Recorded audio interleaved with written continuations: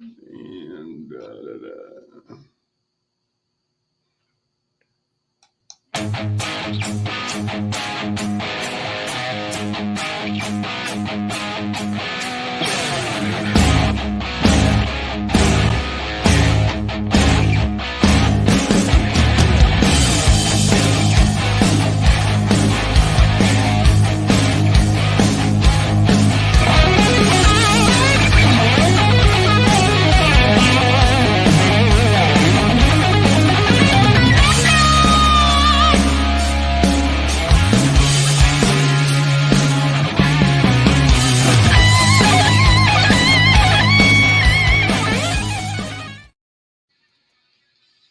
hey, we are here. You know what? I'm a moron because guess what? I sent all you guys the link and I didn't send my boys the link. So I got to send them the link. Anyway, what's happening, guys? How you doing tonight? What's going on? Thanks for having me. Appreciate it. Hey, no problem, no problem. So let me send the link to my gentlemen here who are waiting so patiently. Yeah, that's it. Boom thing, right? Because that's. Hello, Miss Christina. How are you? I'm all right, hanging in there. Yeah, that's good. That's good. Nice to see you. It is draft night. It's going to be an interesting night. That is for sure. What do you guys? What have you guys been hearing about the draft? I know I'm in Arizona and I get the national feed about Buffalo. So I'll start with Buffalo first. But being closer to what is everybody's thought process, Chris? Everybody's talking. Can you hear me? Yep. Everybody's talking wide receiver. Yeah. Wide receiver. I don't know. Personally, I think we're okay, but I'm not a GM, so.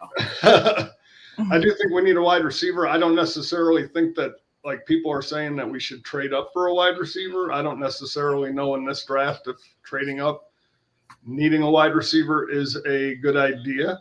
Allie, your thoughts? You are tuned into all things Browns and NFL. So. Yes.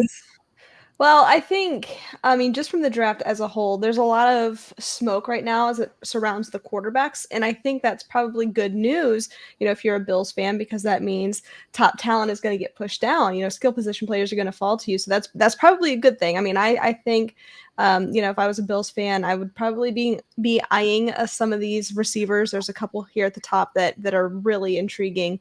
I think this is a really good wide receiver value draft. You can get good value top end players really at any level in this draft, no matter where you're picking. But last night on the Here We Go Brownie show, we were talking about just historically good quarterback drafts. That doesn't always translate. That just means that it's saturated. There's a lot of quarterbacks being drafted. That does not mean that they're going to be successful. If you look back at 2021, Trevor Lawrence is the only one currently with his team that was drafted in the first round. Go back to 2018.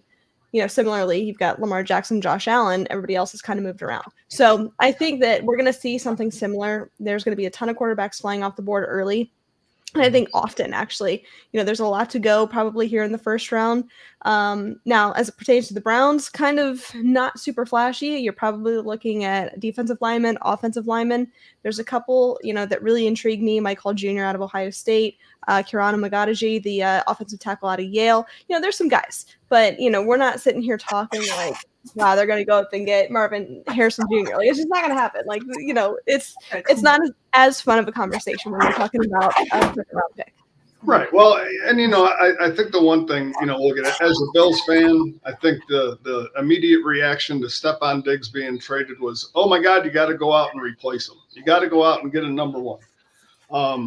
It seemed like in Buffalo last year, after they let go Ken Dorsey and brought Joe Brady in to the offense, and they balanced out the offense, used the running game, used the tight ends more. I think both James Cook and Dalton Kincaid actually benefited more when Brady came in. I think they had the better part of their season after those guys came in, after Brady had come in, because they decided to balance the offense out and started to use more of the weapons. And, obviously Stephon Diggs, after the first, I think, 8 games or so, 8 or 10 games. I mean, he was getting like 60 yards a game. I mean, there are no games over 100.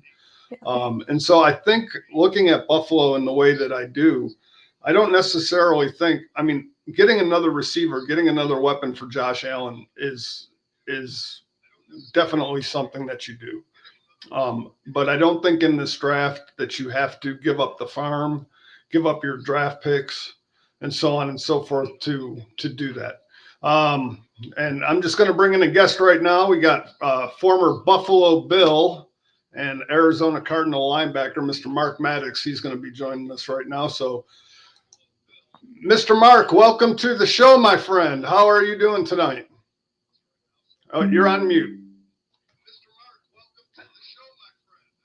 Oh, there you are.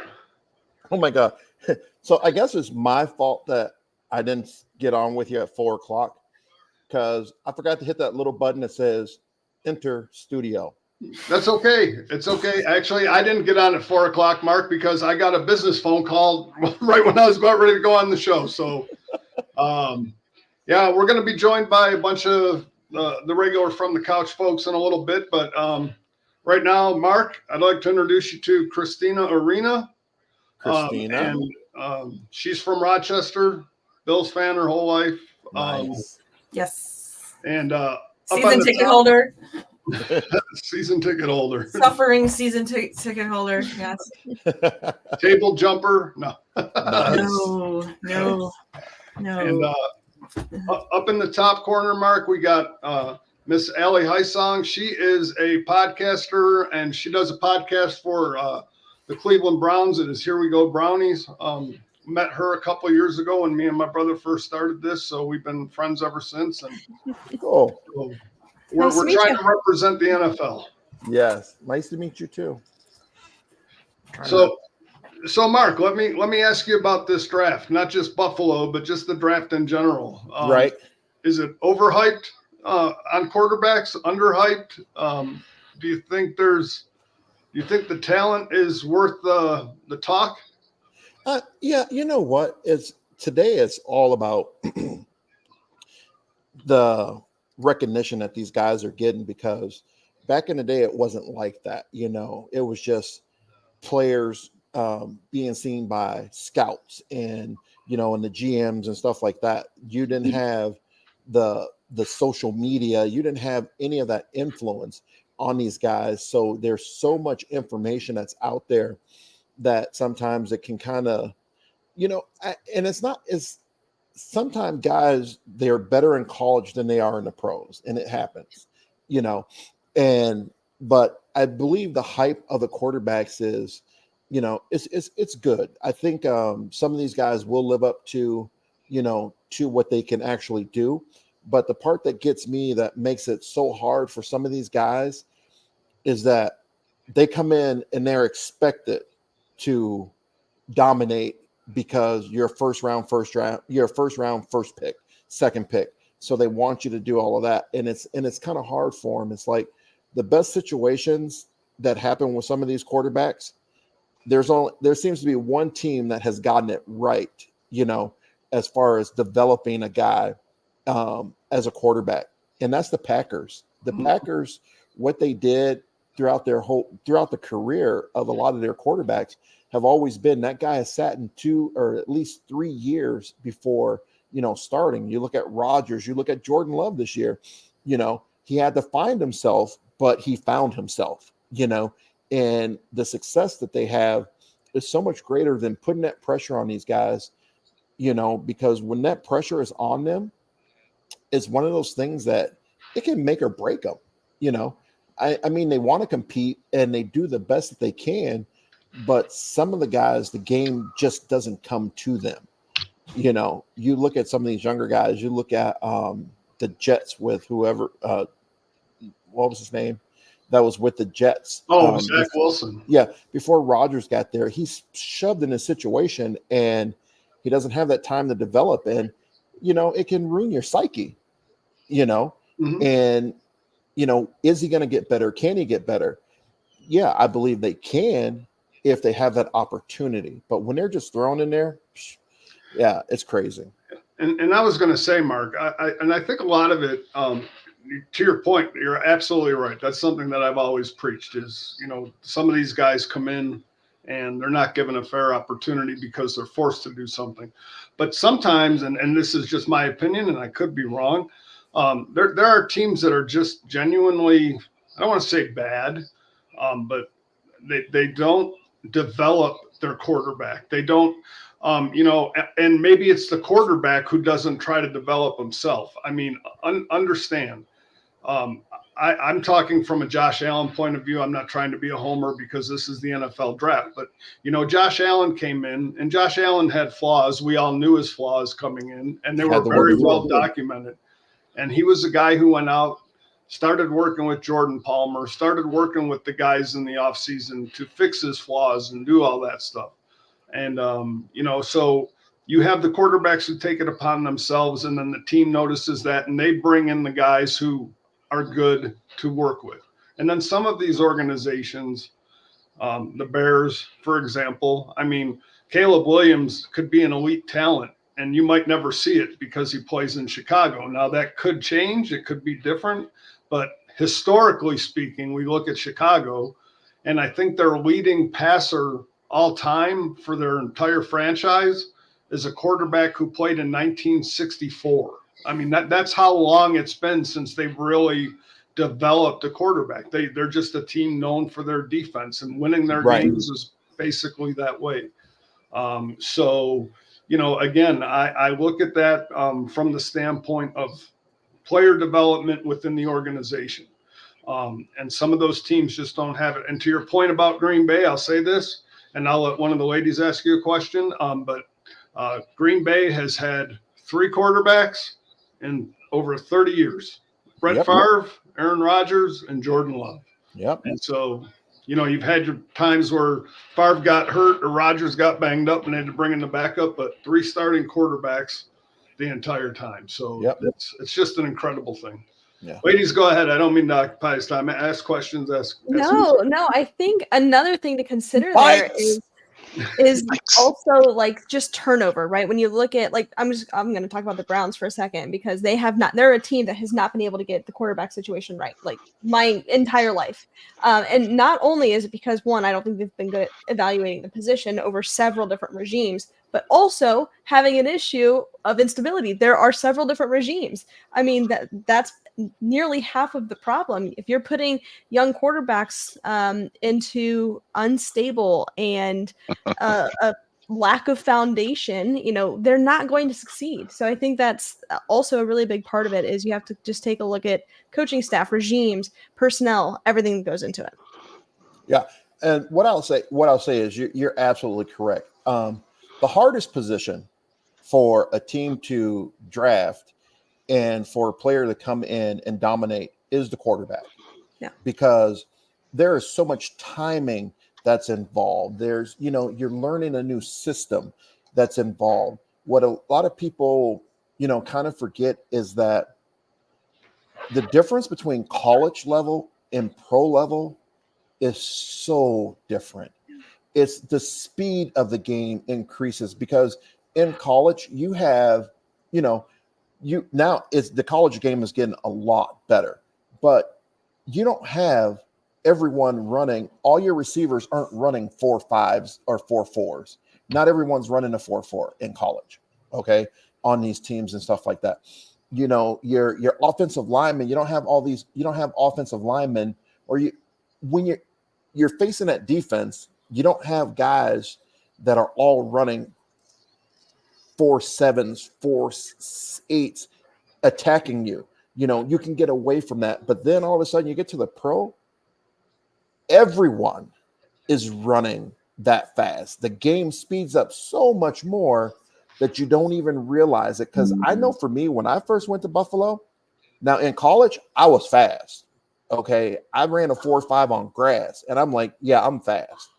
When I got to Buffalo and I see a guy, Cornelius Bennett, who is 3-4 inches taller than me and 20, 30 pounds heavier than me, that can run just as fast, faster than me. Yeah. I'm like, it's a whole different ball game. Totally different. And so, and I think that's the thing that happens with the quarterbacks. You know, that's that position that you have to be able to have a system in place that fits their style of play in order to be successful. You can't come and make them play into your style without that development. And I think that's what happens over the time is they need that development. And that's how they ended up going. You're right. He was a beast. But you can get a linebacker to come in and contribute in the first round that can come in and play because the game is still going to be the same for him. He doesn't have all those reads. He doesn't have all those adjustments. For your cornerbacks, especially these guys now and the way they're doing the draft, all these guys are coming in pretty comparable. But for a quarterback, everything changes because the whole game is just speeded up. I think it was Brady or Manning or something that said that after playing over and over and over and over, the game just slowed down for them because they knew what was going to happen. They knew what this person was going to do. They could see it. They didn't even have to. They just knew what was going to happen because the game had come to them at that point in time in their career that they just sit back there and they could pick teams apart because they knew what this guy was doing. They worked with this guy. They worked with this person. They worked with that. They seen this defense. They seen that defense. They seen all of those things, which like some people were talking about like backup quarterbacks. And I said, you can talk about a backup quarterback and say that they're not that good, but I can guarantee you if they weren't that good, they wouldn't be in the league because they can make every throw. They can make all of that. But because they don't get a chance to play and do everything, they end up, you know, they don't look as good as your starter, but they can all make the throws and they can all play. That reminds me of something my dad always used to tell me about baseball, but the same applies to the NFL. The worst player in the major leagues is still in the GD major leagues, man. Right? Yes, sir.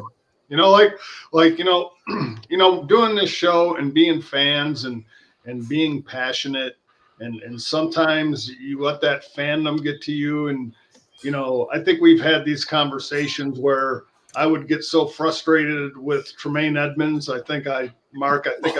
I think I talked to you a couple times just about it. And you know, as a fan, I think my frustration because there's just certain aspects when I watched his game where it would be like big hole, and your defensive lineman. And the running back has the big hole, and I'm going to be the linebacker, and I'm Tremaine, and I'm going to run into my own defensive lineman instead of running through the hole.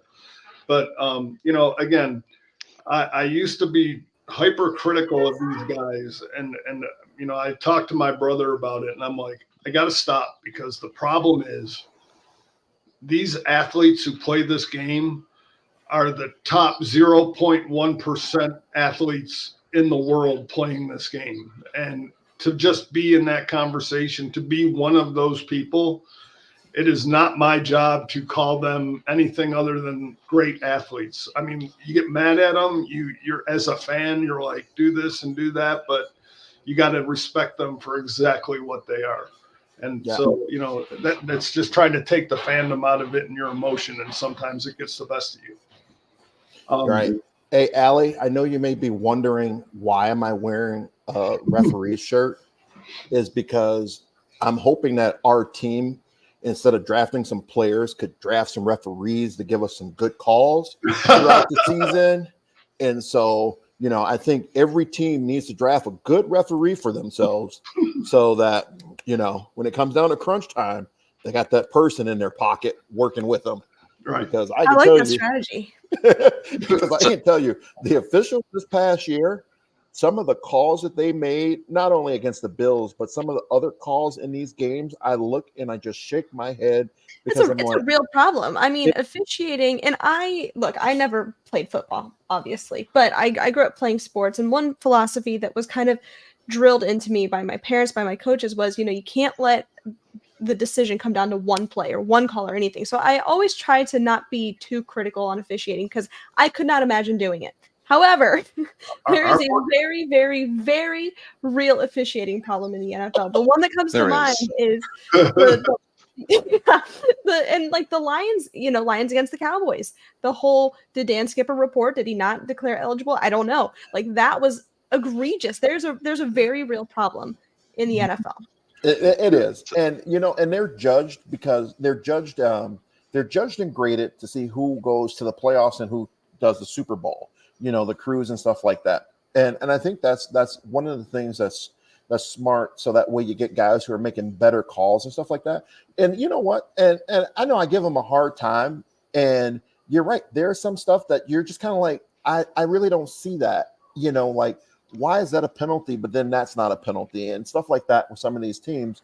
And I'm just like, okay, that makes sense. But then you look at some of the stuff that they actually call in real time, like a guy toe tapping on a pass, and you're like, oh no, he was out, and the official said he was in, and they're watching that in real time. And when they slow that down as slow as they do, and they look at it and go, oh my God, he was in.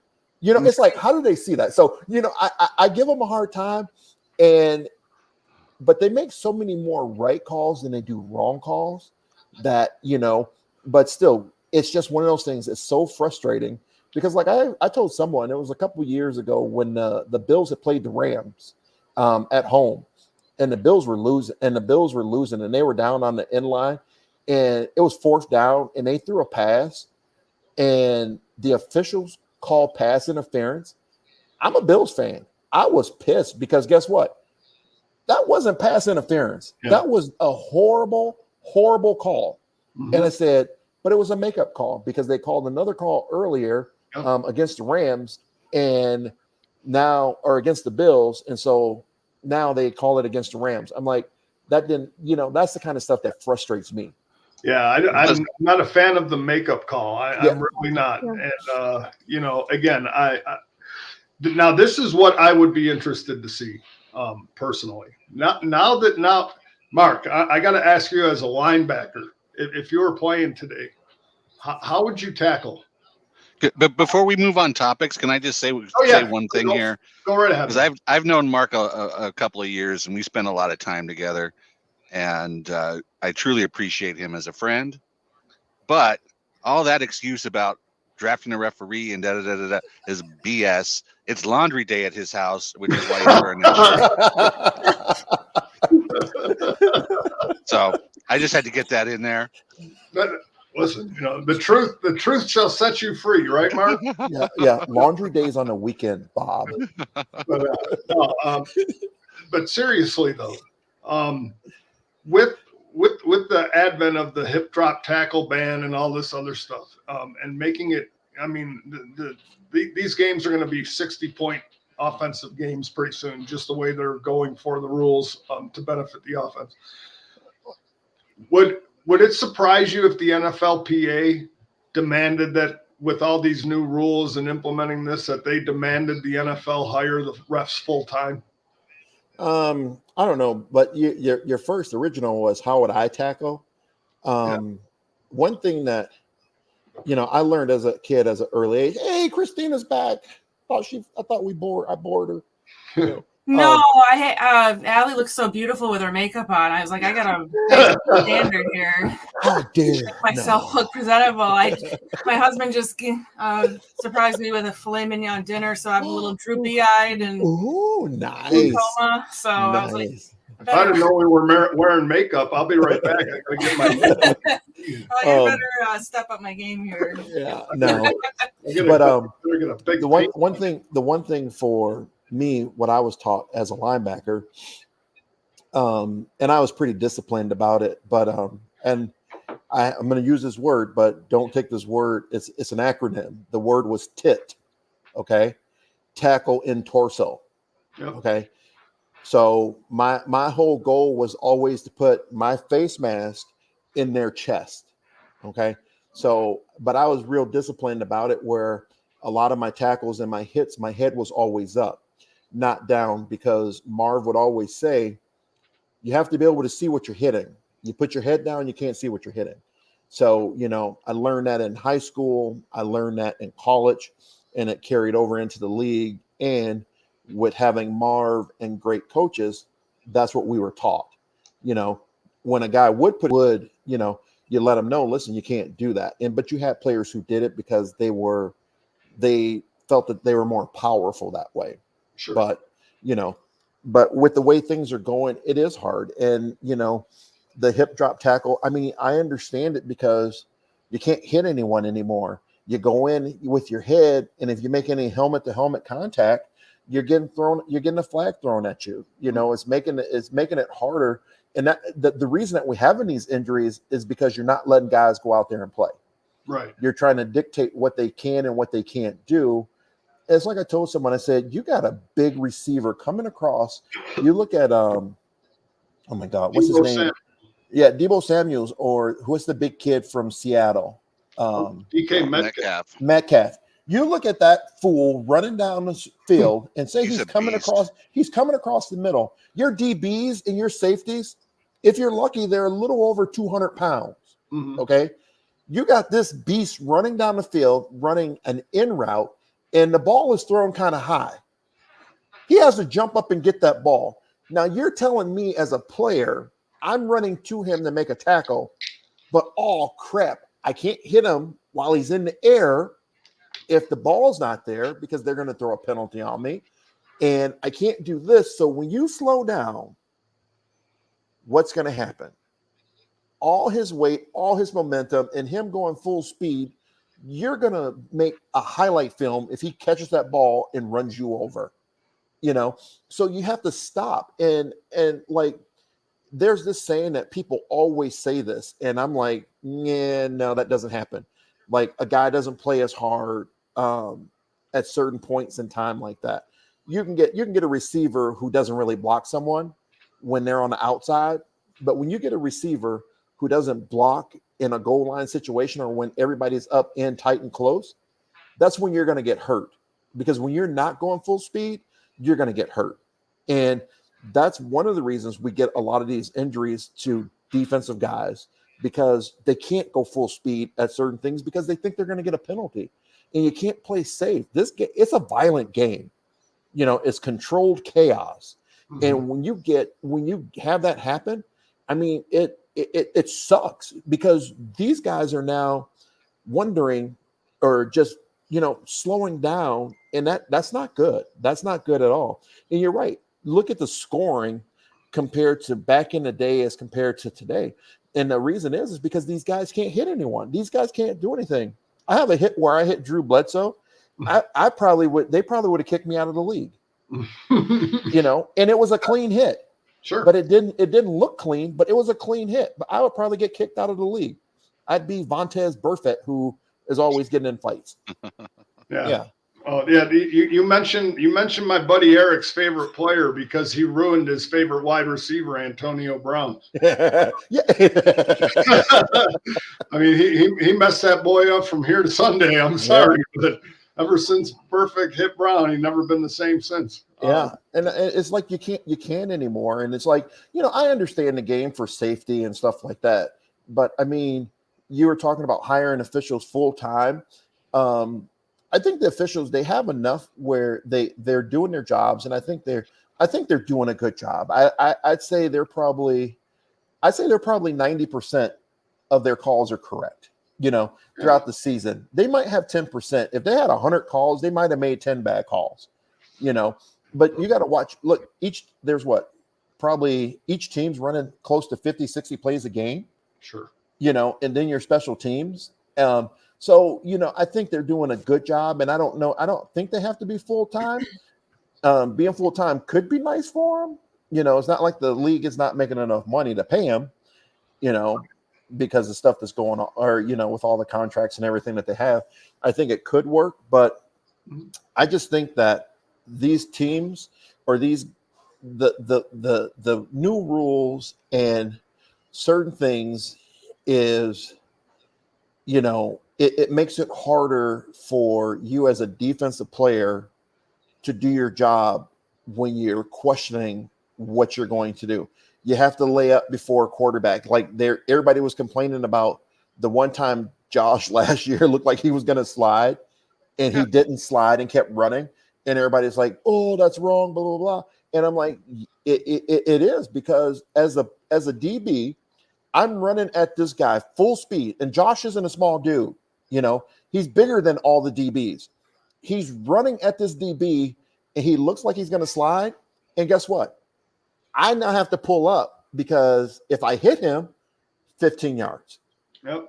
Okay. But now, because I slow down and I don't keep following through, this fool keeps on running and scores a touchdown.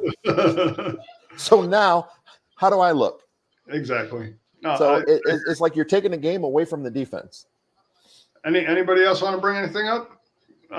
Anybody got any other thoughts or opinions about, anything pre-draft, or anybody got any questions about the draft? Anything you guys want to talk about or ask about? Because I'll ask a question to Allie. I'll ask you first. No, it's Christina. Christina has a question. She didn't get a chance to ask her question. Christina has a question. Christina, ask Allie, away. you gotta wait. I'm sorry. I'm taking over the show. I'm still trying to get out of my Come on, filet mignon. steak zone. Yeah, so what are the, I know I was trying to explain this to Mike, today, because he's a baseball guy, so he hasn't really been paying attention. So the Bills got rid of all these guys, and we have how many draft picks? Like what, 10? 10. But most of them are after the 4th round. They're late. Yeah. Okay.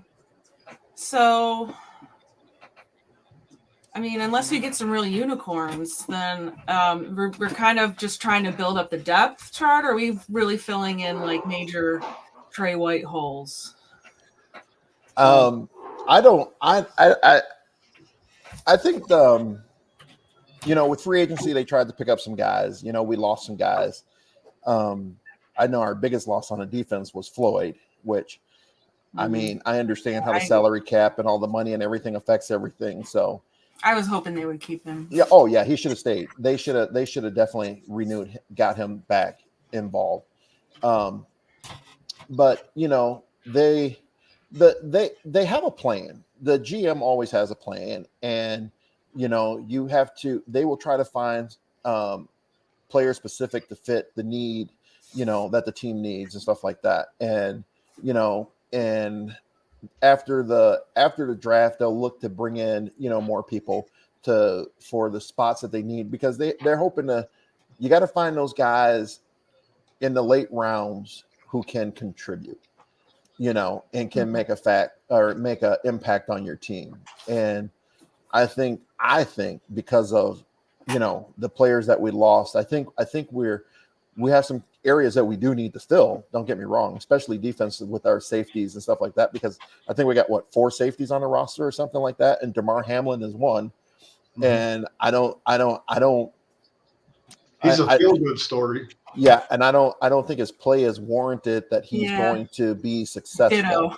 Yeah. And I mean, no, that not trying to be mean or anything like that, but he wouldn't have made the team last year because I don't think he performed well. I don't think he, contributed in a way where it made an impact. Just like Von Miller didn't make an impact last year.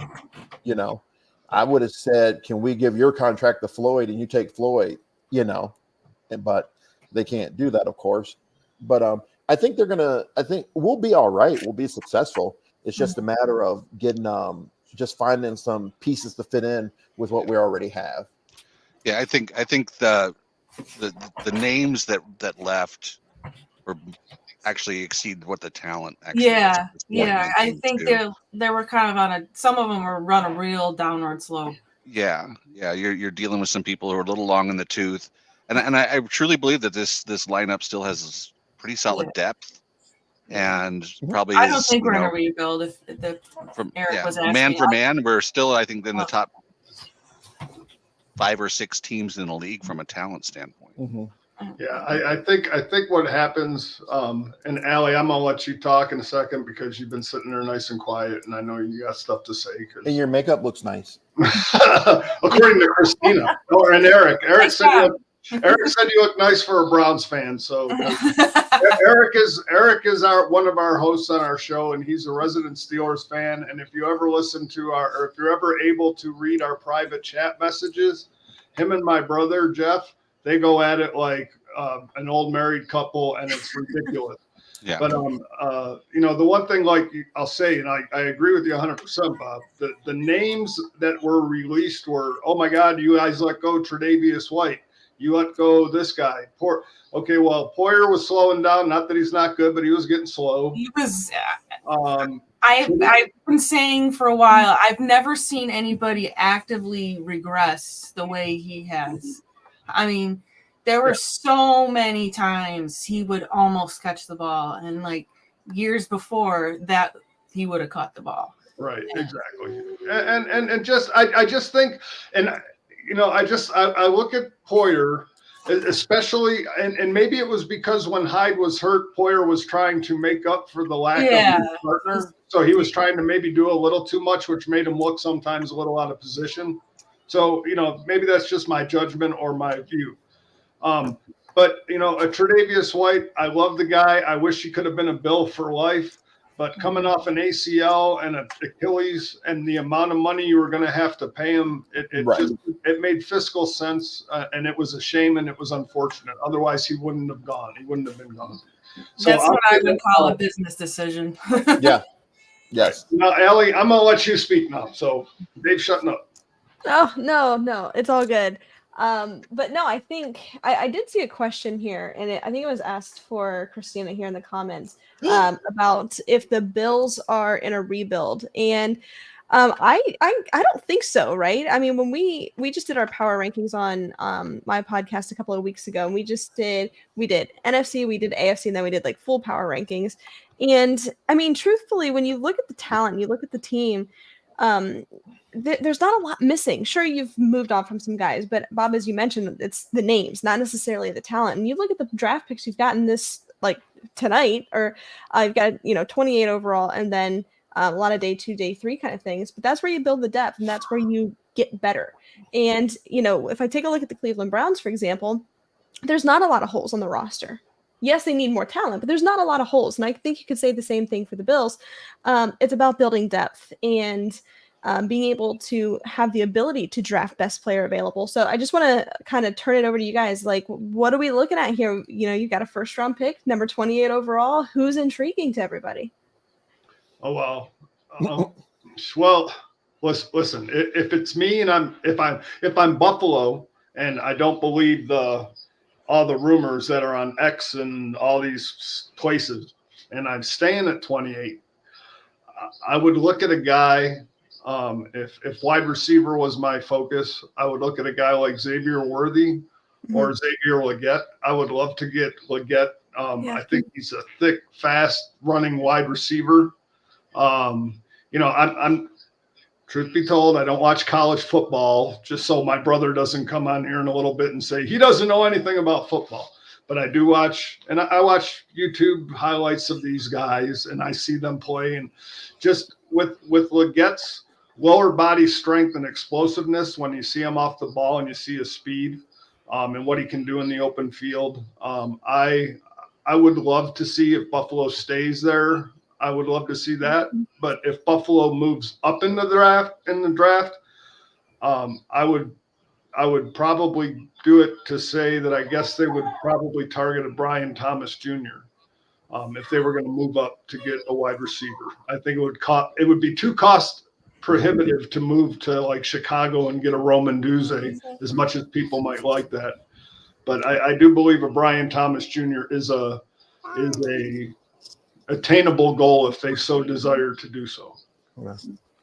Hold on, someone has to say hi. Oh, here, come on, say it. Hi, Bob. hi. Hi, Bella. Okay, come say hi to Bob. My kids love Bob more than they love me. Yeah. Say What's hi to happening, Bob. Corbin? Hi, Bob. He said hi. You guys being good? No, they're not. Yeah. Okay, go. So what are you thinking, Bob? Where do you think we go?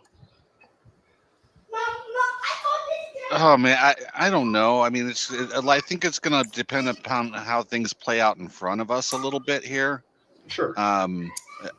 There's probably 30 different flow charts built out in the war room there, kind of with what if scenarios, and everybody's on, ready to dial away, but kind of think they're going to sit tight. And I think there's a lot of receiver depth and a lot of offensive line depth in this draft, and we could use either of those. Yeah. My thought is, if they have someone that they're really favoring, because I know our top two needs are safety and receiver and safety. If they have a receiver that they'd like to see fall, then they might move up to get that person. If that person's not gone by a certain time, they might try to wheel and deal. But if not, and they stay where they are, just, whatever best available between the receiver and the safety, that's what they should take. That's what they should do, in my opinion. Mm-hmm. So, yeah, no. Christina, where are you looking at Buffalo going? Probably wide receiver, DB of some sort. Probably wide receiver. Like I said, I know it's unpopular opinion. I think we should go DB before receiver. Those are the top two needs. That's what they really need. They need Allie, if you're going to leave, you need to know. Don't you want to hear my draft day story? I want to hear it all. And don't forget that T. Higgins is looking to get out of Cincinnati now too. Yeah. I think that's on the table tonight at some point potentially. Yeah, they can do some wheeling and dealing. All right, here's my draft day story. I'm sorry, is Dave a dragon? What was that? Huh? What? A dragon? Is he a dragon? Where? I just saw like smoke coming out of his nose. Oh, Dave. Yeah, I did. Sorry. Okay, never mind. I'm just really hot. No.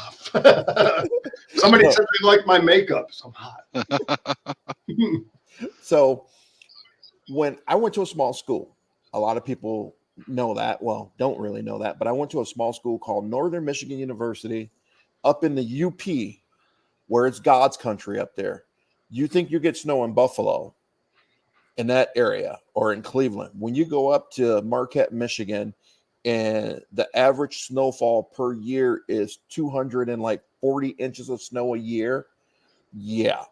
So I'm up in this little small town, and I was looked at by the Packers. And then my coach, Coach Buck Nystrom, had called a guy he knew named Dave Smith and said, "Dave, I need you to come look at this kid." And Dave says, "Okay." He goes, he comes up there. He looks at me. He looks at film. He's kind of excited about it. So next thing you know, they send their linebacker coach up. And I'm like, oh, okay. So they test me and we run and do all of that stuff. And that's good. And at that point in time, our director of player personnel our GM was John Butler. And John Butler comes up there. And, and for me, I'm like, I'm a small kid from a Division II school. I'll be lucky to get a walk-on, as a free agent. That's what I was hoping for. And so John Butler comes up there, big grumpy man. He reminded me of my dad, but he was just a great guy. And so he's talking to me. He goes, "Do you want to come to Buffalo?" And I'm like, okay, yeah. He's like, "No, do you want to come? Yes or no?" And I'm like, yes. And so he gets me in for physical and stuff like that. And so I know, being at a Division II school, the dreams of getting drafted there. I didn't go to the combine or anything like that. And, that first day comes, I'm like, I'm going to watch, but you have that little thing in the back of your mind. Oh, it would be so nice to get picked up. Oh, it would be so nice. But, oh, well. So that Saturday goes, the Sunday goes, Monday, I had classes, so I have physics. I take a physics test. We had a physics test that week, and all of a sudden I go by my friend's house, and of course, we don't have social media, we don't have cell phones back then, and all of this crap. I'm at my friend's house, and so my roommate calls and says, "Is Mark there?" And she goes, "Yeah." She goes, "Tell him to get home now. He has to call this guy John." And so I run home and call, and John Butler says, "You want to be a Bill?" I'm like, "Yes." He goes, "You're a Bill." And so that was my story. Awesome. That is awesome. Yeah. It wasn't in the first round or second round or Hey, third round. it don't matter what round, it's what you make of your career, my friend. Yeah. It was in the 9th round, and I got 10 years. So Hey, Brock Purdy was Mr. Irrelevant, right? yeah. So, you know. Yeah. So I have a question about this story. There's one little hole in it that I Oh no. Was it laundry day? No. So why did you have to run home to make that call? Did your friend not have a phone? No, that's where the number was, and she didn't give it to me. Oh, okay. No, Bob. Actually, living up there, he had to go and get the homing pigeon that had the note from John Butler that said, "Do you want to be a Bill?" And he had to write it and send it back. Yeah. But you also got to remember, going back that far, that you couldn't call anybody long distance until after 8 o'clock. Otherwise, your mom would smack you upside the head. Oh yeah. Yes, but yeah, no, it was a great, for me, it was a great experience, especially being at a Division II school, not thinking you would get an opportunity to play, and then just getting picked up in general. And one person that was the year that Michael Stonebreaker came out of school, that great linebacker from Notre Dame. Yep. And I think he was picked up probably 5 or 6 picks before me, or he was earlier in the 9th round. And so I was fortunate, I was like, at least I went when he went, and he didn't even play as long as I did. So breaking news, folks, breaking news. AJ Brown just got paid. So good for him. Gonna set the wide receiver markets, and now maybe move some of these guys like Higgins either to have extensions or traded or whatnot. So, yep, 3 years, $96 million. That includes $84 million guaranteed. Wow, man, I wish we could have got stuff like that. Yeah. I'm like, I wish I was playing now. I wish I was in high school. I think I can get an NIL deal. You know what's crazy? You were talking about DK Metcalf earlier. Him and AJ Brown were on the same team in college. That's scary. I don't mean to interrupt you guys. I'm going to let Allie speak before she has to take off. Yeah, I just want to thank everybody for having me. I appreciate it. But I gotta go get dogs and everything. So I appreciate everybody for having me, and hopefully we have a drama-filled draft night. So thanks everybody for having me. Appreciate it. And everybody say congratulations. Allie's engaged. She got engaged a couple months ago. So I did. Thank you. Don't do it. I'm just telling you now. We're excited. We get married in November, so it's a crazy year. Congratulations. I do officiate weddings also. Oh, good to know. Keep that in the back pocket. All righty, sir. Everybody. All right, thank you. Allie, you take care. It was nice seeing you. Well, thanks. And now we got Eric, our resident Pittsburgh Steeler and Buffalo Bills hater. No, he's not a Bills hater. He just likes to argue about him and my brother like to argue back and forth. What's happening, Eric? Not a whole lot. Mark, I'm not a Bills hater. I'm a realist. And so ideally my theory of, hey, the core didn't work, so it takes time to build a new core. We don't like to hear that. We like to hear, hey, we're going to win right now. Yeah. And, so ideally you could have addition by subtraction, because maybe the locker room chemistry didn't work out with Diggs, and maybe Josh needs this to grow. Maybe it was the coaching. Maybe it's the coaching, but you only get rid of the coaching if you have a bad year, right? So if you're 10-6 or 10-7 again. Now, before the draft starts, and now that you brought up that, I wasn't going to even bring it up, but you brought up the locker room. So Mark. Yes. You are a former NFL player, and you've been in a locker room. How does the locker room work? And do you think Stefon Diggs was a locker room problem? I would have to be there to really comment on it, but I think, and if you talk about the locker room, I take it from the locker room to the field, because all of that transpires throughout the week and stuff like that. what the players do in the locker room and what they do on the field. You're not, I know when I was there, we had our guys and everybody had their routine. Everybody was, a little bit different with the things that they did, how they responded.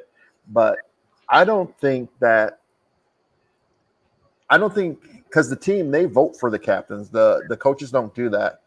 And if he was a locker room problem, I don't think he would have been voted as a captain.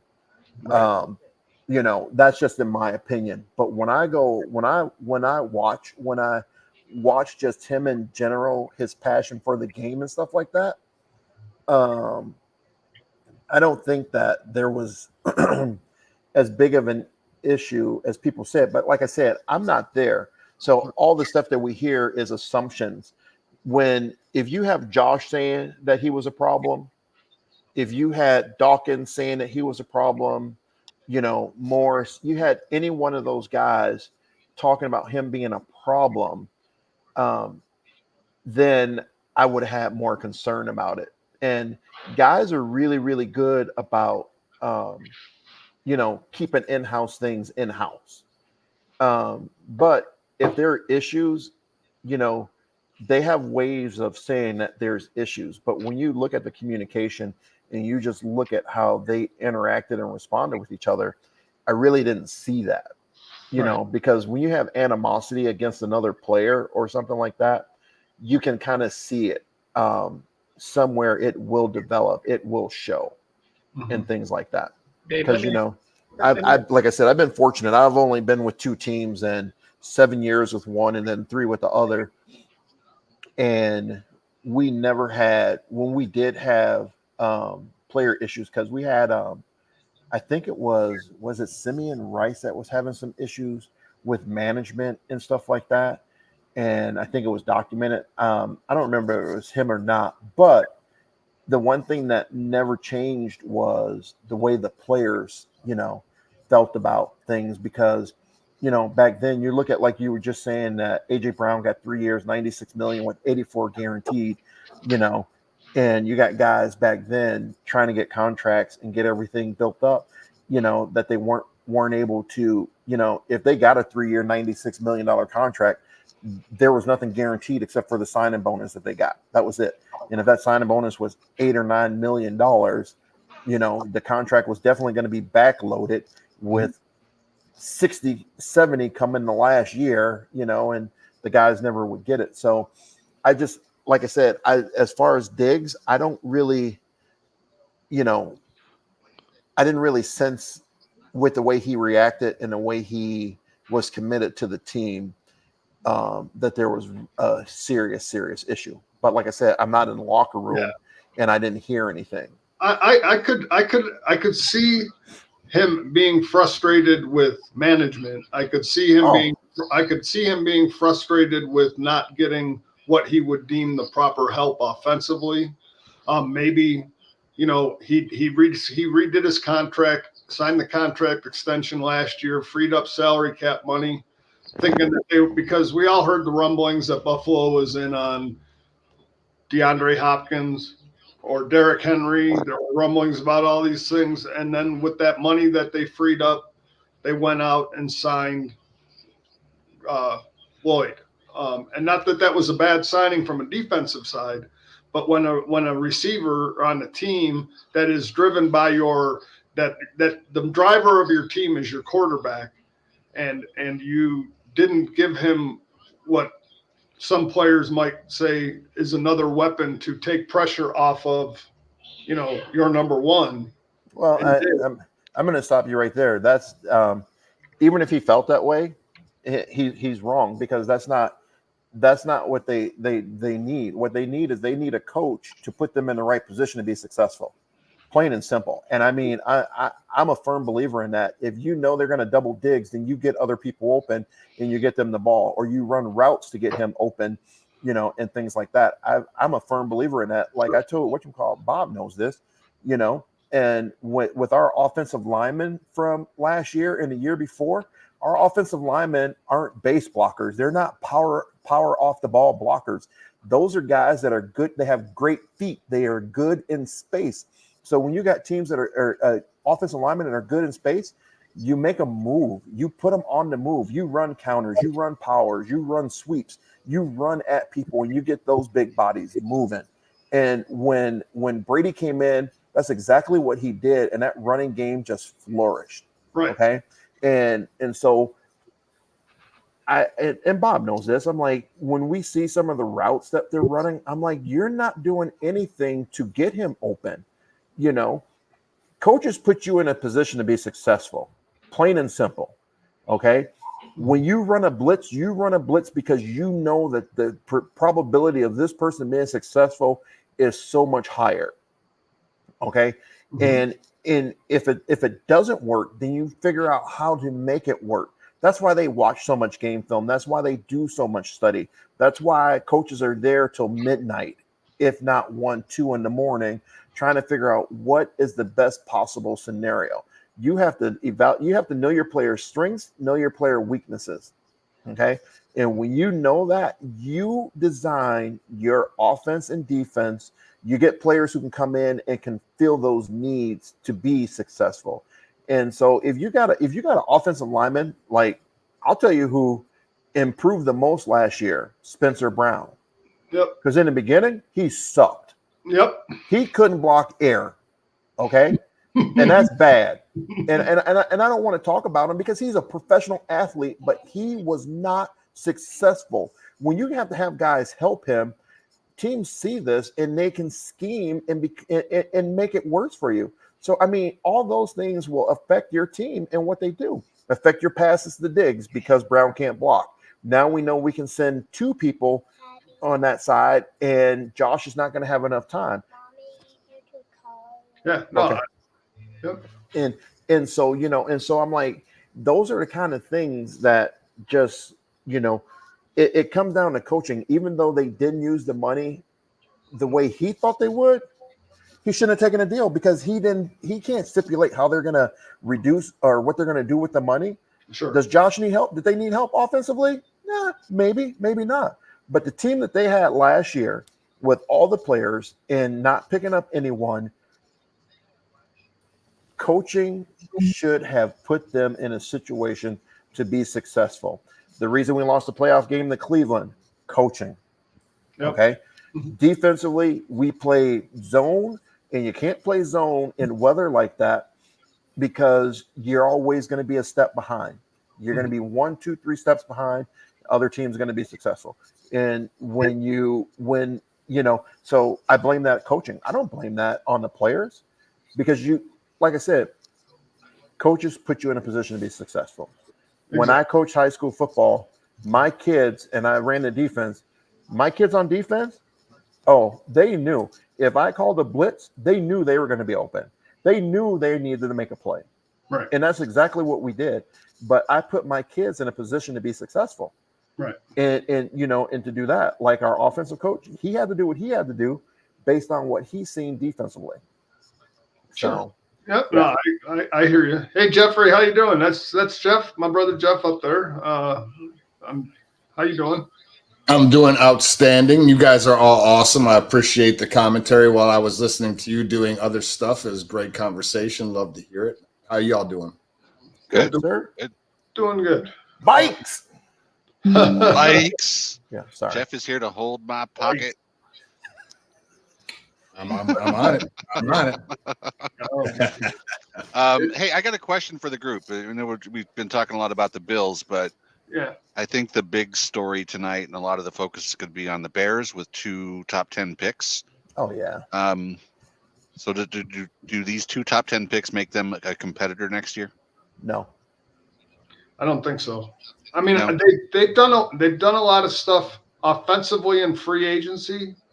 And again, to me, like it's to Mark's comment about the coaching. Historically bad. I think I believe that Mark Eberflus should have been fired. I believe when you change your regime and you change the direction that you're going to go in with a new quarterback and a new philosophy, that the philosophy should be cleaned out from the top, and then the players come in to fill what that coach. Because to me, drafting Caleb Williams, you're setting a Mark Eberflus up to fail. Because if he doesn't succeed, the Bears are going to fire him, and then Caleb Williams is going to be placed in a position where he's going to be in a new coaching staff, which is going to add another year to his development, and you're going to put him behind the 8 ball. And that's what I said when it happened. So, Davey, I'm gonna go on a different angle, and I'm not gonna say they're gonna compete anyway. I mean, they have to play the Packers twice, so that's already 2 losses. So let's go, keep going. And I'm interested in because the Packers, I want to see if Jordan Love does it again, right? I mean, again, I was really surprised last year. Like I'm telling you, I was down on the Packers, and Jay Starrett's watching, and I know he's a huge Packers fan, and I talk like cash. I mean, they were crushed last year. If you were listening to me, Green Bay might as well have just wrapped it up in week 1 and not played the rest of the year, right? Because this is a god awful team. Jordan Love is not the answer, but he surprised me, as a couple of players really surprised me last year. But I guess from a Chicago perspective specifically, right? I look at what they've done in free agency, and look, I will stand on this hill until it's proven otherwise. Like Justin Fields is not the answer. I don't think I think Justin Fields is a hell of an athlete. I think he's going to be he's okay, right? But as a quarterback, I don't think Justin Fields is the guy. No. So when I say that, I look at how they built an offense this year. Now the answer really lies in this. They brought in a defense last year, but neither one was in sync because their offense was god awful. Now, if Caleb Williams, and this is where the big if is, right? I think right off the bat, Caleb Williams is better than Justin Fields personally. I don't think Caleb Williams is the answer. If I'm going number 1, I'm taking Jalen Daniels personally. But at the end of the day, if Caleb Williams is as advertised, Chicago should be a very sound team. Now, competitive for a championship, I don't think they're there, but you got to remember with the 2nd and 8th or 1st and 8th pick overall, depending on what they do with that 8th, I think they're going to move on from that 8th pick and get some capital of it anyway. But if they were to keep it, their defensive line is nice. Their linebacking core is good. They could probably they got Edmonds, so I'm not too impressed. I know. We had this conversation last week, Mark. I know. Wait, let me tell you something. I was watching. This is what's so crazy about it. I was watching a game, the Bears play, right? And it was like the 4th quarter or something like that. And I think Tremaine had finally made a play and they said his name. I'm like, oh my God, I forgot he was even there. That's how irrelevant he was in that game to me. Mm-hmm. Yeah, I mean, but that it's really funny, Mark. And I remember the conversation with you and David last year because I know David is a huge he knocks Edmonds all the time, and it's fine. And I'm not a huge Edmonds fan. But throughout the course of the year, he improved, as did Spencer, right, Brown. He improved throughout the system. He improved throughout the years. Statistically, he led the team in tackles, which he should as the linebacker. But I think that they've built a pretty decent defense around him. And then when you look at the offensive weapons they actually have now, if Caleb Williams is as advertised, they could put a good season together. I do not think it's the same conversation as what we had at the end of the year when Houston's in the playoffs after we watched Houston go from the number 2 overall pick to a playoff team. I don't think that's Chicago. I think Detroit and Green Bay will have something to say.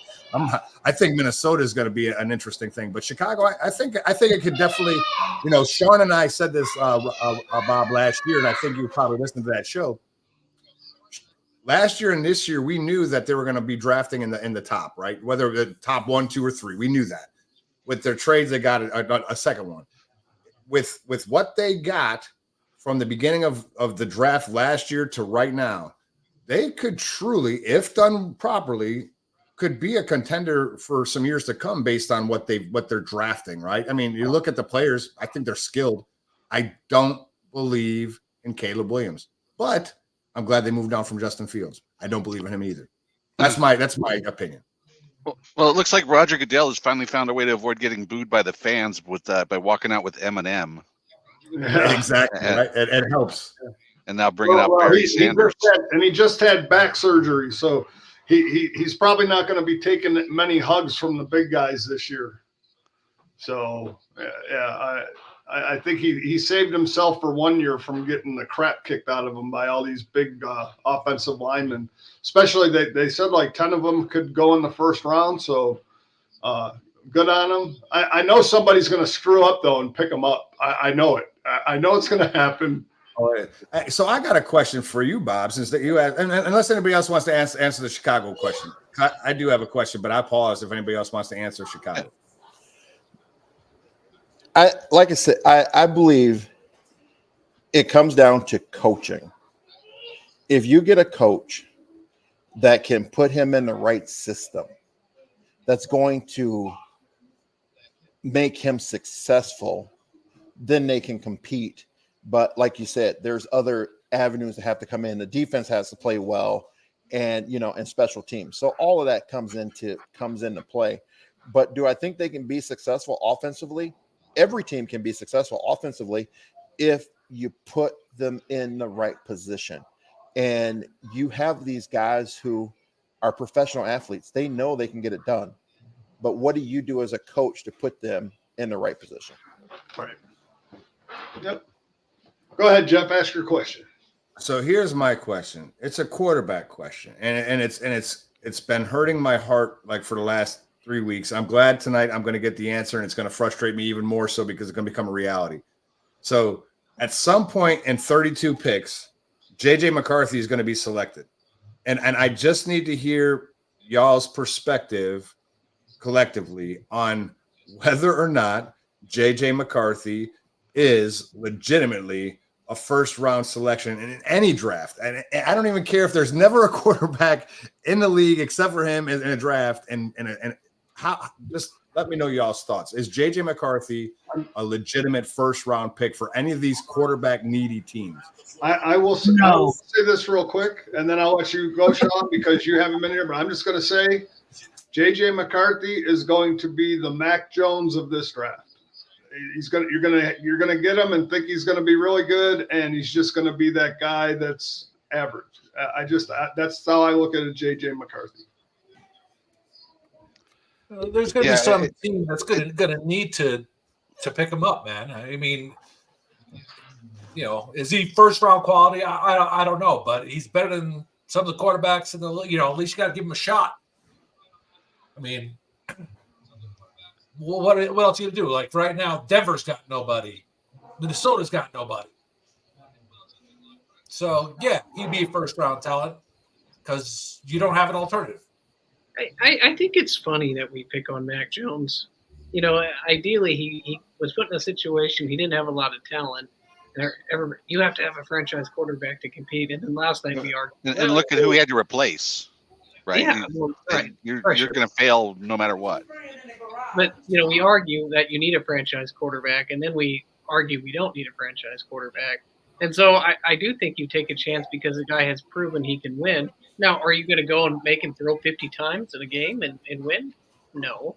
But if you 3 yards in a cloud of dust and you use play action and you use him effectively and you coach him up right, sure, he can make the plays in the weighty moments.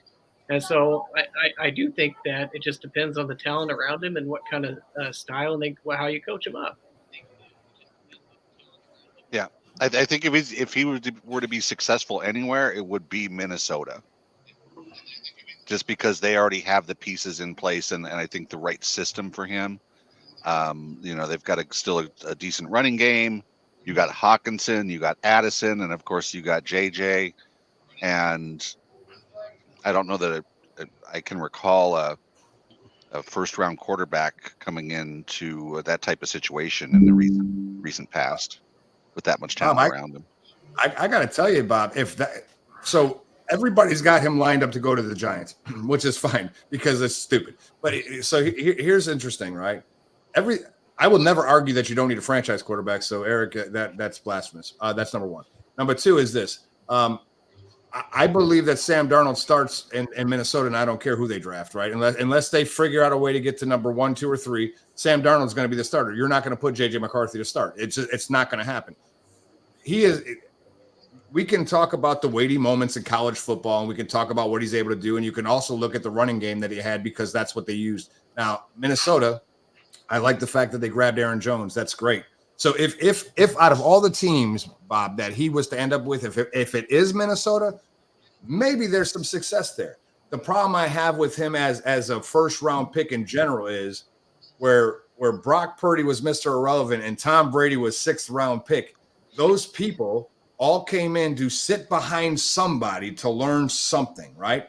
You got a guy in J.J. McCarthy who, and it's funny to me because the NFL Harbaugh was not the same Harbaugh at Michigan. What he did in San Francisco didn't replicate the schemes. Like, it's not the same, right? So when you talk about what he was able to do in Michigan, it's not an NFL, quote unquote, NFL style offense. I'm baffled because they have pro days. When I watched Richardson in the combine last year, he should have been a 3rd round pick, but the combine showed some athleticism and some skill. What they didn't show is the concussions he'd receive and all that stuff. But these pro days where they don't have any defenders defending a pass, I would argue that any NFL caliber, not NFL quarterback, but any caliber NFL player can throw an out route when there's no defense or no blitz, no sacks, no rush, no nothing. A fly route, I can throw the ball 60 yards down the field to a receiver to catch it when there's no defender. If you can't do that, then you're not even going to get looked at for the pros, right? So all of these folks talking about McCarthy's passing skills. Okay, I got it. But when you watched McCarthy in real game play, of course, there was a huge running game. Their defense was stout. There wasn't in the Big Ten itself. I think he was number 3 overall, which is fine when you look at the Big Ten as a non-traditional passing conference anyway, right? I mean, at the end of the day, that's not what you're going to get out of that. So I get it that there's teams that need quarterbacks. I just cannot, for the life of me, at all consider him being a first-round pick, unless it's at the tail end to sit behind a veteran franchise quarterback to learn some things over time and then let him come in. He's not an NFL-ready quarterback, in my opinion. We'll see. Yeah, I just looking up while you were talking, looking at the big board of all the NFL teams. There's only 9 teams that have him on their big board, and none of them have him, as far as their need goes, in the top 10. One team, he's like 28, and so that number is so drastically just all over the place. But looking at that as the big board, I don't see him going first round. Yeah. So just looking at that. And again, Eric here being a Pittsburgh fan, I'm not bashing Pittsburgh, but I think when you are a team like Denver or Minnesota, where you haven't prepared yourself for the inevitability that you are going to need that quarterback, and you are forced into a situation, okay, you become a team like Pittsburgh when Ben Roethlisberger retired, where you were forced to take a 3rd round talent and Kenny Pickett and say, he's going to be our franchise quarterback. And Kenny Pickett, in the right circumstance, might have become that. But when you thrust him into a situation that he's not prepared for, same with J.J. McCarthy, when you thrust him into a position that he's not prepared for, it could be detrimental to him. And the pick is in, and boy, the suspense is killing me. I don't know what to do with myself. I can't contain the overall sheer suspense. No idea who they're gonna pick. Oh my God! Let me turn up my. Hey, let's stream it and make sure we Photoshop Jeff in it so we can get him suspended again. Oh my gosh, Caleb Williams! That is iconic. So I missed it. I was taking out my dogs. Did somebody say Goodell got booed? Yes, badly. Good. I told you, folks. That's something we can all agree on. So I just happened to watch the movie Draft Day the other day, and I was like thinking this movie is really realistic. But then I only really had 2 problems with it. When Goodell came out to announce the pick, the fans cheered. I'm like, it's Hollywood right there. And then what's his name had a cell phone case that doubled his brass knuckles. I didn't like that. I was not a big fan of the brass knuckle cell phone case. The actor, whatever his name was. No, Kevin Costner. Kevin Costner. No. The Black Panther guy, the guy they drafted. Cedric Boseman. Boston. Cedric Boseman. That's Black Panther guy. So that's not what I said. Cedric Boston. Oh, whatever. Hey, listen. Hey, real quick fact, right? And it's interesting because I just saw it when it was coming up. It's funny because Caleb Williams is drafted number 1. No surprise, right? That's been talked about since last season. I mean, that's just the way it's been. But it's funny, and I say this because historically, not one time in NFL history has an NFL quarterback that was a Heisman winner won a Super Bowl. So it's just interesting to me. I mean, that's not a curse. It's just a fact, right? So here this guy is the 2022 Heisman Award winner, and he's gonna, go to the Super Bowl. The only other, I mean, he's gonna be in the NFL. The only 2 quarterbacks to have gone to the Super Bowl were Cam Newton and Joe Burrow, and they both lost, right? So I'm just interested in it. Does this change ever with Caleb Williams being the number 1 overall selection? Does he light it up and do his thing? I don't know. We shall see. But I just think that's an interesting thing as it popped on the screen. 2022 Heisman winner. Mm-hmm. Now you're going to get me off on a tangent here, but I have issues with the Heisman selection process, just like I have with the NFL MVP process. It's purely become a quarterback award, and it doesn't always go to the best talent. No. I mean, you had guys. Amen. You had Tyreek Hill last year, who was on pace for 2,000 yards, so he got dinged up.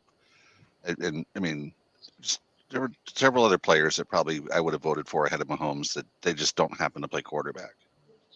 Yeah, I mean, so it's interesting you say that, and I don't differ from you, Bob, at all in the regards to the actual MVP voting, the actual any voting, Heisman Award and/or Pro Bowl stuff. It's become such a who's talking about it, and even for the Heisman, and Heisman Award is no different, right? And it's not like it's new, but when you look at the beginning of the year, whomever is on this television set, whatever grouping of people on sports talk radio, sports things, they pick their guys early, and then they talk them up throughout the course of the year. Now, mind you, out of the 3 people or 4 people that were in the running for the Heisman last year, there was like 7 other guys that could have probably, from a statistical perspective, crushed them, from weighty moments, crushed them. But because they weren't the guys selected throughout the year, that's where I get frustrated about, because they prop them up from the beginning. No different than the MVP voting. I'll tell you right, and I don't want to go into a diatribe. I know you watch the show, Bob, often, but I don't want to get into this from my perspective as far as Lamar Jackson's MVP season, because I don't believe in any kind of way that was an MVP season. And I think the only reason why it was an MVP season is because the talking heads on all the sportscast places were talking about Lamar Jackson. In 10 years from now, we're going to look back at the last 20 MVPs. I will tell you that when I look at the MVPs across the NFL year by year, there's definitive reasoning for it. Statistical data, statistics in general, comparable to this, that, and the other thing. Lamar Jackson, the only top 10 stat he was in was completion percentage, right?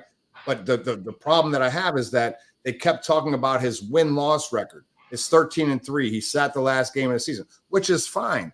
But the problem I have in that is that he had a triple crown defense. And I know that in the 2 games in which were spectacular was the 2 blowouts, one against Miami and one against San Francisco. Those are great wins, and I get that. But and that's at the end of the year. Does that encapsulate your season and create this MVP notion? It doesn't, because the 2 games in the beginning of the year would have hurt you, right? At the end of the day, I just find it to be talking heads that push Lamar Jackson, because I will give you 5 players that easily ahead of Lamar Jackson from a statistical perspective and a level of importance to their team. And we could say Josh Allen, we could say Tyreek Hill, we could say Dak Prescott, we could say Brock Purdy. We could say all those folks, and Eric, you can do whatever you want. I'm okay with that. At the end of the day, there's no lie there at all. Jeff, come on. you see the Ravens without Lamar Jackson and with Lamar Jackson, and then I don't care. I don't care.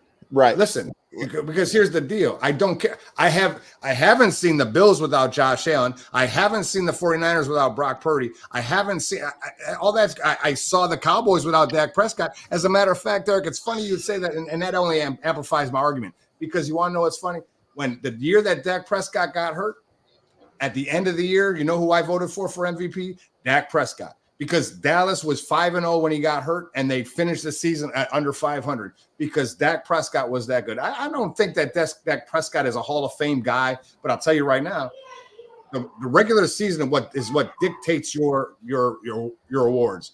The playoffs have their own separate awards. So yeah, in the regular season, the playoffs should have their own separate awards, and you're absolutely right about that. Hold on one second. The Redskins pick is in. So it's funny, though, Jeff, you make this point. Wait, who is it going to be, Eric, real quick? Who's Washington picking? I am. Drake May. I think it's Jaden Daniels. Daniels. I'm going Daniels. Drake May would be an interesting pick, as long as it's not J.J. McCarthy. I'm going to be weird and say Penix. That would be weird. That would be. I think Penix is amazing, and I think Penix should go well ahead of any of those other guys. Like, I mean, I think that he's probably a lot more in line with Drake May than anything else because he's more accurate and more strong. I mean, his arm's stronger. Drake May is just extensive. He's been rebuilt 3 times. Okay, but has had 0 injuries. I mean, I mean, obviously it's a concern. He's going to be able to move. Josh Harris, all right. Magic Johnson et al. era. Here he comes. Mark MADDOX, old retired guy. With the second pick in the 2024 NFL Draft, the Washington Commanders select Jaden Daniels. Jaden Daniels. Quarterback, LSU. He should have went number 1. Second out of the green room. Oh yeah. But it you know, just to not to piggyback or to end your debate real quick, but you know, Lamar is as important as any other athlete. I pray to God you don't have to find out what you look like without Josh Allen, because I know what he will look like with Mitch Trubisky, and that'll be 3-14. Well, I do believe he's important to you, but ideally, you know, the Ravens have been really bad without him. I mean, they went from like number 1 contender to bad. So I think he plays that important role. Mark, now, what you were talking about though, between like Lamar Jackson and everything like that, he may not have had the numbers that were there, but if you look at his quarterback rating, for what he did last year, his quarterback rating was over 100. He was like 102, and I think Josh was like 90, 92. Even though Josh had more yards, Josh had more stuff, but that quarterback rating, their efficiency, you know, it shows that Lamar was a better quarterback. But I do believe, like what you're saying, it's one of those things where, you know, we get so much outside influence of who should be the person. And you're right about that. We get so much outside influence from the media and hyping this guy up at the beginning, hyping this guy up and saying that this guy is this is that, you know. And I'm like, you can go on the fact that you look at the Bills at one point in time, they were out of the playoffs, you know, and then turn around and boom, they're there. But it's a team effort, and you know, and all of that, and he led them. But I think it becomes kind of a popularity contest, and the media hypes it up. I don't like it. No doubt. I don't disagree. I mean, I don't disagree with anything you say, even QB rating. And I know Eric was smiling when you said it because he thinks, I mean, because he's foolish. But here's the deal. Far less pass attempts, far less yards, far less touchdowns in all kind of ways. So I mean, the rating's good. He didn't turn the ball over, which I appreciate all that stuff because it matters, and I do understand it. But I will say this, and this is just the way I look at this. When I look at and again, by the way, this isn't me saying Josh Allen should have been the MVP. I would have picked Josh Allen before Lamar Jackson, but I also would have picked Brock Purdy before Josh Allen, and I would have picked Dak Prescott before Josh Allen last year, right? And so, but at the end of the day, again, it goes to the point that I'd have picked many folks before Lamar Jackson.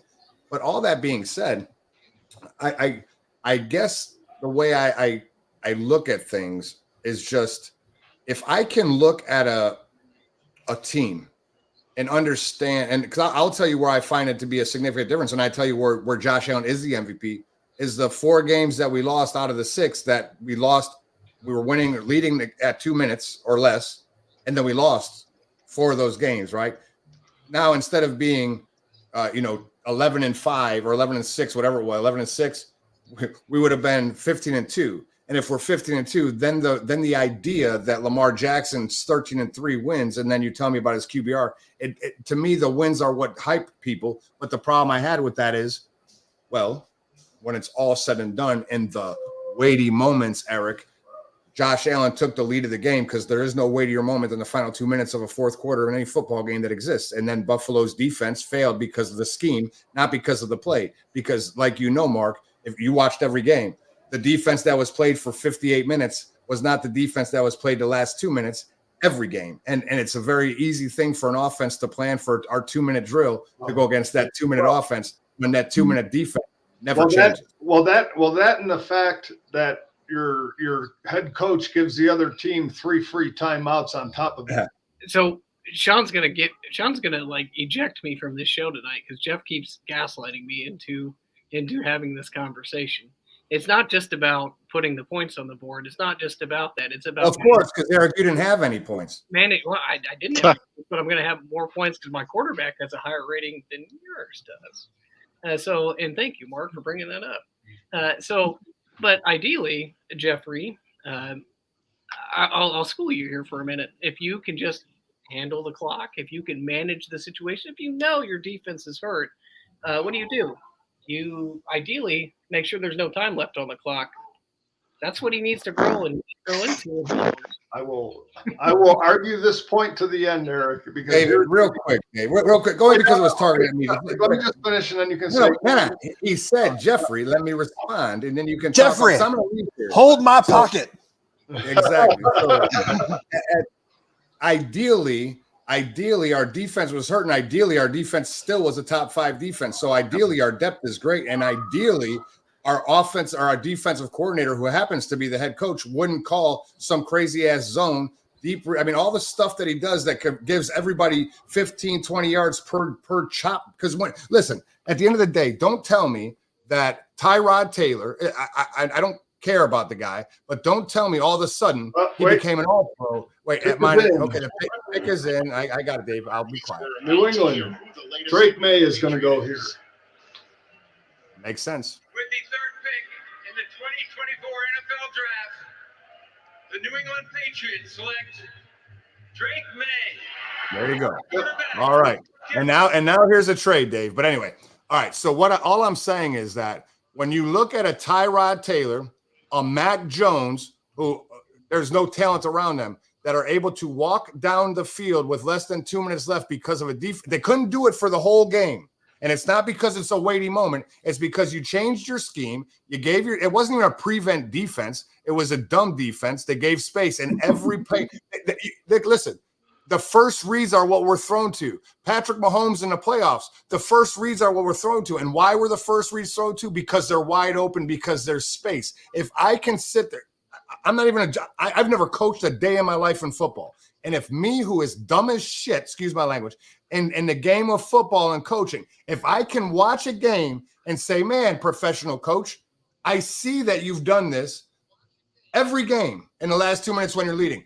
Why wouldn't, say, I don't know, a professional coach like Andy Reid or Bill Belichick actually watch that too and say, hey, they're going to set up this way, and we're going to do this, and every first read pass is going to be open because we're not trying to get a 50-yard pass. Buffalo gave up no long touchdowns last year in the air. Why? Because our secondary played deep, right? They were good. They contained them. But you know what we didn't do well?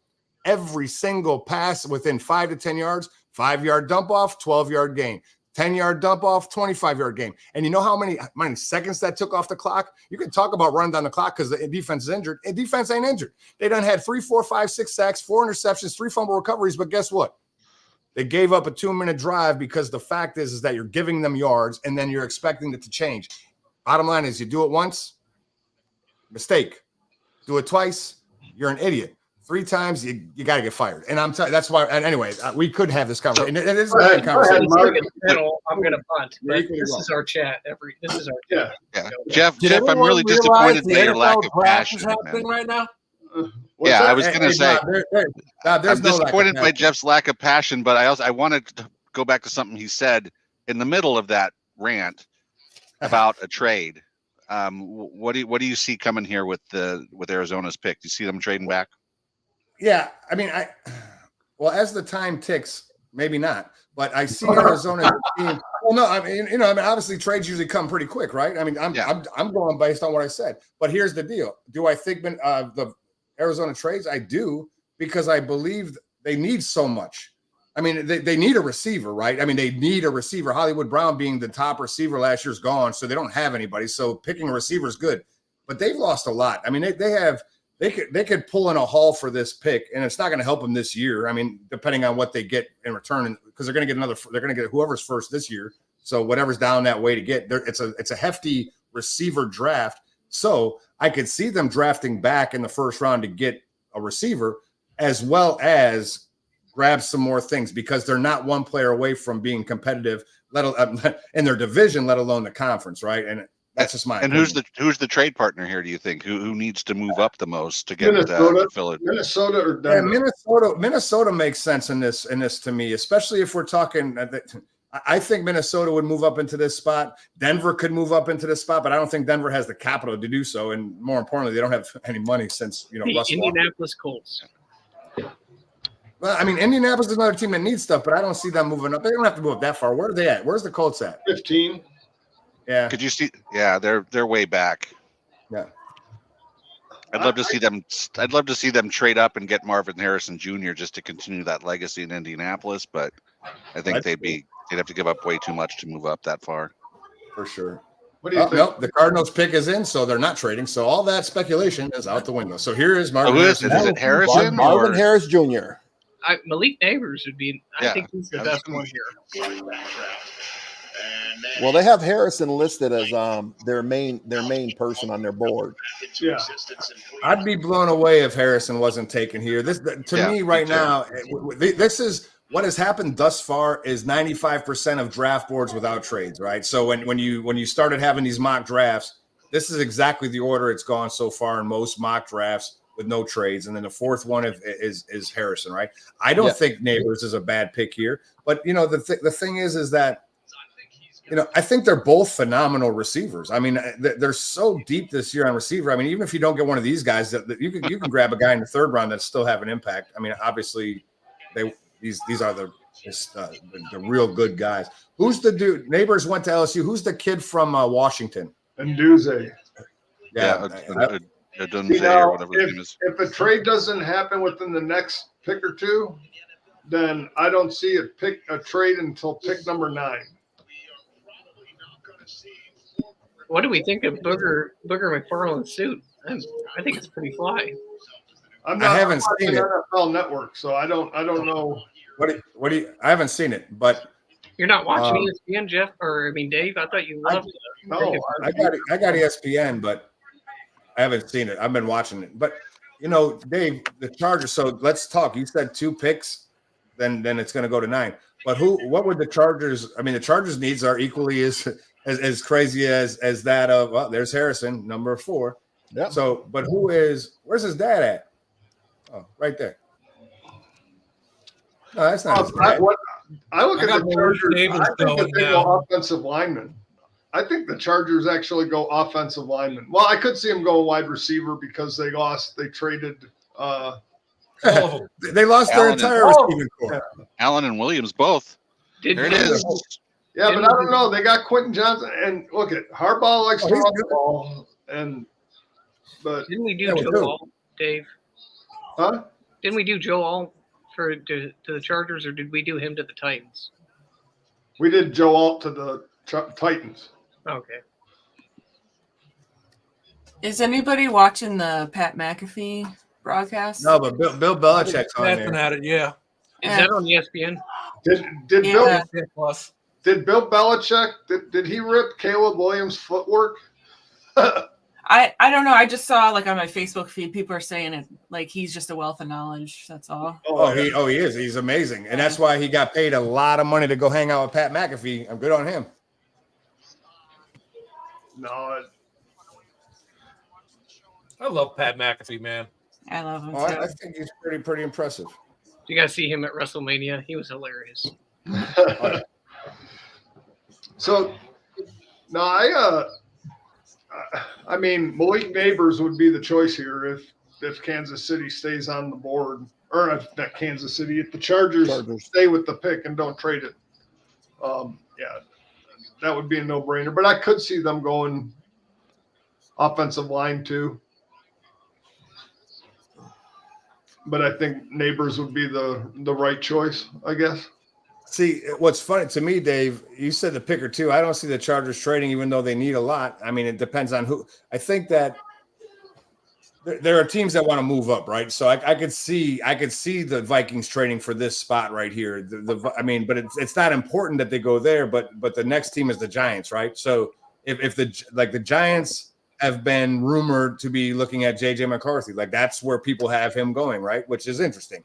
But at the end of the day, if the Vikings are truly interested in a quarterback, trading for this pick right here is where they got to go, because they're not going to trade, but the Giants aren't trading for him if they're going for a quarterback, right? We know the Chargers are staying with Herbert, so this is the spot where it would be. What are they willing to give up?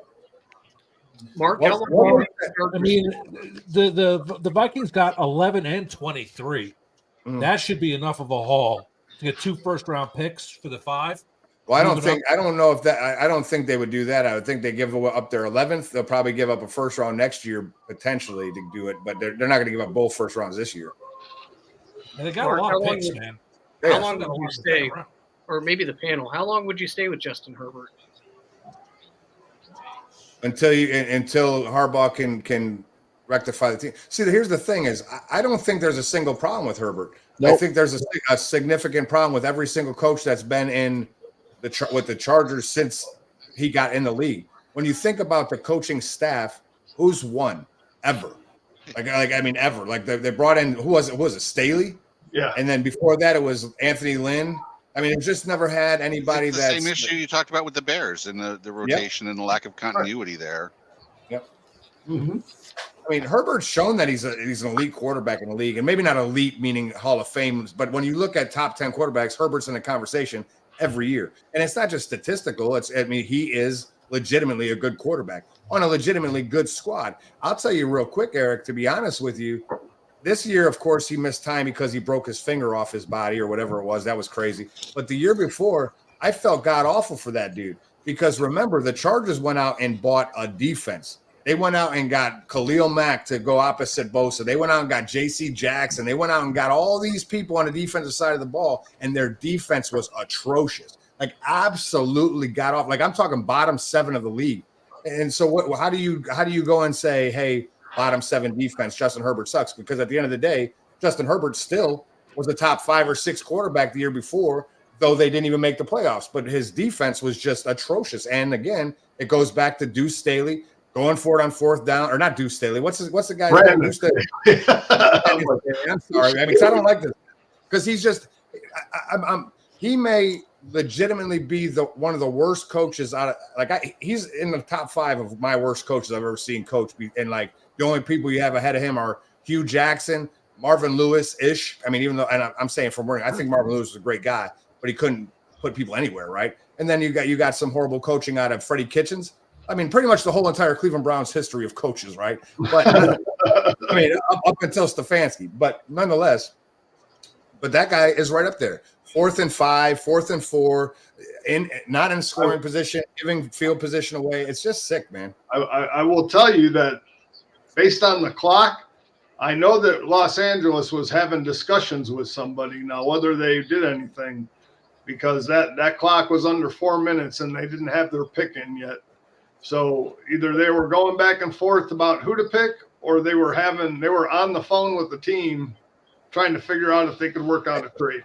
So interesting fun fact that Charlie Weiss said this today when I was listening to him on XM, like I do all the time. Charlie Weiss said, you know what really sucks is that the pick will be in, and then you'll still see the clock run, and it'll get all the way down because all the networks have to show their videos, show the commercials, show all that stuff. So the only time that the clock gets done before. Now, I'm not saying what you're saying, Dave, is wrong. They may just very well be trading mistake. There's 155 left on the clock. Yeah, sure. And they could have already put it in, or maybe not. And maybe they are doing a trade. But at the end of the day, Charlie Weiss was saying, we sit there and put the pick in, and then we have to wait for another 4 minutes. But we already had our pick, especially when they're talking the earlier picks.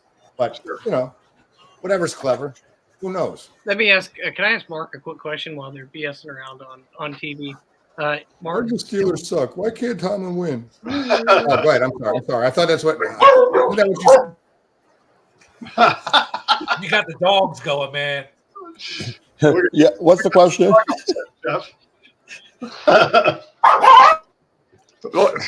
Don't step on your dog, Eric. Trying to get the dog quiet. You know what's funny? Eric trains his dogs to hate when bark when people talk bad about the Steelers. So if like someone comes by, oh, there's Bailey. Hey, Bailey. What's up, Bay? Congratulations, kid. Hey, Mark. He was at a college. He's in 8th grade. He was in a what is it called? A college showcase the other day. Yeah. Yesterday. Hey, what are all the picks that happened? Pick is in. Caleb Williams, trade. So here's my question to the group. Do you think the NFL draft deserves the hype that it gets as an event now? Yes. Yes. Well, do you? Because I was watching an old video of Pete Rozelle making the announcement for when the Steelers picked Joe Green in 1970. They saw a film of that, and they were like in a banquet room at a freaking I don't he's in somewhere, and he's smoking cigarettes at the podium, and like an old Holiday Inn or something. And there was like a chalkboard behind him. Johnson's restaurant right next door. They were in now serious. I'm looking at this, and it's like the Chargers were in serious trade talks with Minnesota. So I wanted to ask Mark, or Justin Herbert. We can wait for a second. Or Justin Herbert. They turned away calls for trade offers for Justin Herbert. Mark, who was the greatest leader you ever played? I mean, I coach 7th and 8th grade, and then I do partly on the varsity. No, this is an easy answer. Yeah, who was the best leader you ever played for? That I played for? Oh, Marv. And they showed Malik Neighbors in the green room, and he wasn't on the phone.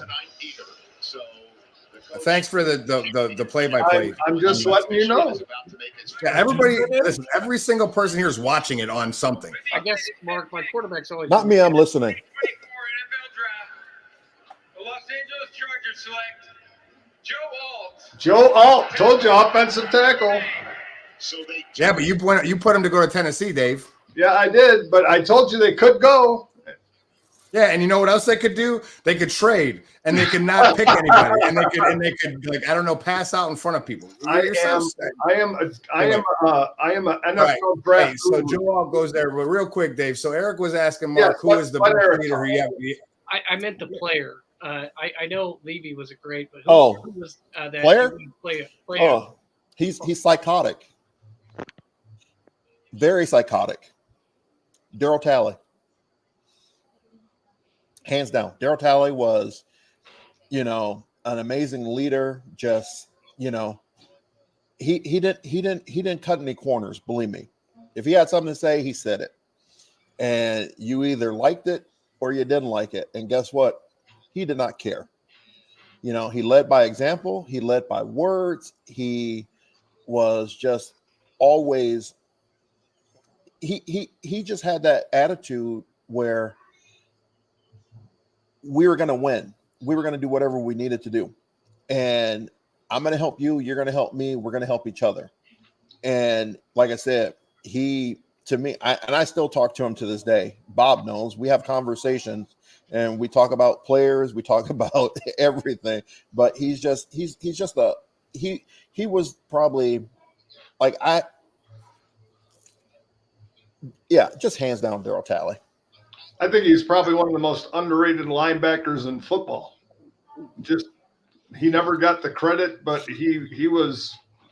I mean, he wasn't a Ray Lewis guy. He wasn't that kind of guy, but he was a workhorse every game.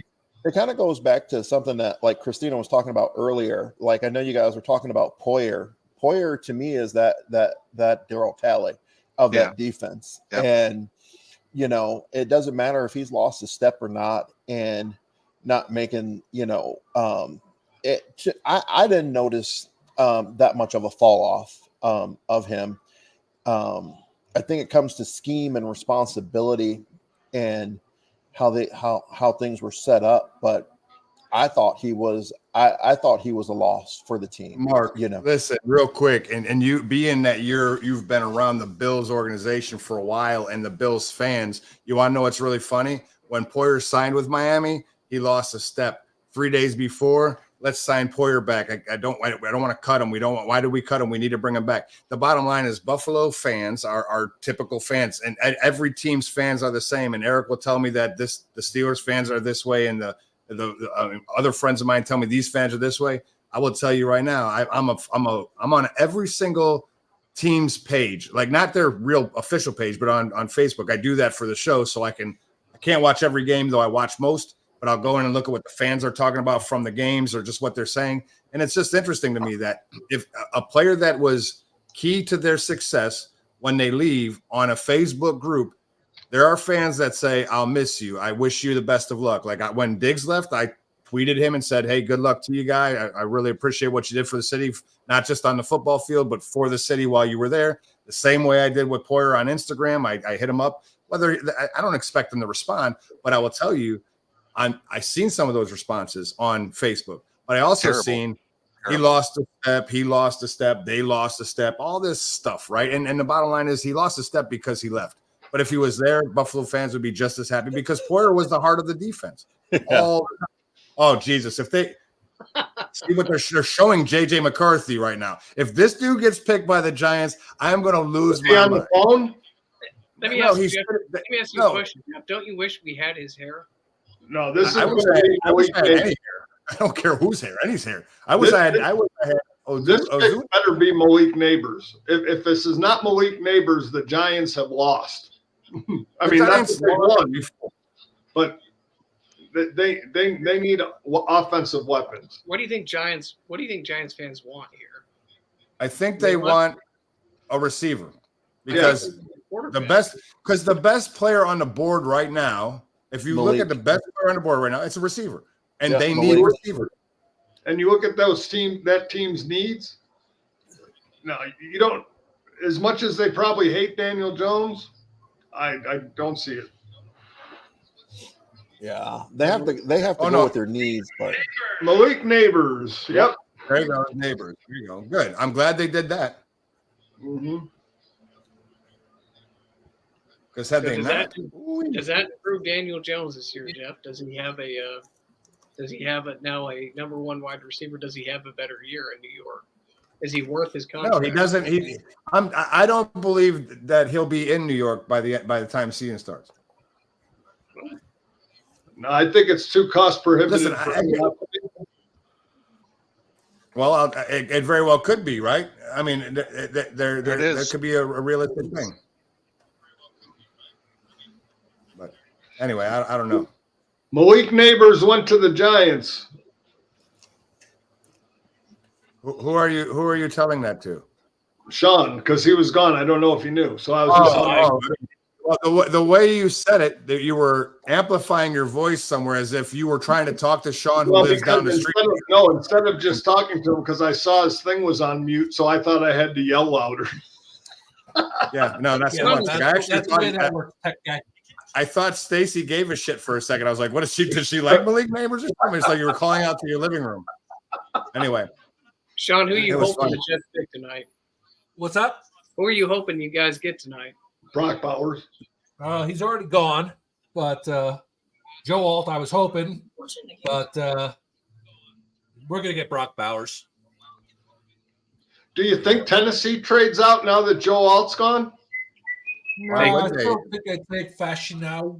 Well, they still got that. Listen, there's three offensive tackles that are very good. I mean, Alt is obviously by numbers and all that stuff. He's the most advanced based on what they've talked about over the past couple. But there's from a comparison perspective, I don't remember the two other guys, but there's two other guys that are right behind him, right? So, and it's not like one's graded at 98 and one's graded at 60, and that's where it is. I think Alt was graded at 91 or 92, and then the next dude was like 88. So whoever that is, if they're needy of a tackle, that's where they're going right now. Well, I guess in the grand scheme of things, Minnesota doesn't really have to move up because I don't think there's a team that picks before them at 11 that needs a quarterback. Nope. The only way that they would have to move up is if they were afraid another team would jump them. Correct. And that would be Denver. And yeah, but Denver, if they trade now, their next pick is 77. They need a hell of a lot more help than a quarterback right now. I just like the fact that they had an interview with J.J. McCarthy, and he said, where do you think you'll get drafted? He goes, well, I've spent the most time with the Giants. Coach Dable's talked to me a lot. He didn't say a single another team. So I think the fact that they just drafted a receiver, he's like, oh, God, third round. And that's where he should go. But again, I think the Chargers probably threw a monkey wrench into the whole thing by not drafting Malik Neighbors. And I think that when he was left on the board, I think that was too enticing to pass up. Well, I mean, the funny thing is, Dave, the very first mock draft I did with you a couple of weeks ago, we had Joe Alt going to the Chargers. The Chargers, yep. And then we had Malik Neighbors going to the Giants, which actually we were spot on with that. But to my Bills Power Hour people, would you guys rather have Daboll or would you rather have McDermott? As a head coach? The guy that was calling the shots right now. Daboll's trash, man. No. He has a coach of the year. I think Daboll is, like I said, I think there are coaches who are meant to be, there are coordinators who are meant to take the next step to the head coaching level, and there are coordinators who are great coordinators and should stay in their lane. If they get the opportunity, of course, because there's only 32 opportunities to take, and you take advantage of that. But as the New England Patriots coordinators find out, they're better soldiers than they are generals. And sometimes you just have that. Hey, Dave, I just got to tell you, these are the moments where I'm glad my memory works. Because I remember when like you saw how Eric threw it in. Well, it was the coach of the year, right? Okay, and that's cool. I get that. Fraudulent as shit, by the way. But okay, cool. Because Dan Campbell should have been there. There should have been no conversation. But that's number one. But number two is this. It's funny because you'll use that as a thing to stand on. But when I say, well, Myles Garrett was the defensive player of the year, you don't like that all that much, do you? Because you know that TJ Watt got robbed because blah, blah, blah. So you can't play both sides of the mouth. See how I do that? Because I listen to you. I know that I don't talk out of both sides of my mouth, but you regularly do. Bottom line is this. Yes, Daboll won the coach of the year. That year, he finished a game over 500. Washington could have made the playoffs, but Ron Rivera didn't know there was an extra game left, which is absolutely ridiculous. By the way, they had a horrible, horrible schedule. Dan Campbell, on the flip side, it wasn't even comparable. As a matter of fact, Mike Tomlin should have had it before Daboll that year because your team was with who? A rookie quarterback that sucked. And where did they go? They didn't go to the playoffs that year, did they? No. But guess what they did do? Finish over 500 on a team that shouldn't have been over 500. So I say that to say Daboll finished over 500. Good on him. Look at that week. Go back. You ain't got to even say, I ain't got to go and show it to you. Just go look at the schedule in which they played. Look at the schedule in which they played and I know they got to play their schedule, but good on them. Glad he had that schedule because you know what I said? I don't know if you remember. I said, watch how next year they are horrible when they have a schedule to play. And, oh, by the way, they pay Daniel Jones all this money to break his face because he's horrible. Okay, and I won. I'm clairvoyant. Call me Miss Cleo. It's okay, bro. So wait. The question was Daboll or McDermott, right? Yeah. I'll say McDermott. I'll say McDermott begrudgingly because it's only the choice between the two. If I had to choose between just the two, I mean, I would almost go coachless. You're gonna just resurrect Vince Lombardi if you've really had every choice in the world. But here's the reality, right? And I think it's interesting because look, let's just be honest. Let's talk 20 years, right? We'll go back to 2000. There's only 2 coaches that have won multiple Super Bowls, right? I mean, there's 3 because you got the Steelers who got, well, no, because Tomlin only has 1, right? Or does Tomlin have 2? Tomlin has 1 because Cowher got the other one. But you got Bill Belichick that has, like, I don't know, all of them. And then you have old boy from Seattle. Parcells. Or no, Since 20, I'm talking about 20 years. Parcells has 2 in 20 years? No. I mean, I know he's got 2. I guess what I'm saying is that every year, I mean, the longevity of coaches. So you look at a guy like Andy Reid, who now has 3 over the last 5 years, right? Is that what it is? 3 and 5? Yep. But before they had 0. And he had many years coaching, and he did well. I mean, he did well in Philly. He did well in Kansas City, even without winning. But then he has some coach. He learned some things and got better through time. Now, should you hang on to a coach like the Steelers do for 30 years each? Maybe. It keeps continuity to the team. It shows loyalty, but they don't have Super Bowls as many, of course, as Bill Belichick in his time. Those coaches don't have it. Could Cowher have got more? Probably. As a matter of fact, Cowher wins the Super Bowl when you guys won it with Tomlin, because Tomlin hasn't done it since Cowher's team. But all that being said, is I don't like McDermott. Oh, go ahead, David. The selection is in. J.C. Latham. Good pick. Hey, Dave. Oh my God. Look what I did. I guessed that they were going to take an offensive tackle, even though Joe Alt went. Come on, you see that? I could be just like you. I can pretend that I knew what the guy's name was. He is a Mark, do you see what I have to put up with? Do you see that? I mean, I should get paid right there. I see what you have to put up with, Dave, but at the same time, I haven't heard a word Jeff say that I haven't disagreed with. So you can see why Sean agrees, though, right? Because I mean, Sean tries to be organized, and then we go off the rails just like in the chat. I mean, I'm not sure if in real life, I would actually offer you guys. I'd give you money and like just to be the pilot program if it could happen. But if I could put you all in my head, I'd let you do it. And then when you came out of it, you'd actually pay to go back in. It's a damn ride in here. My head, I live this life and I'm chaotic. Everything's chaotic. I don't know. Like structure sounds good. I try. Like I'm like, Sean, I really want to follow your timeline. And then as soon as we say hello, I'm like, oh, there goes the timeline. I mean, it doesn't take like an hour. It takes 16 seconds. Because I know. Since you've been on the show, I think I'm just the opposite. If you got inside my head, you'd be paying me to get out. I'm like the worst strip bar in town. No cover charge, but they charge you $20 to get out. At least you're in your head, Bob. Obviously, I'm not even in my own head, so I'm never there. I mean, there's a whole section up in here that's like cordoned off and with cones and flashing lights from a Pink Floyd concert I went to like in '84. Yeah, I'd go to that spot. That'd be cool. Mine says Bates Motel, and it just keeps flashing vacancy. You know. And, oh my God.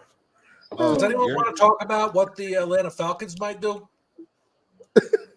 Sean, why are you trying to change the subject? I know. I think they're going to beef up their defensive line. If we're going to do this, I'm going to ask Mark about his fight with Hoyam that he had.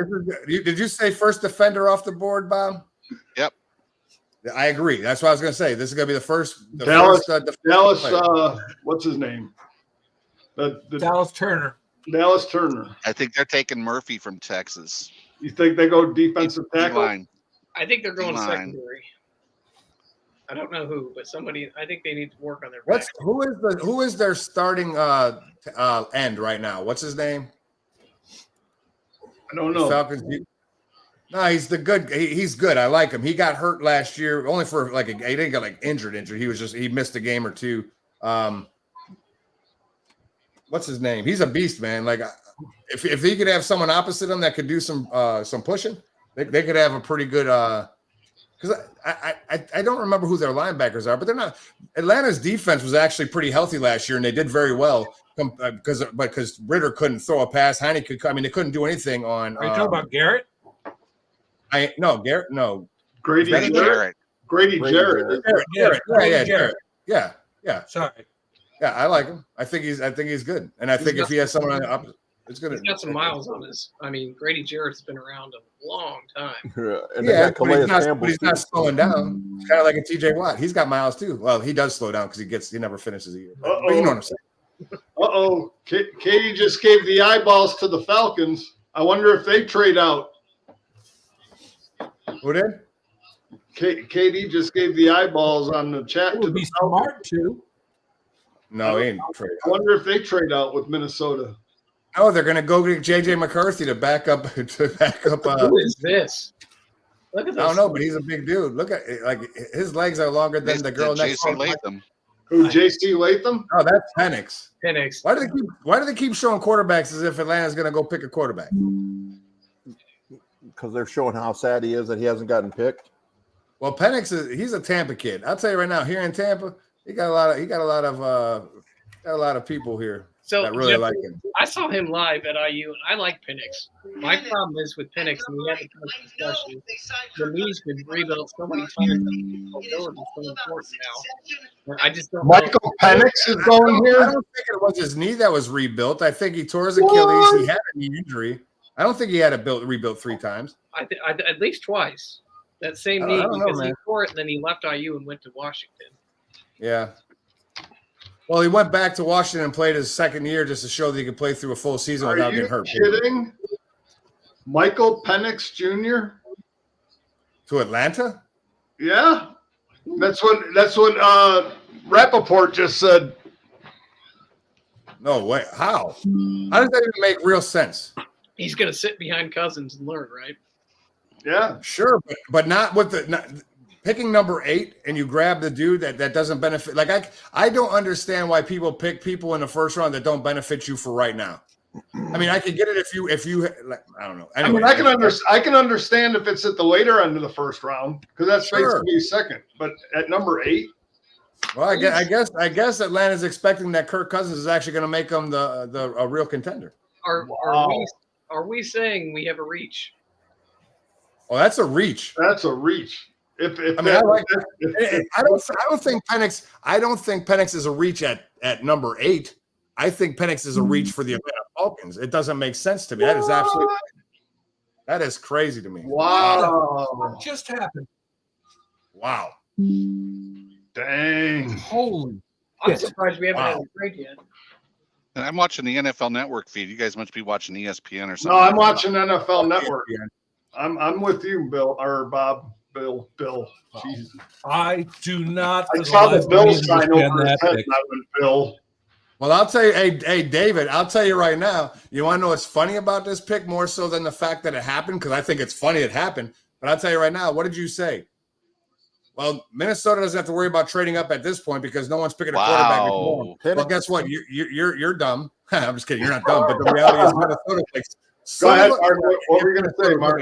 No, I was just saying they got Penix. Is that right? Yep, that's right. Michael Penix Jr.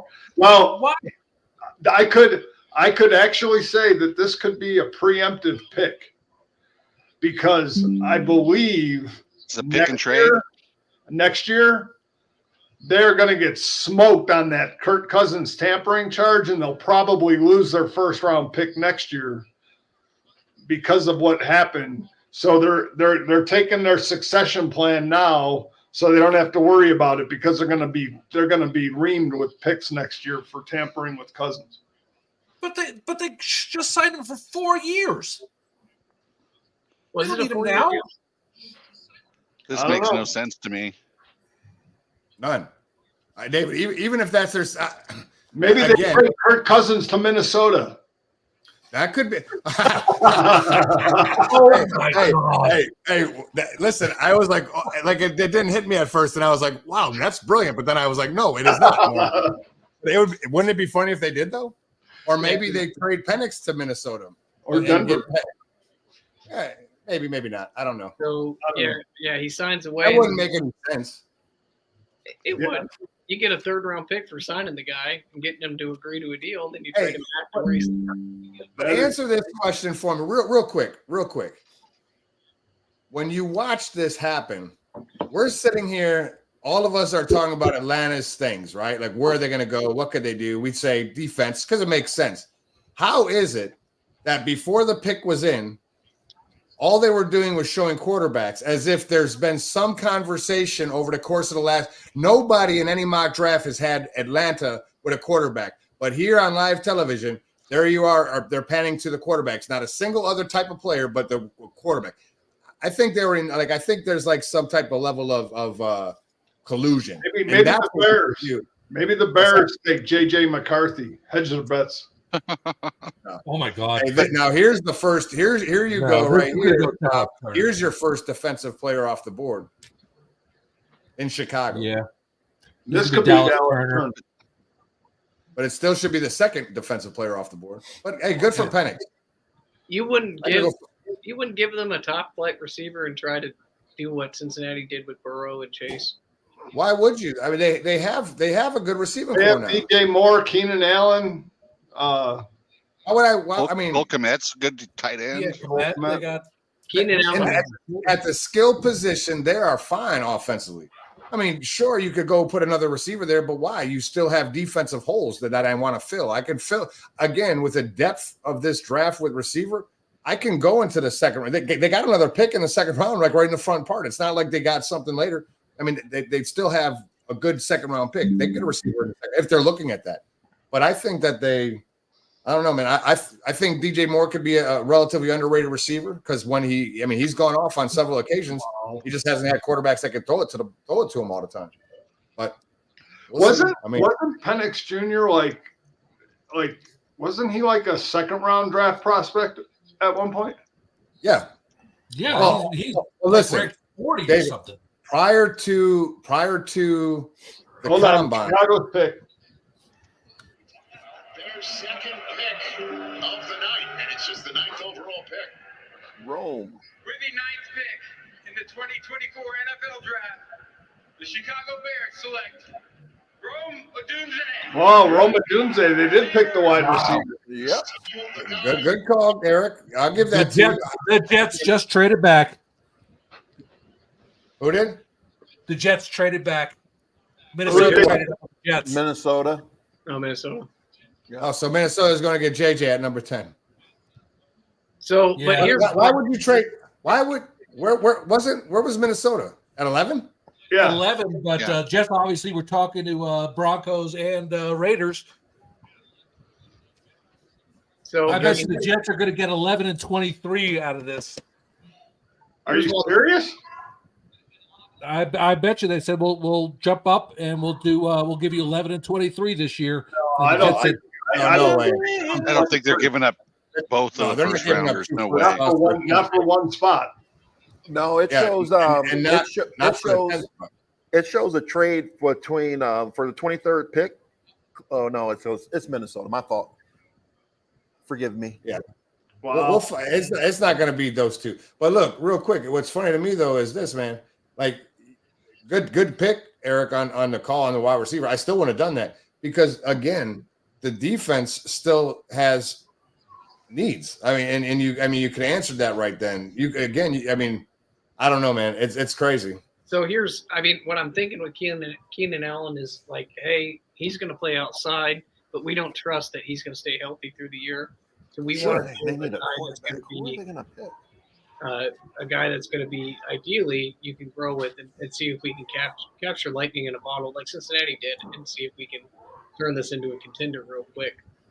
Yeah, I don't doubt it, right? I mean, I don't disagree with what you're saying. I just know that when you look at the game of football, you got to hope that Caleb Williams can really put the points on the board, right, and not die.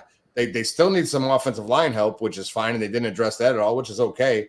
I mean, maybe Justin Fields just sucks that bad that their offensive line isn't as bad as it sounds because he got sacked so many times, on every 8 drop back. But that being said, I still look at the defensive side of the ball and say, look, you could definitely put somebody back there to help. I mean, you got to have some balance there. Wow. I don't know what the trade is. The Bears line was so bad that they were blocking each other on certain plays. That could have been because Fields is running around back there. No, that's exactly why. Oh my God. You guys, I know you guys are talking about Minnesota, and who they pick, but their fourth quarterback on their board is JJ McCarthy. The other three are gone. So if they do go quarterback, they will take him. Oh, yeah, this is JJ McCarthy, Mark. I will put my I'll put David's. I don't know. I'll put some on it, man. Like I don't even. David doesn't. I'm looking at his background. I'm like, there's nothing you want back there anyway. But anyway, I don't want to give away any of my stuff. So the Jets receive, Sean, the 11th overall pick, the 4th round pick, and the 5th round pick, and the Vikings received the 10th overall pick and a 6th round pick. That's not that makes fantastic. Sense. Well, maybe they could trade back again with. Now you can get Brock Bowers. Oh, you are. Brock Bowers is going at 11, and that's they went back one. Brock Bowers is definitely going, but it depends on if Raiders or. I just want to turn this to a fantasy conversation real quick. Anybody in fantasy football, don't draft Malik Neighbors or Roman Duze right away because their fantasy value based on the teams they just went to took a nosedive. Literally took a nosedive. I would take a line. I'd take somebody on the line. I still think you got to build that offensive line. I think Rodgers has enough weapons. No, they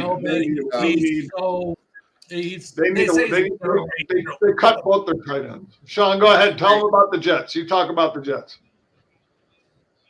Well, I don't like the pick. I wanted them to get an offensive lineman, but they're going to go Brock Bowers. They got it. I mean, from what they're saying and from what everyone's saying is this kid is a special player. He's going to be huge for years. You know, and I always bitch about this. I hate drafting tight ends in the first round. Absolutely hate it. There's been no tight end drafted in the first round that I thought, oh my God, this is amazing.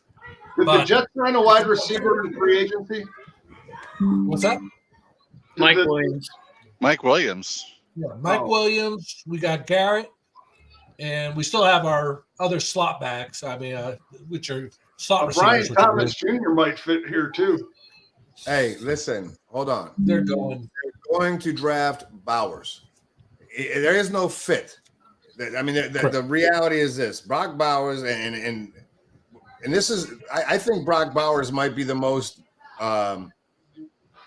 impactful college tight end that I've ever seen. And I'm not talking. I mean, Kelsey was good in college, not that great, but he came great, right? Bowers was pretty much the offense in Georgia. Not to say he caught everything, but he is what drew the defense, and that's where you have what's his name? What's the white guy's name in Georgia? The receiver McConkey. What is it? McConkey. Yeah, he's a Cole Beasley type. But the bottom line is Bowers created all opportunities for a majority of that. I mean, he's a great blocker, but he's a much better receiver. He's just quick. He is comparable from the college time, not NFL Hall of Famer Gronkowski or Hall of Famer Travis Kelce, but when you're coming out of the college into that atmosphere, he's graded above both of those guys coming into the NFL just based on his college. It was OJ Howard, so it's yeah. I got a question for Mark. I'm sorry. When after this pick is in, I got a question because I always hear this question asked, and I want to hear from an NFL alum. So maybe you can start thinking about it. I'll ask him. We'll wait for they're still on the clock. What was your welcome to the NFL moment? I gave the welcome to the NFL moment, but okay. Love it.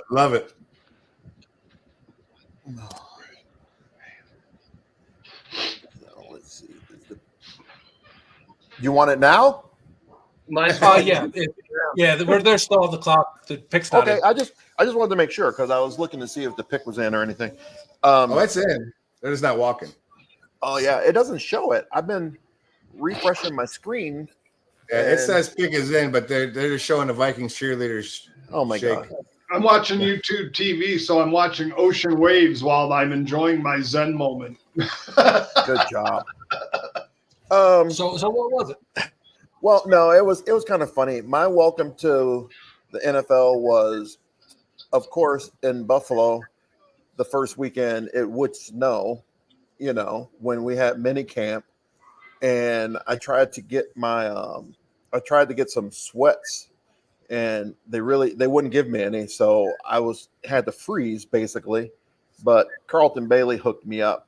But you know what? The thing that was really cool is that defensively, they accepted everybody, not Thurman, but defensively, Bruce, Darryl, Biscuit, Kelso, Odoms, they all treated us as if we were like family. They didn't care whatsoever what position you were or anything like that. They helped you. They tried to make you better. And so, but I gave a welcome to the NFL moment to Thurman Thomas at the American Bowl over in London, because one thing I like to do, I like to hit. And we were in practice, and next thing you know, we're over there, and he runs a little swing route. And I was telling you guys earlier that I was pretty fast. And as soon as he caught that ball, I popped him, and he jumped up. He threw the football at me. And then the next thing you know, our guy Marv comes over to me and starts to talk to me. I'm like, oh my God. And Marv's like, yeah. He goes, you got to just slow down a little bit. We don't hit Thurman like that, and blah, blah, blah, blah. He goes, I like your enthusiasm and everything like that, but let's not do that again, sir. I'm like, yes, sir. And so, but yeah. There's the pick is in. Here it is.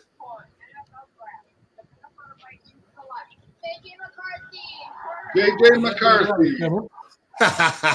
Oh, well, guess that's wrong. He went first round. 2 Minnesota. Bailey called this. So he told me 3 months ago, JJ McCarthy will beat Minnesota.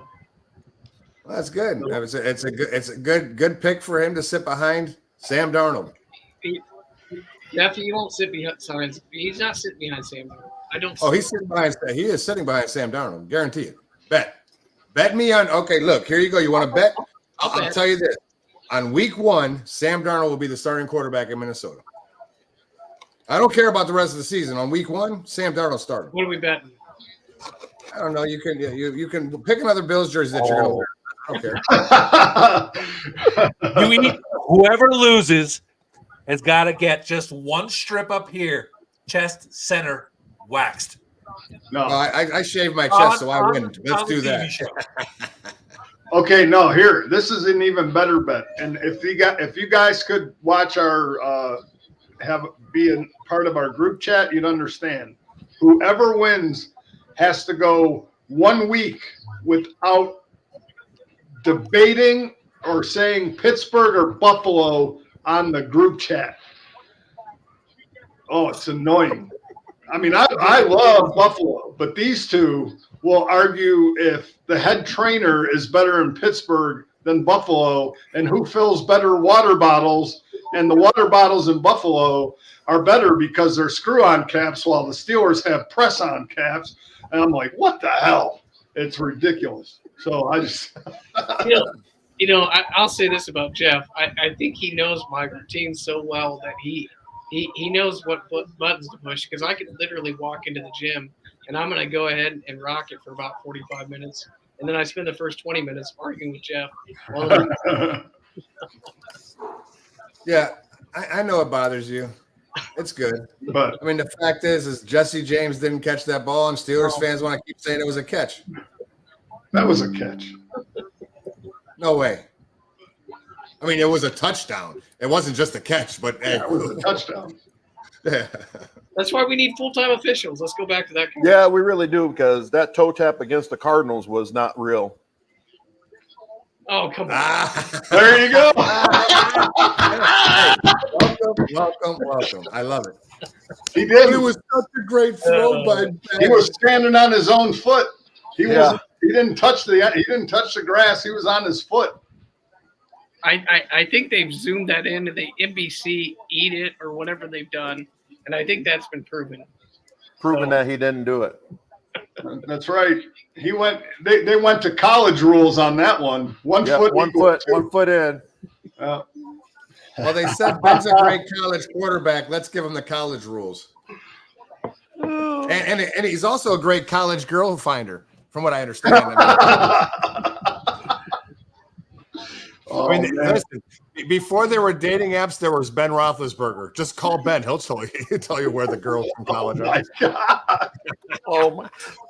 Hey, you know what? Let me apologize out loud to people. Hey, real quick, Ben, if you happen to see this, Eric had nothing to do with this. The fact that he's still on is we're holding him against his will. He wants to fight, like he wants to leave. He doesn't like when people talk bad about you. So I was just teasing. Sorry, Ben. That was for you, Eric, in case he ever watches us. Yeah. I comment on his podcast, and it's pretty good. So if you guys ever get the opportunity, his podcast, they drink beer down in his basement. And I would never. The college is everywhere. Yeah, they tour colleges. Listen, I would never sit on purpose and listen to Ben Roethlisberger ever, like on purpose. He's not bad. Like he's not a bad. But I have no interest in him like at all. I mean, but he did fine playing football. I mean, he's almost as good as Matt Ryan. But at the end of the day, he'll be there one day. And I got after this pick because the Jets pick is up. Here you go, Sean, just for you. All right, Brock Bowers. Yeah. This is awesome. With the 11th pick in the 2024 NFL Draft, the New York Jets select Olu Fashanu. No, tackle. Look at that. So there you go. You got a tackle. Wow. All right. Wow. You didn't have Belichick to screw you this year, John. That's crazy. All right, guys. I got to spend some time with the family. All right, Yes, Mark. sir. I appreciate you, bud. I appreciate you. Thank you for coming on. Mark. Hey, before you leave, Mark, who's Buffalo picking? Oh my God, I have no clue. I have no clue. We need a lot of things, and at that point in time, they're just going to go best available at the position that they need as far as receiver or a safety. So whoever's the best available at that's what I see them doing, unless they have to trade up because they think someone's not going to be there. But it's going to be a receiver or it's going to be a defensive back. Okay. All right. Sounds good. All right. Well, hey, thanks for hanging out with us, man. Appreciate you. No problem. And you remember this saying, and you heard it. Okay. I know Bob's not here right now, but it's when you hear bikes, you just think about me or Bob or hold my pocket. Remember that. hold my pocket.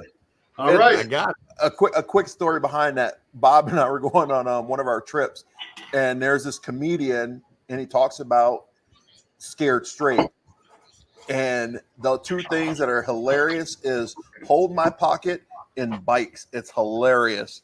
So Karen, who just started following us, and thank you so much for following us, Karen. Yep, bikes. She knows about bikes. She's one of my admins, and I'm doing a group for a group chat for the ladies, and I'm going to do a defensive class for them. And she's one of my admins in my group. Cool. And one last thing, Mark, while you're here, can you just tell everybody watching about your Help One Foundation? Yeah, I have a nonprofit called Help One Foundation, and what we do throughout the years, we do books, backpacks. We'll do a Christmas party.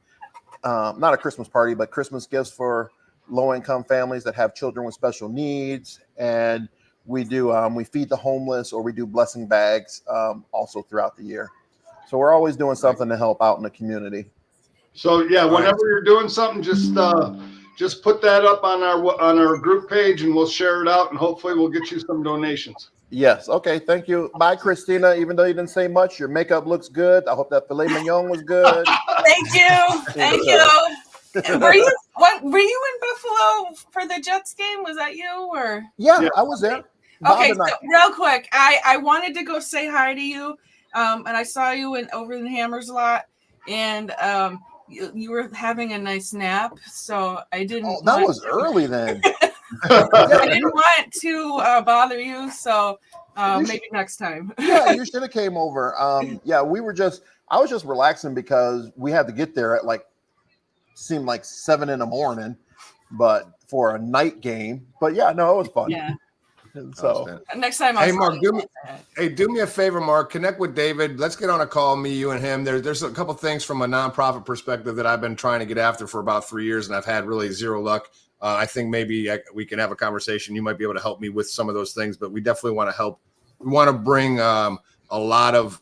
We always see like NFL players, professional athletes get drugged through the mud on all outlets, but you never see the highlights of the great things they do. I'm sick of that. So what I'm trying to do is to create a little bit of awareness of all the different nonprofits that exist by athletes in general. And let's highlight the greatness that you guys actually do on a day-to-day basis that no one puts on the news, unless of course it's that one game a week where they get to wear cleats that are cool. I want to do it 365 days a year so I can stop hearing about all the one-offs of the larger groups of athletes. So let's talk and see how we can get that moving. Okay. But I really appreciate what you're doing. We will definitely support your organization. So let's get together on that stuff. All right, sir. Thank you. All right, Mark. Have a great night. All right. And when Bob comes back, someone yell bikes. Okay. Well, I got it. Okay. All right, boss. Bye, guys. You take care. That's awesome. Good for him. Cool. All right. So, yeah, I was going to tell you, Christina, I didn't know if you had seen him because he had gone up for the Jets game, and I know that they got in, him and Bob, he went with Bob. So, yeah, they were. How many times did you say Bob? How many, David, do you know how many times? Hockey. In less than 2 seconds? Yeah, exactly. Man, you know what? Oh, man, I messed up completely. I saw a clip today, and based on what you did last night, I was going to send this to the group, but it was a video of a newscast, a woman and a man, and the woman starts off with, there was a fire in the Bronx that killed 10 people in a fire in the Bronx, and the guy said, yep, and they said that the 10 people that died in the fire in the Bronx couldn't live because the fire was too hot for their skin. And then that was it. But it made me think to myself, how many times you said the word hockey last night? It was the same concept, right? And then just now you said, yeah, Bob went with Bob to Bob. They traveled with Bob. I'm like, did you just say Bob like 7 times in 3.2 seconds? Hey, Bob, bikes. Mark wanted us to call your bikes. Bikes. That's okay, awesome. The Broncos pickers in. Where do they go? Bo Nix?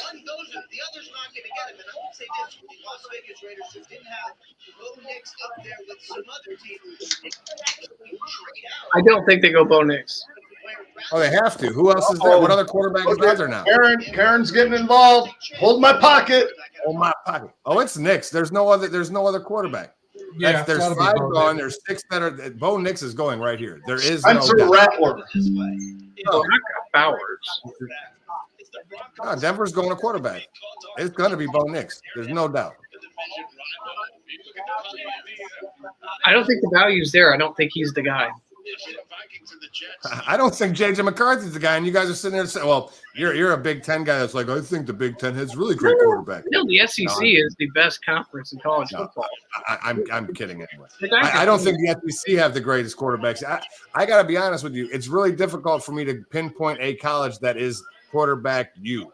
I mean, Oklahoma is probably the closest, right? But most teams, I mean, when you look at quarterbacks historically, there's not many quarterbacks that come out of a college that is just great. USC, not many. Maybe? Who? USC. Yeah, give me 2. Carson Palmer. Bo Nix. Bo Nix is it. Yeah, Bo Nix. And I'm telling you, Palmer, Liner, they've had a lot of quarterbacks that not necessarily. They've had quarterbacks, but Carson Palmer was a good quarterback in the NFL, right? Leinart was not a good quarterback. Palmer was as good as your boy Matt Ryan, I think. Oh, he was as good as Ben Roethlisberger too. I mean, same concept. They're all the same.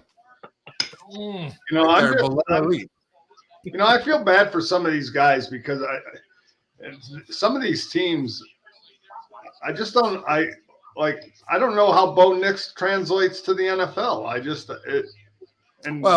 Listen, here's the reality. Bo Nix can throw the ball. He can sling it. He's in Oregon, but there's no defense in that conference, and that's the problem. But can he translate what he did in college to the NFL? Maybe, because there's no there is no conference that generates quarterbacks. It's just not real. It's not a good conversation because if you could tell me a school that has, I mean, BYU, Steve Young, Zach Wilson, right? I mean, you can give me Jim one McMahon. really good one. Jim McMahon out of BYU. Well, Jim McMahon was where though? I mean, in the grand, he won a Super Bowl, but was Jim McMahon even close to a great quarterback?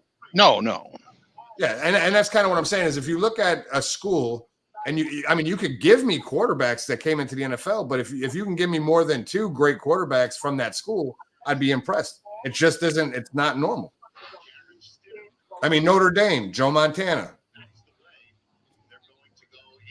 Pitt, and then pilots. Pitt, Dan Marino, University of Miami, Ohio, Ben, Miami. How about Stanford? Andrew Luck and John Elway. Besides Andrew Luck, Elway. John Elway. Elway. I forgot that Elway went to Stanford. Okay, there's your 2, and that's good. I mean, University of Miami had some good quarterbacks, right, back in the '80s. Gino Toretta. No, you had Jim. Where did Jim Kelly go to college? Yeah, he went to Miami. Right, and so did Bernie Kosar, right? Yeah. Yep. Yeah, but that's and was Bernie Kosar great? No, he was a good quarterback. I think he was. I don't think he was elite, but I think he was a very much above average quarterback. Sure, he could be above average, Dave. I'm not saying that he sucks. Like I'm not saying that there's not decent quarterbacks other than the guy. I'm just saying when you look at college quarterbacks across the board, Oklahoma has some pretty good guys that have come out of it. Jeff, ESPN actually did an article on this, and I was researching this because they have Oklahoma rated the best. And because they had Baker, Jalen Hurts, and Kyler Murray and then they put USC at 2, and they mentioned Sam Darnold, Caleb Williams, Oregon. They have Oregon 3, Alabama 4. Yeah, but see what that article bases upon is college performances. Okay. I guess what I'm saying is that if you and I'm not saying Oklahoma's number 1. I just know they put a lot of quarterbacks, especially. So the Raiders pick is in. Dallas Turner, man. Oh, they're going defense. No, the Dallas Turner is still on the board. Can you imagine him and Crosby on each side? Holy shit! Well, who's the tight end and who's the tight end with the Raiders? Yeah, I don't know. Well, Waller left and went to the Giants, but will probably retire. I don't know if you guys heard this, but the Brock Bowers to the Raiders. The guy, the quarterback from North Carolina, Drake May? Yes, Drake May. He compared himself to Josh Allen, and I guess Belichick's response was, "We'll see about that." Yeah. That sounds like Josh Rosen. You remember when he came in and I'm going to be the greatest. Hey, you know what, Eric? I'm glad you mentioned Josh Rosen because here's the deal. What's funny, especially that draft.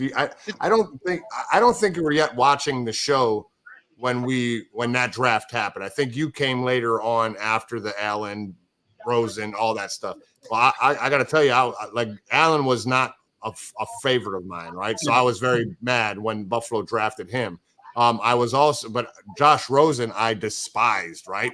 And what's funny though, how quickly things change. And I'm not saying that I mean, it took me almost 3 years to be like, okay, Allen's, I get it. The first year I was like, this dude's whatever. But anyway, I feel so bad for Josh Rosen, though I felt so angry at him because he was such an entitled douchebag, right? Like I just hated the way he approached the draft. I hated the way he approached life and the things that he was saying that he was drafting. He's like, I'm gonna have these guys, I'm gonna show them. I'm blah blah blah blah blah. And I was like, you're gonna do nothing. Hold on. Dude, this is insane. They have Jacoby Myers, Devontae Adams, Michael Mayer, and Brock Bowers. Oh Who's my the quarterback? God. Who's the quarterback? Abe O'Connell. Yeah. Gardner Minshew's which means the Raiders finishing last in that division again. Unless, of course, they pull a trade off to get Justin Fields. That is going to be and then they finish last in that division. Listen, that is going to be tough when you got those 2 tight ends like that.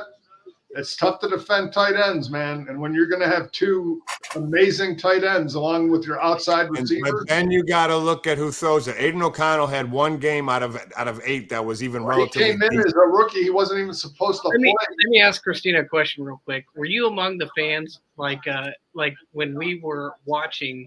I was watching some old film of the draft when Allen got drafted. And you're a Bills fan, so were you one of those people like the Bills fans were at the draft that were just furious they picked Allen and they wanted Josh Rosen? No, I wanted Allen from day one. I wanted him. He was my guy. I got called all kinds of silly names for years and years and years. And I feel like Regina George and Mean Girls throwing the papers down the hallway every time Josh Allen would throw a touchdown. I was happy, and everybody else on the show was like, "Oh my God!" I'm like, my cousins. My cousins were at the draft party at the stadium in the field house, and the video when they showed Josh Allen, you could see both my cousins sitting there, and they were both shaking their head. They're like, "Oh my God!" I'm like, and he called me up. They're like, "I can't believe we took Josh Allen. Why wouldn't we?" I said, "That was awesome. We got the best quarterback in the draft right here." And they were all, "Nope, nope, nope." I'm like, "Yeah, we did." And I was a Josh Allen believer from day one. Yeah, I was not. But see, and here's the problem, Christina, when David says stuff like that. He was a Josh Allen believer from day one. But you know what else he was? He was an E.J. Manuel believer, a Trent Edwards believer. He's every draft pick. No. I wasn't an E.J. Manuel believer. Look, you know what? I was at that point in time, during that time, I was a Buffalo Bills hopeful. Okay, because I wanted to believe that they got it right. I wanted to believe finally after 20 years they got it right. I mean, when you have to go through Trent Edwards and I'm gonna defend Trent Edwards because Trent Edwards wasn't bad. I didn't mean Trent. I didn't mean Trent Edwards. I meant Todd Collins. Oh, I mean the heir to Jim Kelly. I mean, let's draft Todd Collins. But no, Trent Edwards was actually good till he got concussed. I was at that game when Adrian Wilson lit him up, man. Yep. I saw Adrian Wilson looping around the left end, and I was yelling like, "Duck! Duck!" You people make me sick. You make me sick. Look at me. It's been that long. It's been that freaking long. Joe Namath. I wasn't even born when this man was drafted. You were born when you got to love Chad Pennington, man. Mark Sanchez. Hey, you know what? You know what's funny? We had him until we shipped him off to freaking Miami, where then he really kicked ass. He didn't. Actually one of the highest rated, QB rating guys and blah blah blah. But he's got the butt fumble. I know it's okay, Sean.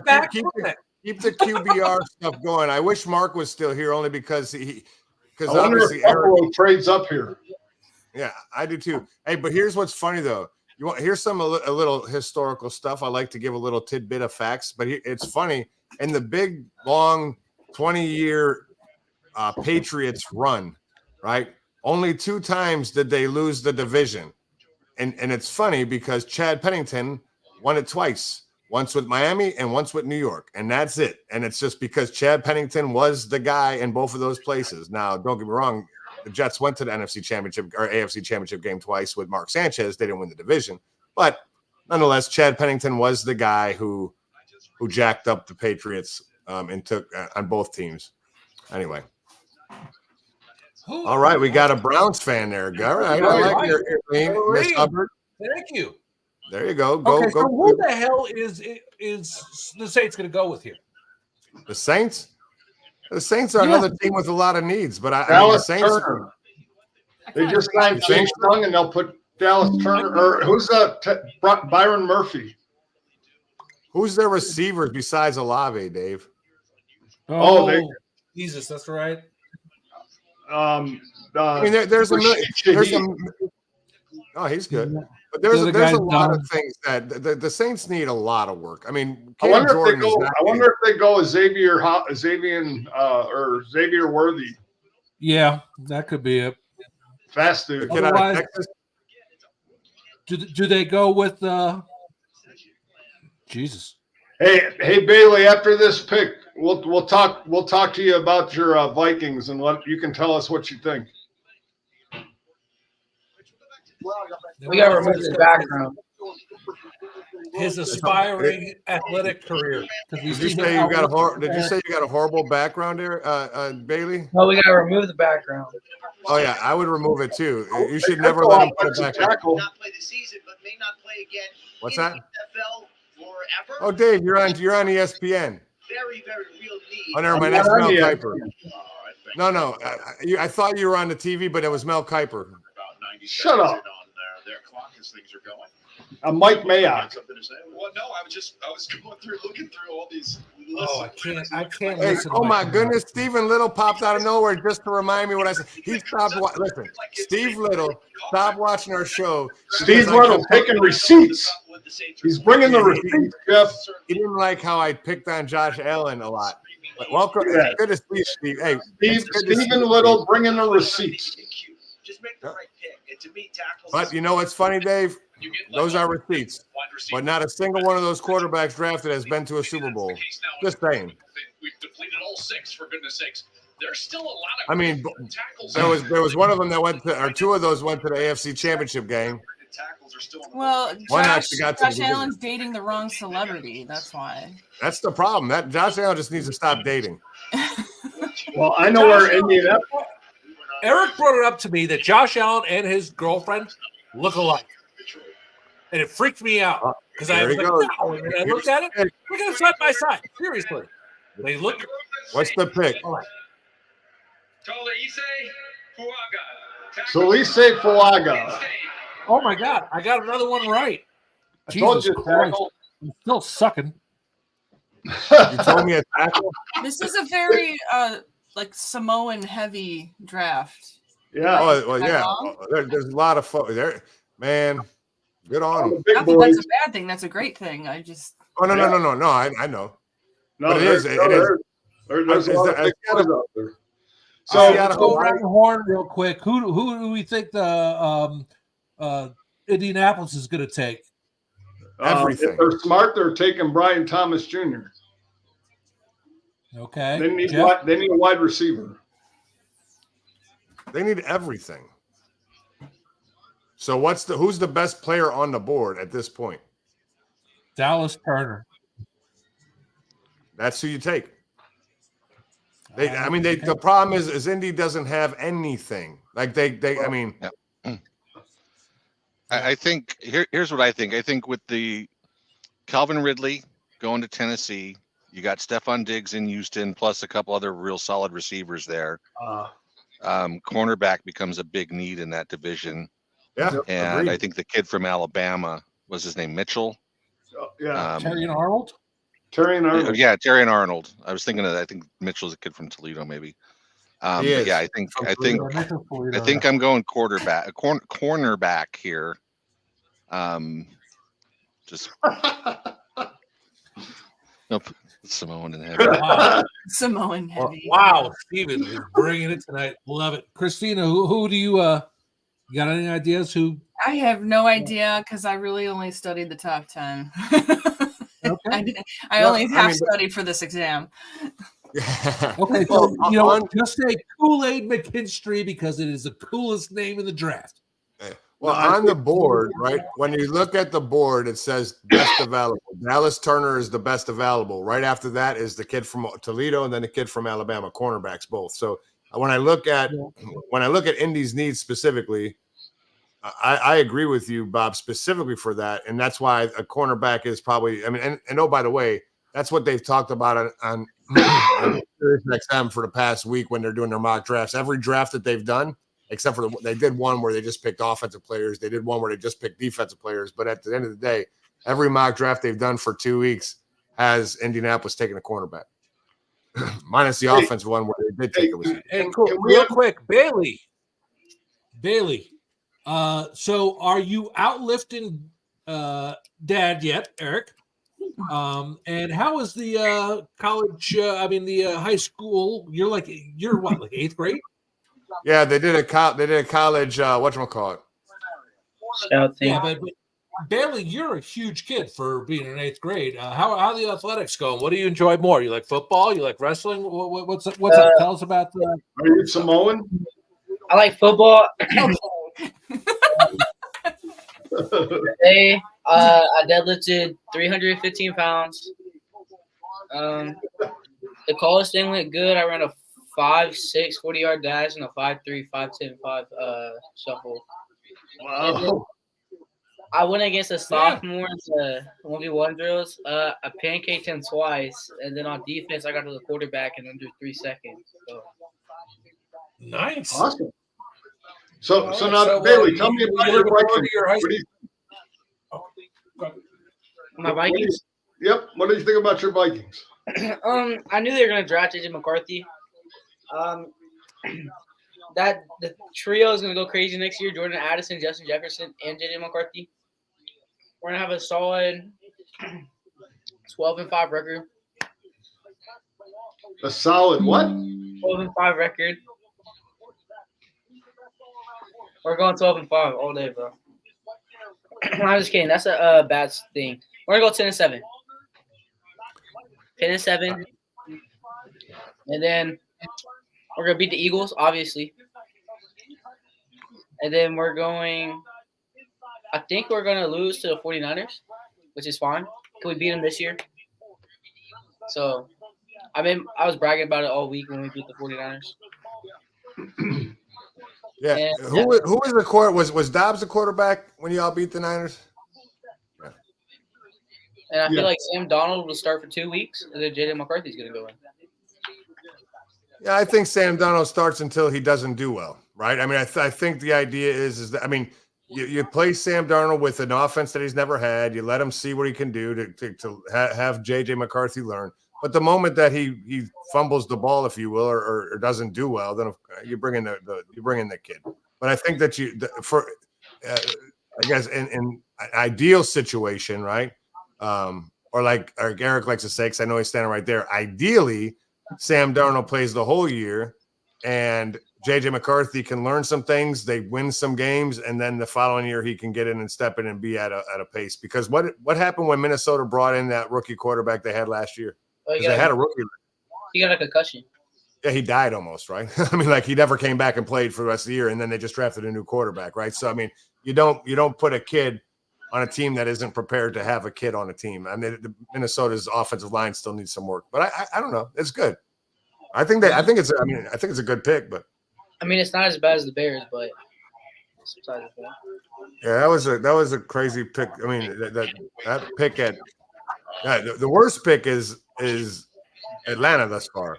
That's such a baffling choice to me to pick a quarterback when you just signed a 4-year quarterback. I'm still shaking my head about the Raiders drafting a tight end in the top 10 or top 15 2 years in a row. Yeah. Especially, I mean, I think they did that, Bob, because the fact is all 6 quarterbacks that were projected in the first round. Coach could take an offensive tackle here too to protect Anthony Richardson. I think Atlanta really screwed the Raiders because I don't think anybody tried to move ahead of Atlanta because no one thought Atlanta was picking the quarterback. So they knew that the 3 quarterbacks were going to Denver, Minnesota, and the Raiders. But when Atlanta picked, crazy. I was going to say that Atlanta last year too, drafting Bijan first after Algiers had such a great year the year before. Didn't make a lot of sense at the time either, right? No, it didn't. But that's because they have an awful coach last year. Yeah. Arthur Smith. The Indianapolis Colts select Latu. Wow. What happened to Dallas Turner? I don't know. Is he's the first defensive player off the board? Well, Latu he was highly rated. Hey, I mean, David, stop talking for a second. Is he the first defensive player off the board? Yes. Yep. Wow. Well, actually, at one point they had him in the top 10, and then all the quarterbacks went into the discussion, and he moved down the draft board. Crazy. So, real quick question for Christina and Bob. You probably didn't catch the show last week, but I always try to talk about Applebee's, the Roto-Rooter of America, and is now the official bar restaurant of the NFL. They serve the boneless wings. Are you a bone-in or a bone-out wing person coming from Canada? So there's no such thing as a boneless wing. Let's just get that. Boneless wings are chicken nuggets, so I like the bone-in wings. All right, I just had to make sure, because Eric over there sitting there. If he's at a business meeting, he's eating the boneless wing. But who eats wings in a business meeting? I do if I'm on the run, because believe it or not, I've had many meetings at Applebee's because it's my Smith's card at Applebee's. Well, now we know what's wrong with you. It's like ordering spaghetti at a business meeting. You just don't do it. You get those half-price, half-cooked apps. That's right, Aaron. You know it. Bone-in with blue cheese. Right. Only way to go. Anybody? Yep. You probably eat boneless with ranch. And to be fair, I mean, outside of I will have, if I'm sitting here on a Saturday, I'm going to go do bench press, which I still beat Bailey in. He beats me in everything else, but I still beat him. I'll get credit. I heard you, Sean. I'll go ahead and I'll smash 12 bone-in wings, and they're excellent. But if I'm on the run and I'm in front of clients, I'll look like an ass with sauce. You can take bone-in wings on the run. It's the same thing. I'm gonna throw a twist in here. Are you people drumettes or wingettes? It's flats. 100% flats. I'm a drum guy, but I like them all, so it don't matter. I'll take whatever people don't want. Yeah, I'm a whatever guy. As long as there's blue cheese on it, not ranch. Listen, I just want to let you know that through this conversation, what I did was muted everybody else when they were talking, and all I could hear was David. And I just want to tell you, David, everything you said exactly stands to reason. Just so you know, you take it on the run, and you're open for anything. And I like that about you, and your openness to talk freely amongst people. I will definitely cut this audio out, and I will definitely put my audio in and insert your conversation. You will answer my questions with, I just take it on the run. Oh, Jeff, do we have to put it? While listening to REO Speedwagon? We were sharing a brain there, Christina. I was going to say dub it over that REO Speedwagon song. Yes. Photo handy. I sound better than Kevin Cronin, that's for sure. Oh, you're a terrible person. But let me ask you one other question, Eric. Do you like the round nuggets, or do you like the dinosaurs? Do you buy the little dinosaur shaped nuggets? Whatever's on sale, baby. Whatever's cheaper. All right. Yeah, I concur with that. If you're gonna go down the hole of the chicken nugget, if you're not getting McDonald's, you go cheapest available. Yep. Yeah, it's mostly lips and assholes and some tails. That's okay. What is that from? I remember Popeyes has wings now, so. Popeyes wings are amazing.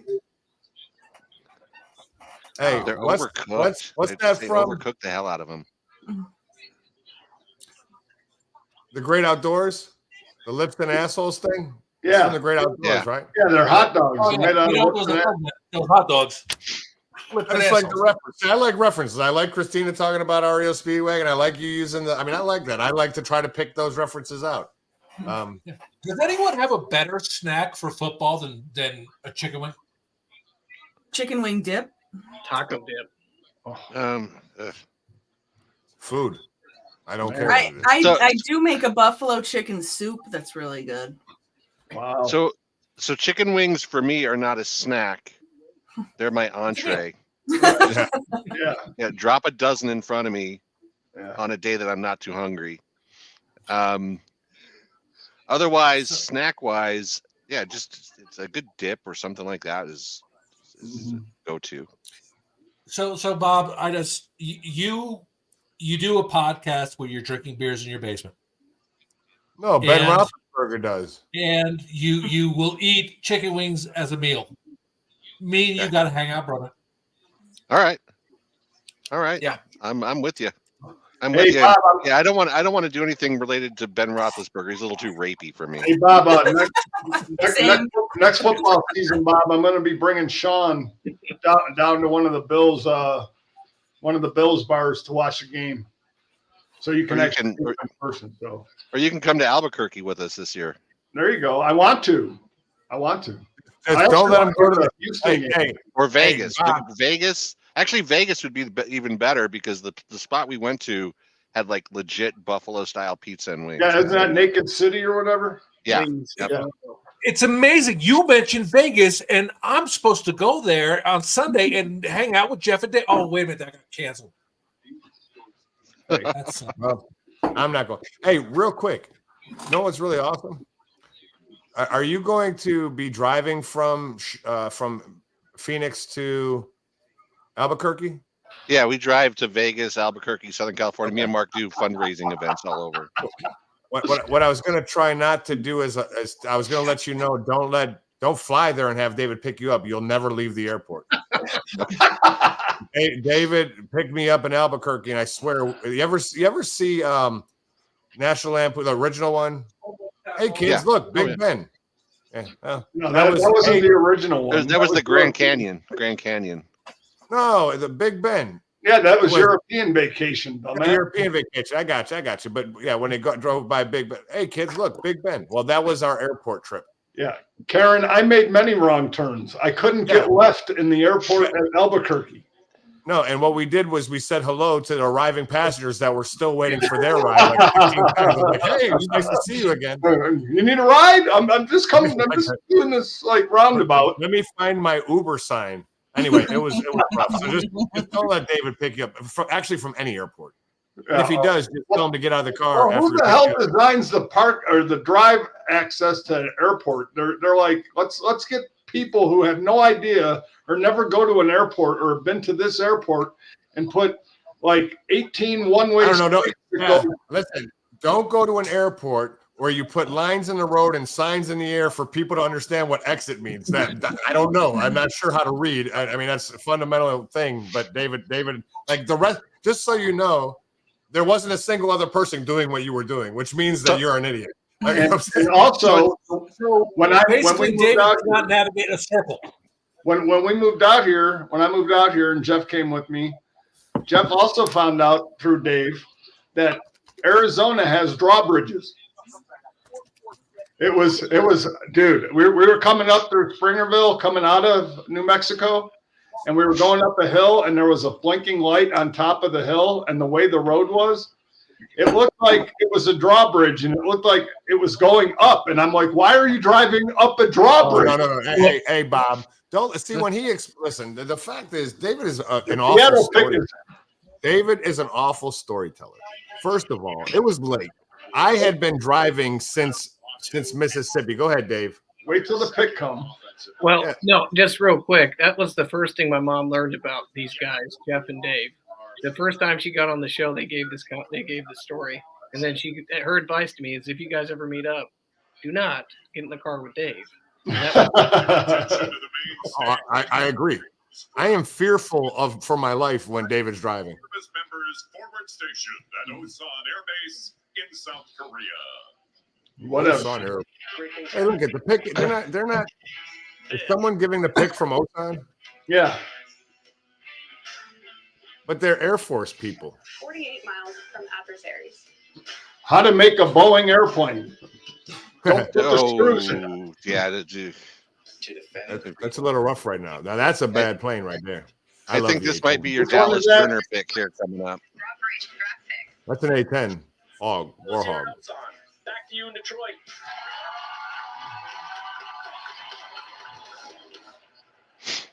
Did they make the pick or did they just say hello? No, they just said back to Detroit. Well, then why the hell we go to Korea? I don't know. I don't think the commissioner was ready for his cue. I don't think so either. Thank you to our men and women who serve in the United States military. Your sacrifices to defend our country's freedom do not go unnoticed. And thank you for that $4 million plug that you're paying us for that. With the 16th pick they are. in the 2024 NFL Draft, The Seattle Seahawks select Byron Murphy. Byron Murphy. Oh. Texas. Oh wow, Now officially a run on defensive players. that's interesting. Hey, so real quick, Bob, I'm not going to rehash the whole moment, but we were driving, and I had been driving since Shreveport, Louisiana. David doesn't drive it's just me, but I'm exhausted at this point. But anyway, it's like the middle of the night. We had just escaped a long road of elk, which were absolutely ridiculously huge, and we get to this point, and like we're on, it's hilly. We can't tell because it's pitch black. But on the top of this hill, there's a blinking light, like so an airplane doesn't hit it, right?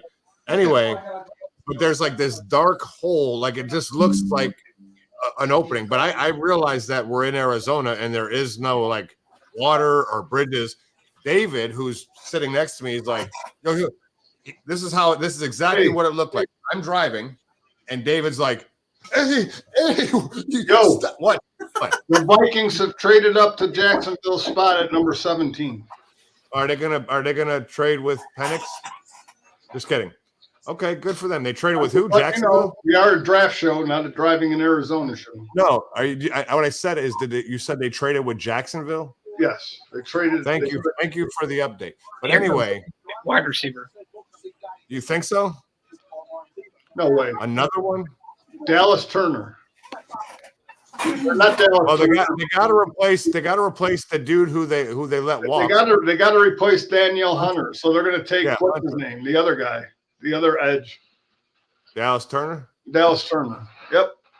Turner or Robinson from Penn State is. I'm really surprised that Turner's still on the board at pick 18 or 17. Hey, they said that the NFL broke a record right now by having 14 straight offensive players. Also broke a record by having 6 quarterbacks drafted in the first 12 picks. Those are just little. The 5th round pick in this year's draft, 167, a 25 third, and a 25 fourth. Wow, that's not bad. Where did they move up from? 23? Yeah. And who is this? Did they trade with Jacksonville? So Jacksonville went down to they just swapped the first round pick. Jacksonville went down to 23. Yep. Do you guys see the difference in the draft rooms? Like everybody's like high-fiving, hugging, and then they showed the Raiders draft room, and they were just like, "Yeah, we got screwed." Well, they were like, "Face, like okay, be excited." They were cussing out Atlanta. They couldn't help that they picked the quarterback. Atlanta screwed them. Well, I'm telling you, Atlanta screwed them. I don't know why they did it. It's kind of like the Steelers picking up Justin Fields. There's 7 of them out there. Dallas Turner. You're right. That's a good pick. Good pick. Dallas Turner. He looks pissed off here. Oh, he's angry. He said I should have been the 5th pick overall. That's right. Get a DN with the chip on his shoulder. Yeah. I don't understand. It's like you just got drafted into the NFL regardless. This is your Brian Thomas Jr. pick right here coming up, David. Yeah, they have to replace Higgins because they're going to move on from Higgins. And Hendrickson. What do we think of that? I think that's crazy.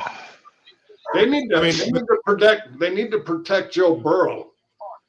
What about Jackson Powers Johnson? Oh God. Hey, you know what's funny? Real quick, Eric. I just want to say this. I like the fact that you asked that question because it's in her division. It's fine. But you know what? I just saw you're tracking where all these players in Buffalo and how bad it was. We were talking about. No one requested trades, right? No one's requested trades from Pittsburgh. No one's requested. I mean, I'm saying that because we look at teams like Cincinnati, for instance.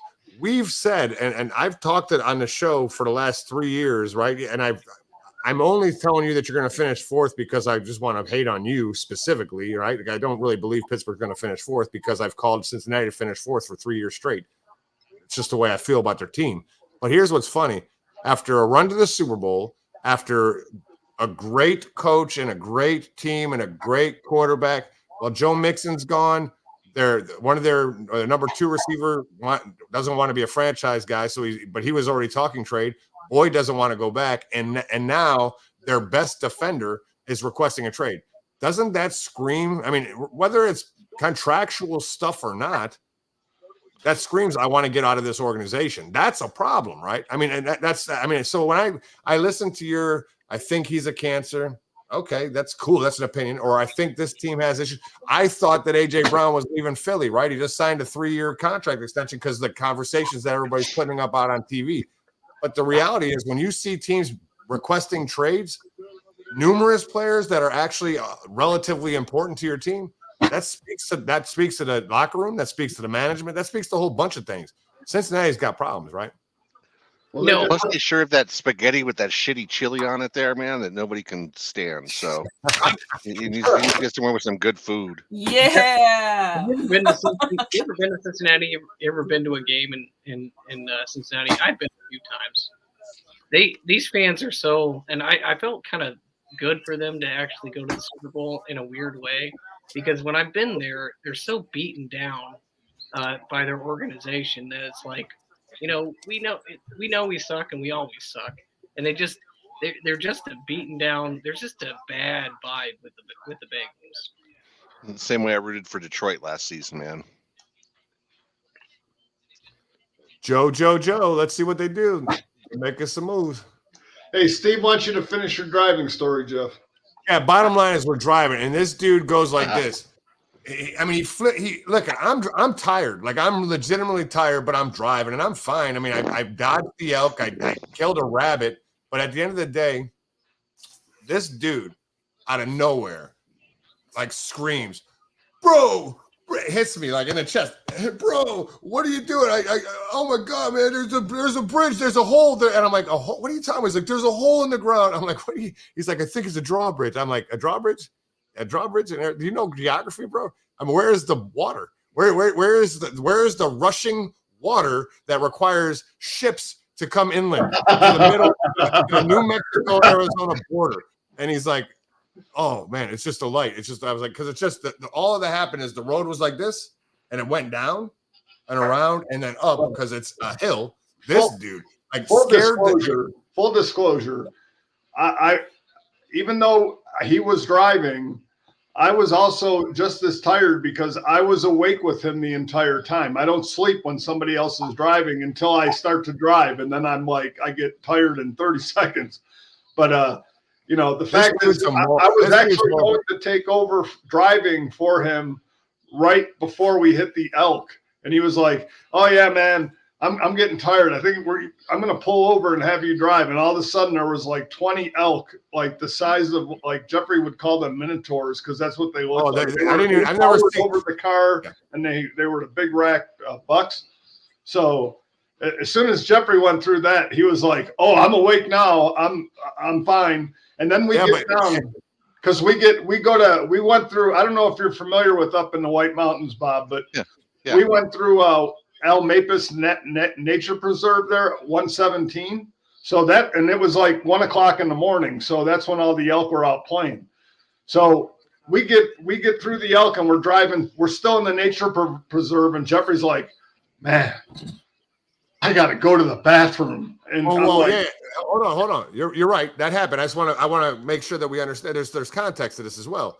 So all the way, first of all, I've never used Google Maps after that trip in my life. It made zero sense to send people that didn't know anything about, like, I'm not an animal guy. I don't want to go through a nature preserve at 1 o'clock in the morning. It's pitch black. And these animals, like, I've never seen an elk in real life. I'm from Buffalo. We don't have elk. I'm in Tampa. We have small deer.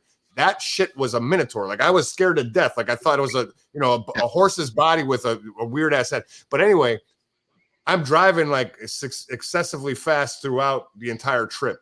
And then we got there and it says elk crossing, blah, blah, blah. And I'm like, okay, well, we'll see what they look like. Because I don't even know what an elk is at the point, right? Like, I thought it was just another name for a baby deer. Anyway, so I'm still driving relatively fast in pitch black temperatures. Or pitch black, it's black outside. All of a sudden, not temperatures, but I see this thing. And I'm like, what is that, right? It was enormous, right? So anyway, instead of driving quick, because there were so many, I had to go like 4.3 miles per hour. Like, because I don't want to hit them because they'll destroy the car. Like, I mean, you just know that. But what was funny is before I had to stop to pee, David, we were driving slow, and there's this big ass elk on, like he's on the side, like he's right there on the road, like right there on the side, like looking at the road. So I drive real slow, like I was, and then I rolled his window down and stopped. So this elk is like right there with his big ass head, and David crawls on my lap, and he's like, "Close the window." I was like, "All right, bro. I don't know why you're so upset about this thing." I mean, anyway. Is this the same trip you guys almost died in Dallas? Yeah, the same exact trip. Oh man, every trip we almost die, and it's this dude. I mean, this guy right here. He just does dumb shit. But yeah, anyway, you can't drive through Daily Plaza with your top down, man. Be careful in Dallas. No way. Oh, and then when we were going back to New York the one time, we were going through Nebraska, almost drove through a tornado. Oh my God, that was we drove through right before it came. Like you could see it was gonna be there was I guarantee you, we never looked, but we guarantee you there was a tornado. It was okay, pick us in, here comes Roger. Or maybe not. I thought it was. I remember you saying we were a draft show and not a tell a story about show.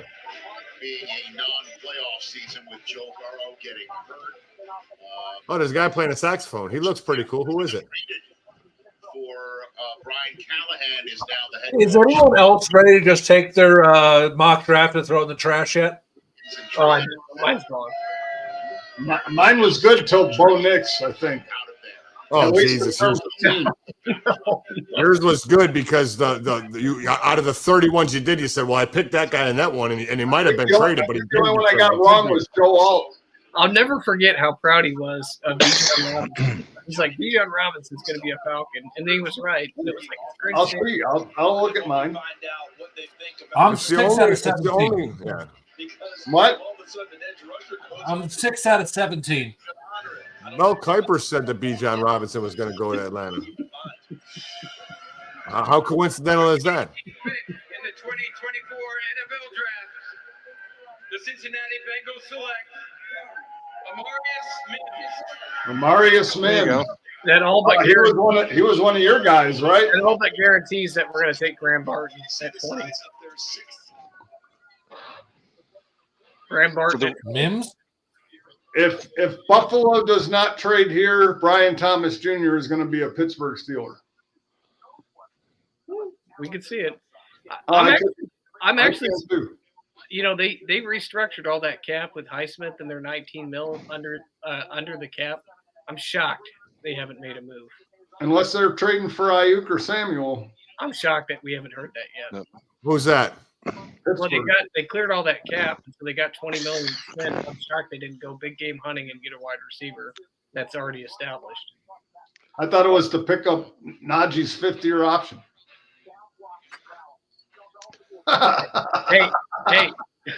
Hey!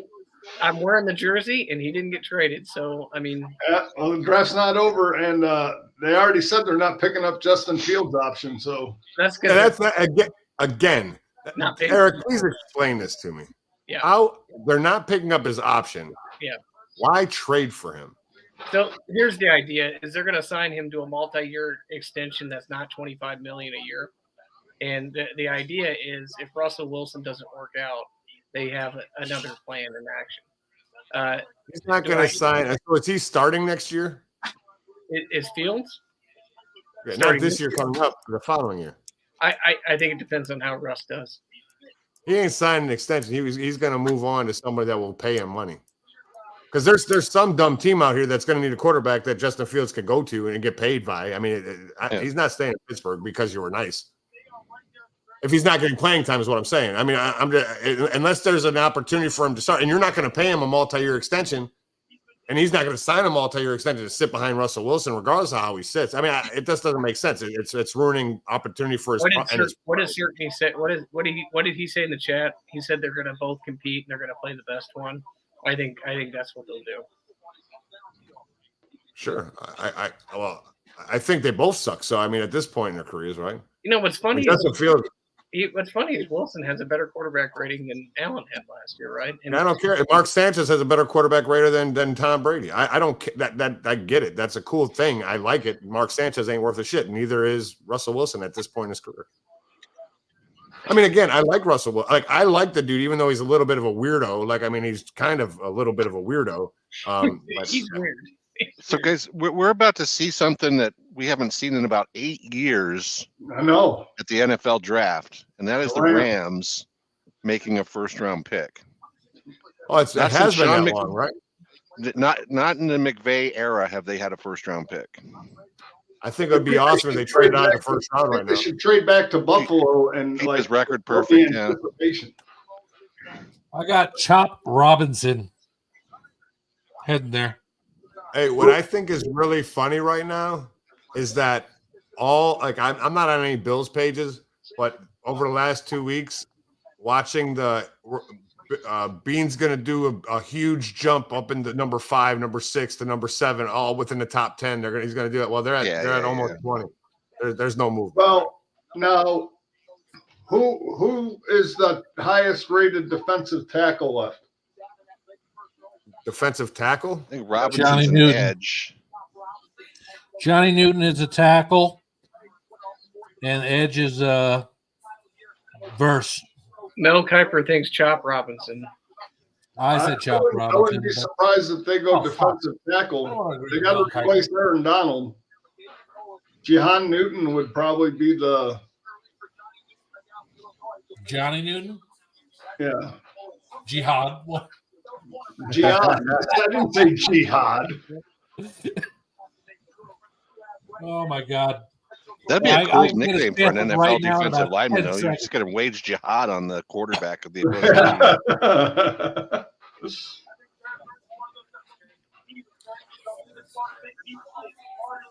team. Poor Christina, we have been shutting her out all night. She's not gotten to talk. She's about to fall asleep because that filet mignon, which, you know.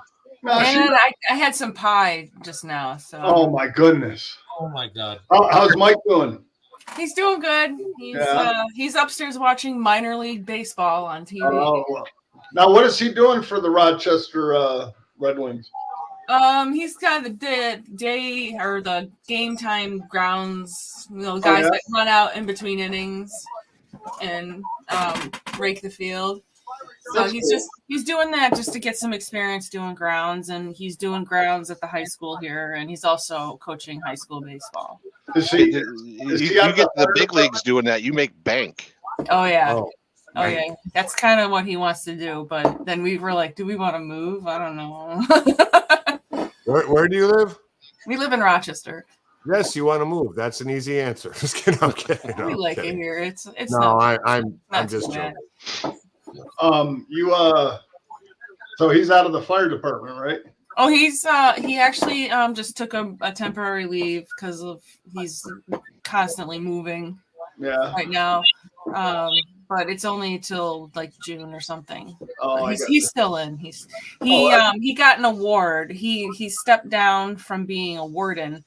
Oh yeah, I saw that picture. That's right. Yeah, that's this thing here. Yep. They just gave him like a thank you for helping kind of award. He's still in. He's just not doing a lot of the same stuff. Oh, that's cool.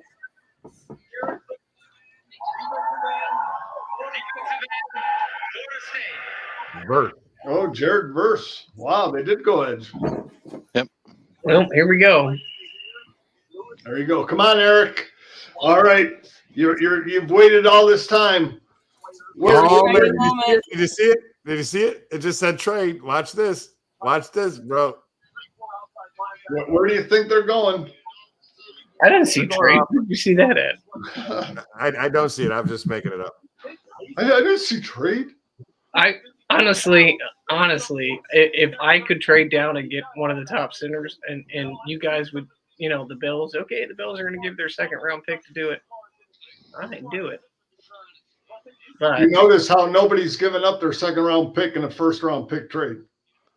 That's why I wouldn't do it. I have high prices, man. So if you're moving up 8 picks, I don't want no damn 50. Yeah, but you don't really set them, which is really cool. So let me ask you this. I can't pretend I set them. What is your most pressing need? I would say probably interior line. Mason Cole was so bad last year that you can say, well, if TJ Watt played that game, they win. I think our center was so bad that you guys got interior pressure, which caused a lot of bad throws. But you just went out and paid a 34-year-old quarterback $1 million to play for you because the other team's paying 35. So we paid him $1 million. Huh? We paid him $1 million. $1 million. That's what I said. Yeah. Yeah, I said you're paying him $1 million because the other team's paying him 35, and you have one wide receiver on your roster. We can get a decent receiver in round 2. Okay. You can. Well, that's fine with me. I'd be happy about that. I'd be happy if Philly passed up on him. I think George Pickens is plenty enough if you get a decent number 2. That George Pickens will make plays the way he goes. If you get a good receiver, George Pickens is the problem week 3. Oh, why aren't you throwing to me? That's going to happen. It's going to happen. I mean, that's an inevitability. That's an issue. That's the problem. But in all honesty, if I'm Pittsburgh, I'd go Jackson Powers Johnson. No, I would go Graham Barton. He's the best center. You think so? Yeah. Yeah, that's what Sean says in the chat. Sean put it up at 723 that Barton is the guy that he would choose. Yeah, I think because, look, he's got explosiveness and he's got versatility, but he also has, I think, great awareness. And Jackson Power Johnson, he's got some medical concerns that's causing him to drop down in the draft. And that have any of the cornerbacks gone yet? No. Nope. Which is where you guys are going. Joey Porter Jr. is all they got. What if you got Terry and Arnold? Dante Jackson is not a bad corner. Who? He's exactly. Exactly. It doesn't matter, man. He wears yellow and black. The golden black. He's a Hall of Famer soon. He's the next Ronnie Lott. He's the next Ike Taylor. Who's the next Ike Taylor? No, any bad cornerback is the next Ike. You hate on Ike Taylor. But I remember him shadowing Chad Johnson from these top flight wide receivers all the time. Just because he didn't make picks doesn't mean he was. The pick is in, Eric. The pick is in. This is going to be Terrion Arnold. I would be shocked.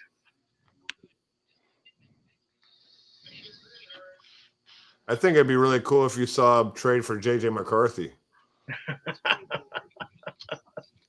And give up their 4th round pick. Everybody in Pittsburgh. I was talking to some of my friends over there, and they were like, "We brought in Michael Penix. We can't draft a quarterback and have 3 quarterbacks. It's going to be chaos." And they were worried about us taking Penix today, so I'm glad we didn't.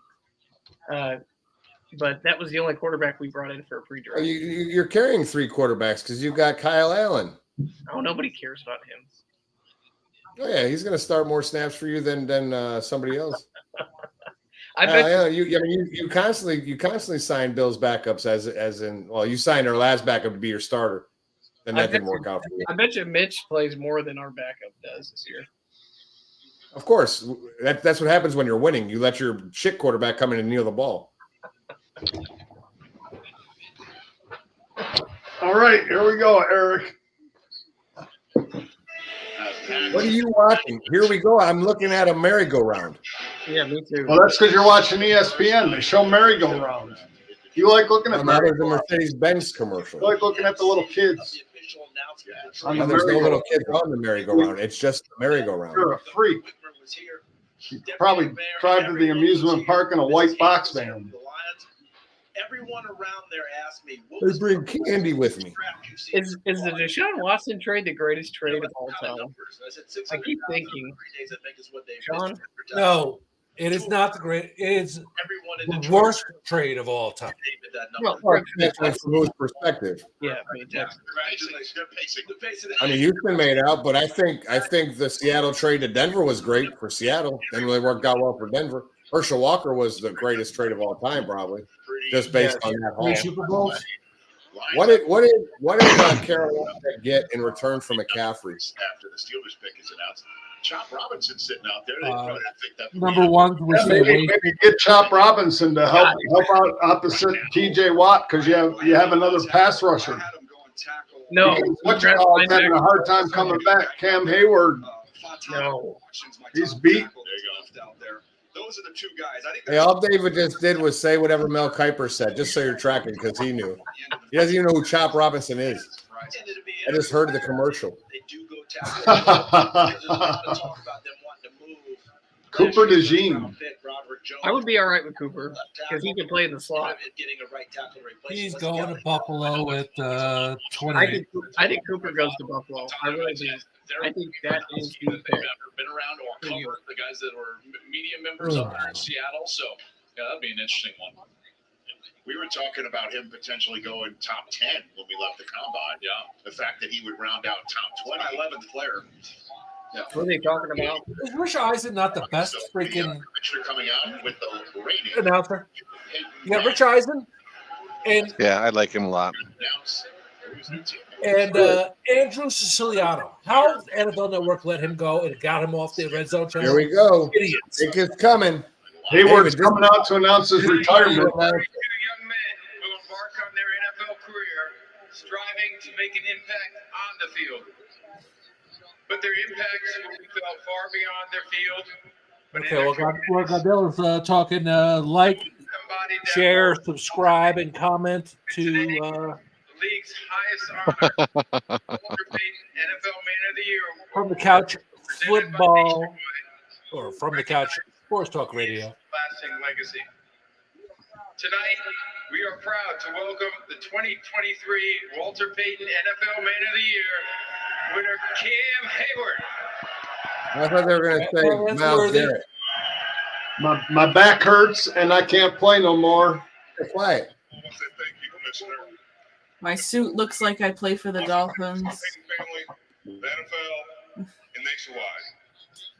The NFL draft is special. To my fellow NFL players and the prospects joining the league this week, I want to challenge you. Use your platform to brighten someone's day. The opportunity before you is a gift. And by coming here and being in this league, seize that moment. Be better in our communities, be better for our league, and our world. Thank you so much.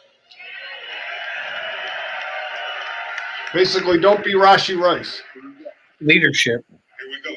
And with the 20th pick in the 2024 NFL Draft, the Pittsburgh Steelers select Troy Fautanu, tackle, Washington. Troy Fautanu.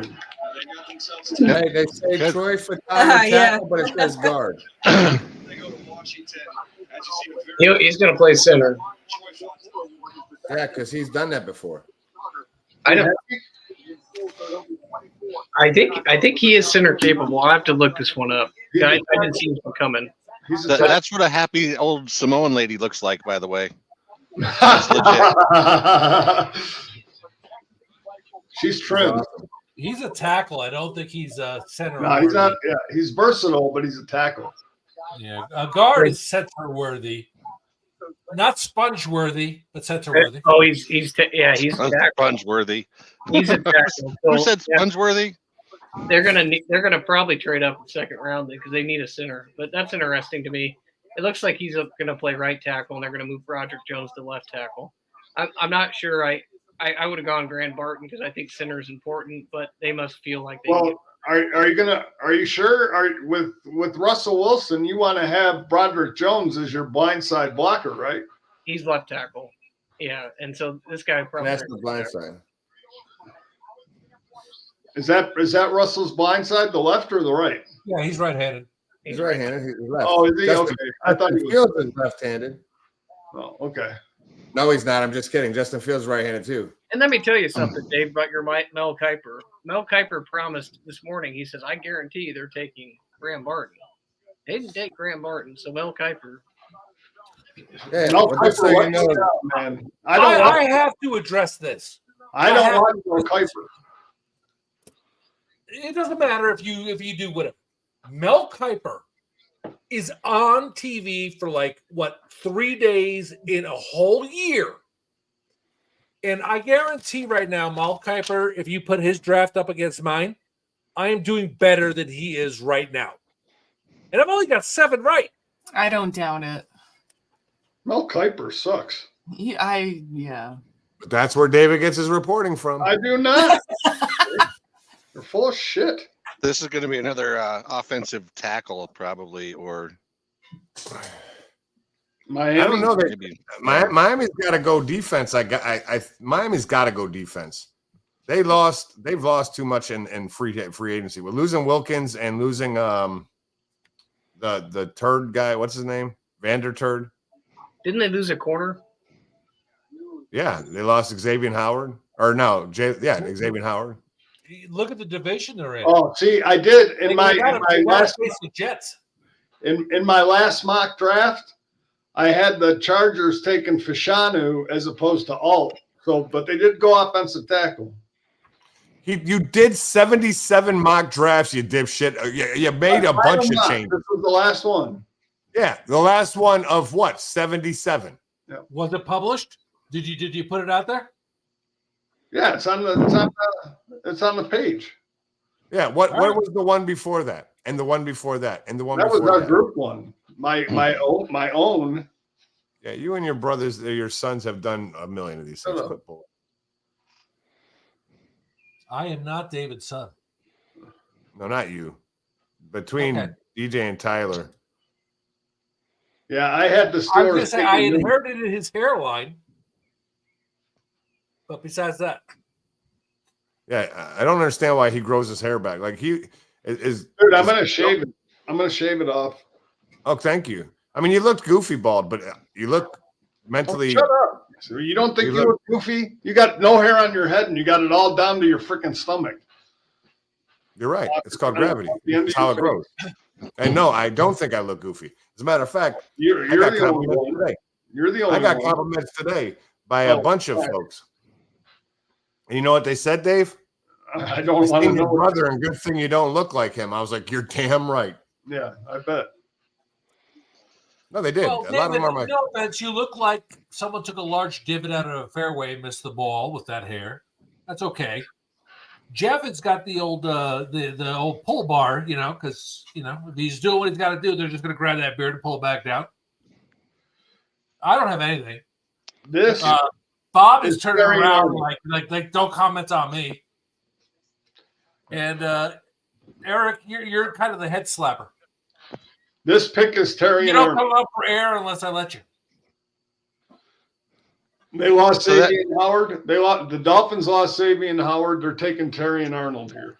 So, Jeff, if you and I ever got in a fight, that is the first thing I would grab onto, and I would proceed to beat your ass into. That's what his boyfriend grabs onto. It's the first thing he grabs on.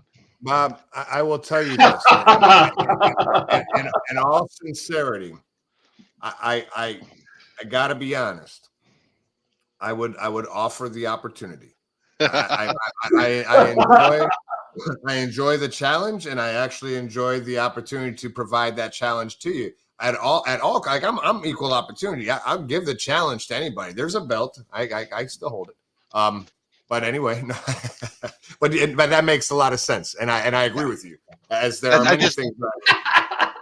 I just say that because the worst beating I ever took was I was wearing a tie. Yeah, and the guy grabbed a hold of my tie and didn't let go. And from that night on, anytime I tended bar at this bar I was working at, I wore a clip on. Yeah. Yeah, where do you go, right? You're exactly right. I mean, if someone gets a hold of it, they're going to rip your face off before anything else, and it's not going nowhere. You're right. Oh, don't get me wrong. I'm very well aware. But if I was going to plan a fight, I would braid it, put it in a little tie, maybe dip it behind me. No, I'm kidding. So do you think they go Terry and Arnold here? No. Christina, Mel Kiper said that it's going to be the first white cornerback drafted in forever. Can't hear you. I'm sorry. I was asking if you ever beat someone down because everyone else is here talking about the first white cornerback since Jason Sehorn. It's crazy. Not really. Like when I was in the Army and the basic training, they taught us how to like first level combatives, but I was the one getting my ass kicked. So when were you in the Army, Christina? 09 to 17. Oh shit! It's a long time. That was reserves. I didn't. But you went to Fort Jackson for basic training. Yeah. Where at? You know what company you were in? Alpha 239. Okay. Oh, Chop Robinson. Look at that. Wow. Why, were you a drill sergeant, Jeff? Yeah, I was a drill sergeant, but not in 09. I was a drill sergeant from 04 to 07. That'd have been at fun. Jackson. That would've been great. Oh no, but she would have.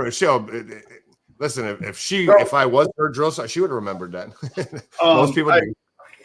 I forgot to do this, and we'll do this now because Sean asked me to do this, and I forgot to do it at the beginning of the show. But it's the 20th anniversary of the death of Pat Tillman. Oh yeah. Being killed by friendly fire in Iraq. Friendly fire. So it was friendly fire. Friendly fire. Maybe it was. It was fire. He got killed by fire. Yes, he was killed in action serving our country. Friendly is in the eye of the beholder. Yeah. But no, in all seriousness, though, it is 20 years that he's been gone. Left the NFL, went to fight for his country, was unfortunately killed. Jeffrey's trying not to. No, I'm listening. I'm watching it. I'm listening to you. Oh, okay. And so I mean, that is the ultimate sacrifice, to give up a career, a lucrative career, to go into the Army and try to serve your country the best you can, and to not come back. It is a shame and it's unfortunate. So we do honor the life of Pat Tillman. Anything you want to add, Sean? No, what you said is perfect. And, again, here's a person who left a dream job for people and gave it up for you. That's it. I left the Holiday Inn washing dishes to join, and I don't get any praise. That was a dream job myself. Because you're still sitting here. Oh well, that part too. Go step on an IED. I'll praise you next year. I'm good. I joined to get away from a bad boyfriend. Wow, we're just like this is. See, I never served because I'm a pussy. So excuse my language. That's okay. That's okay. It's okay. It's okay, Sean. Everybody's got their role. You get. There's a place for everybody in society. There is. Man, I was born to this, to give you entertainment, to make fun of Jeffrey masturbating with his beard. So I was reading some of the comments, and the wrestling fans will appreciate this, and Dave, you'll appreciate this. I was reading reaction to drafting this guy to play tackle in all subject, and I'm sorry, I was not paying close enough attention, but everybody's comparing him to a Bloodline member. So yep. I love it. So ideally, we could be the villains, just like I'm the villain on the show. But anyways, I got a kick out of that. There you go. You drafted the tribal chief. The tribal chief. What do you think happens with him, by the way? I know it's a draft show, but do you think he's done? Who? No. Roman Reigns? No, he's coming back. I think so. Kirk Cousins was not given a heads up they were drafting Michael Penix. So now he's going to demand a trade here, right? No, why does he care? Listen, at the end of the day, didn't he get $100 million or $180 million? There's no competition there. And if there is, he still has $180 million. I don't think Kirk Cousins gives a damn. But I think that he's like, well, what organization did I actually get traded to that picks a quarterback like right now? Like, are you dumb? They're the same organization that thought, Kyle Pitts was worth the 8th pick and Bijan Robinson was worth the 7th pick. What is the worst division always every year? The South. NFC South. Yeah, and so, and why? Because they're idiots and they don't run the franchise. In fairness, had they hired Bill Belichick, they would have drafted the 4th round offensive guard from Youngstown State. That was his dog. That was his dog that year. Oh, sorry. Yes, and Cole Strange So, where does Philly go here? The pick is in. Where do they go? Well, they solidified their offense. They're going to go to the defense. Cooper DeJean. Cooper DeJean goes here. No. Terry and Arnold. Mitchell. I'm just going to keep saying cornerback until somebody drafts a goddamn cornerback. Yes, especially because he's from Iowa. Arnold. Oh, sorry. Arnold or Mitchell? I think Christina's the logical Bills fan here on the chat because these guys want to throw it 50 times and have 5 wide receiver sets. I want Jonathan Brooks. What are you talking about? Defense wins championships, so hey. Not our defense. Maybe which is why we have no championships. So well, maybe if we had a defensive coach who at least knew how to call a defense. Warren Sapp said the last time a defense, I mean, he just said it 2 days ago. He goes, in the NFL, defenses don't win championships anymore. Bottom line is it used to, and now it doesn't. Because great defenses. That's why you're not the logical logic. I mean, you're defense wins championships all across the board in sports. You're listening to Warren Sapp. No, well, I'm listening to a guy who had probably a top 3 defense of all time when they won the Super Bowl. But here's the deal: you can you can go Google if you want champions of the last 5 years and tell me which one had the top defense of those. Kansas City was pretty good last year. Oh no, they were pretty good. You're right. They actually had a good year. They weren't the best defense in the NFL. As a matter of fact, they played against the better defense and they lost. The better defense was San Francisco in the stats, right? They just had a really good run in the playoffs. I don't believe anything Kansas City does anymore. I think it's an illusion. Kansas City's crazy. I think we need Mark MADDOX to start being a referee in the football league. That's really cool. We had him on the show tonight. That was cool, and I'm glad that he ripped into Goodell. Mark's a good guy. I love hanging out with him, man. Oh, he's amazing. One of the most successful players from the program is the Philadelphia Eagles, Jordan Mailata. The Eagles select Jeffy Dahmer. That's New York. We get ice cream. I love that. That's probably one of my favorite lines of any movie ever. That he is, Karen. He is a great guy. Let's go. How good is this? Thank you, Uncle Roger. Good evening to those of you from the beautiful. How does he have the draft pick out there? This is predetermined. In the 2024 NFL draft. What time is it in Australia? Quinion Mitchell, defensive back to leader. Quinion Mitchell. Oh my God! I got another one. I got that one. All right. Well, now Jaguars we're on, right? Yeah, they're gonna go defense. Terry and Arnold. I had oh no, he was already picked, so it doesn't matter what the fuck I said. That'd be awesome if Buffalo jumped ahead of Dallas again this year and took Brian Thomas Jr. because I know Dallas needs a wide receiver. They did it last year and took Dalton Kincaid. That would be funny as shit. Didn't they trade with Jacksonville last year too? Oh, Buffalo? Didn't Buffalo trade with Jacksonville to move up ahead of Dallas and take Kincaid? Yes. Oh, that would be so awesome if they did it again and took Dallas Thomas Jr. About that. That was funny. I know you want Cooper DeJean. I get it. I think you're gonna get him. I want you to you think draft. Dallas is going receiver? What? I want you You to think, draft. you think Dallas is going receiver? No. Yeah, I think they are. They need one. They got CeeDee Lamb. And They got Michael Gallup. They have CeeDee Lamb. And they're re-signing. They're re-signing Ezekiel Elliott. They don't have an offense. They're re-signing Zeke to play behind Najee Harris. You go. For a third and a fifth. I might consider a third. In 20 years.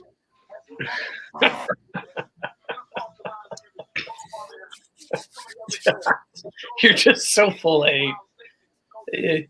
It's every other word is just some sort of hate that comes out about Ben Roethlisberger. Anything that makes you feel as though it's a good thing, I'll definitely add the pause for effect, and then something that's awful. I'm good at this game, Eric, of shit talk. I'm actually like I could do this. Yes, David. Jacksonville.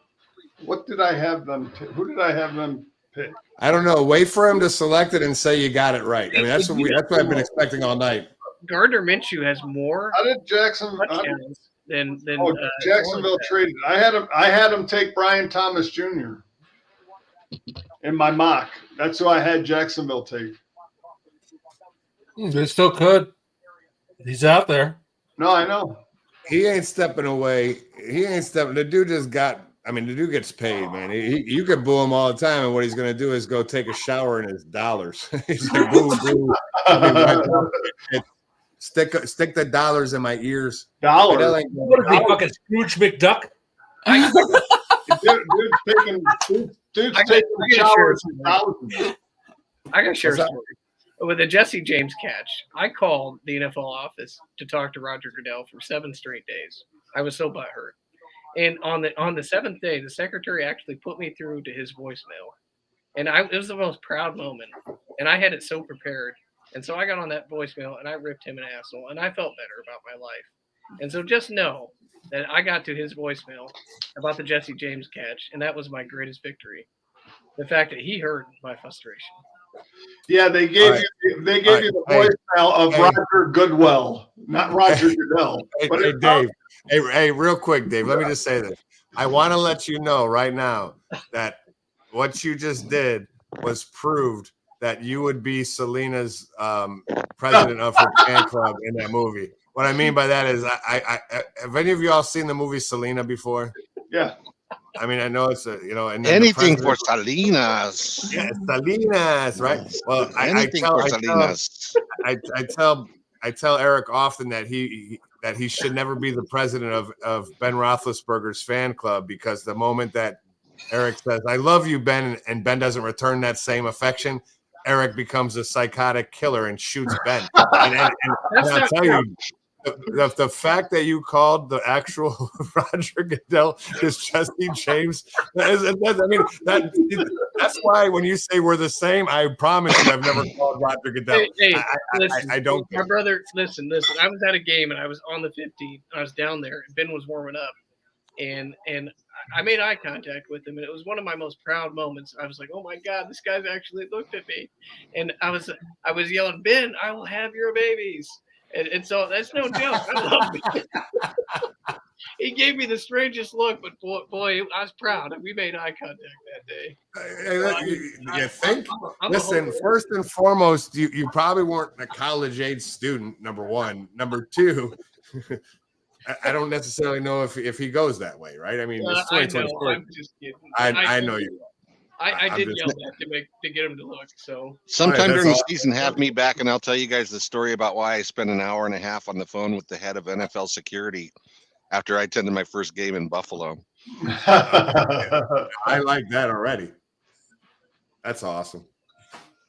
The Jacksonville Jaguars. Let's see where we go. The Jacksonville Jaguars select Brian Thomas Jr. Yep, bingo. So Dave's going to claim this is. Who is that dude in the draft room? Wow. That mustache is killing it, brother. Oh no, but now Christina, you might get your Cooper DeJean. So who does have? So real quick, Dallas. What the hell do they do? Yeah, but okay. So who are the receivers in Jacksonville now? Jacksonville has Thomas Jr., Christian Kirk. Yeah. Zay Jones, and Brian Thomas Jr. They have somebody else. I know that Calvin Ridley left, but they got someone to replace Calvin Ridley. Who was it? I don't remember.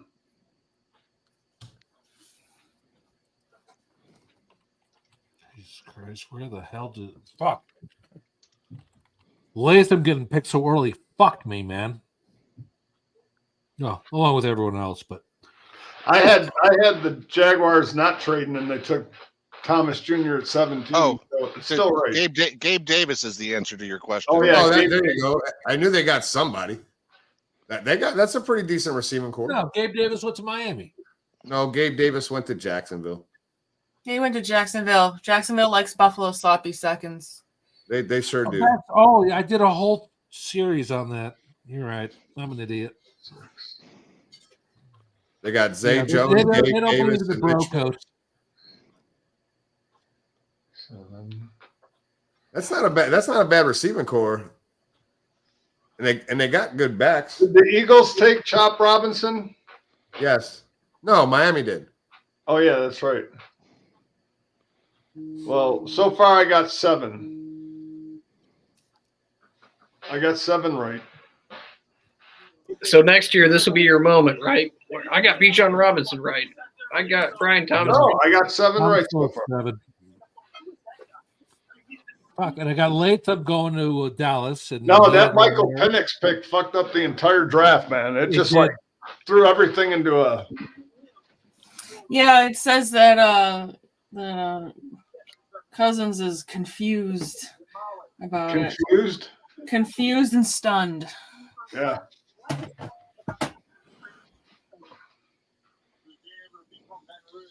Fuck. What do they do? I would be too, considering. I mean, I would not actually be surprised to see Buffalo trade out of the first round. No, they're gonna get Cooper DeJean. Stop it. I don't know. I will take Arizona. Arizona picks before them. Arizona picks before Buffalo? Yep. Oh, I had them getting Kool-Aid. Green Bay could take Cooper DeJean. No. No. Don't bring that shit on me, Bobby. Don't you put that out. Don't put that evil on me, Ricky Bobby. Don't bring that evil on me, Ricky Bobby. I can't feel my leg. I can't. Don't you bring that shit on me, Ricky. In my mock draft, I had Buffalo taking Xavier Worthy. Oh, that's a good one. Yeah, they could go Xavier Worthy. I have Tampa Bay taking Jackson Powers Johnson. Oh, look at the Jerry Jones sign someone's holding up. You guys remember? You said that name for like 4 different teams, Dave. Just so you know, by the way. Huh? You've said that dude's name for 4 different teams. At some point, you're going to be right. And that's really good. Shut up. No, I'm just talking about my mock. Freaking shit. I have Green Bay I had Dallas taking Troy Fatanu, which that's not happening now because he was already drafted. I have Green Bay taking Cooper DeJean, Tampa taking Jackson Powers Johnson, Arizona taking Nate Wiggins, and Buffalo taking Xavier Worthy. Detroit taking Christian Hayes, Baltimore taking Adonai Mitchell, San Francisco taking Tyler Guyton. And all right, bro. Okay, listen, no one wants to hear your list. Wait till they come back and do it again. Like I don't understand why you're because I don't want you to sit there and tell me that I have this guy for this guy, this guy for this guy. I'm telling you who I have. No, but and that's cool. But the bottom line is that dude you just said about the 4 names, dude. You've said it for every team to include Pittsburgh. And you said because I know those teams actually. Because if he would have fit, you would have said, "I told you he was going to go there." Bob, why are you getting in on the action, Bob? I don't understand you. I thought we were like this, man, and now look at timeout. I got it, Bob. Since he's commenting, I was reading your 57-0 story the other day. Yeah, you got brought in there at goaltender. Would you do worse at goaltender? And 57. Oh, he was not a good goaltender. Now the flip, David was not a good goaltender. No, me. Oh, I was the truth. Yeah, but I was a trained marksman. I could tell Jeffrey exactly where I was going to shoot the puck at him or the ball at him, and I would be down in my basement, and I'm sitting there, and we used to get our water used to leak in the basement, so I had this tennis ball, and I got it all nice and wet. And I'm like, Jeffrey, this shot is coming right at your nuts. And I went, whack. He said, Jeffrey, this shot's coming at your eye. Whack, because they don't wear a helmet. Listen, let me, and it's fun. Oh, by the way, real quick, and Dallas we got with Detroit. They did? Yep. That older gentleman was very happy about that. Oh man, if I'm a Cowboys fan, I'm livid, bro. Nothing in the offseason, then you trade back. We're all in. We're all in on this draft. Ooh, I like that Lions necklace. Christian Hayes, offensive tackle. What if Dallas trades for T. Higgins? I mean, there's a bunch of folks, but I think they're going to trade for Najee Harris here in a minute. I will take a second-round pick. They're not giving up a second round. No one's getting a second round. Najee Harris ain't worth a second round pick. Then I don't want to trade him. Well, you don't want to trade him anyway, and the reality is that doesn't matter. You could say I don't want to trade anybody, and guess what happens? You don't have much of a. Dallas receives. I'm putting my good vibes in here, Jeff. Number 73, and Detroit got a 6th round pick. So what is it? A third for the 1st and the 6th. And they're not falling that far. That's not horrible. Because they don't know what they're doing. Jerry's probably sitting around there. Offensive guard Christian Hayes is who I see. That's what my mock says. Based on where Detroit was, or based on where they are now? Based on where they were. Where they are now, do they need cornerback help? Yes. Then Nate Wiggins. That'd be a good pick. That'd be a good pick. I'd buy. Oh no, he's already gone. He's not the best. He's not the best corner left. Christina, wouldn't it suck if Detroit stole our thunder and got Cooper? Yeah, why would they draft? First time they've broken my heart. But why would they draft Wiggins before DeJean anyway? I mean, Wiggins is fine. I don't know. It depends on measurables. I don't know. I don't know. I mean, the thing about Cooper DeJean is he's versatile. He can play cornerback or safety.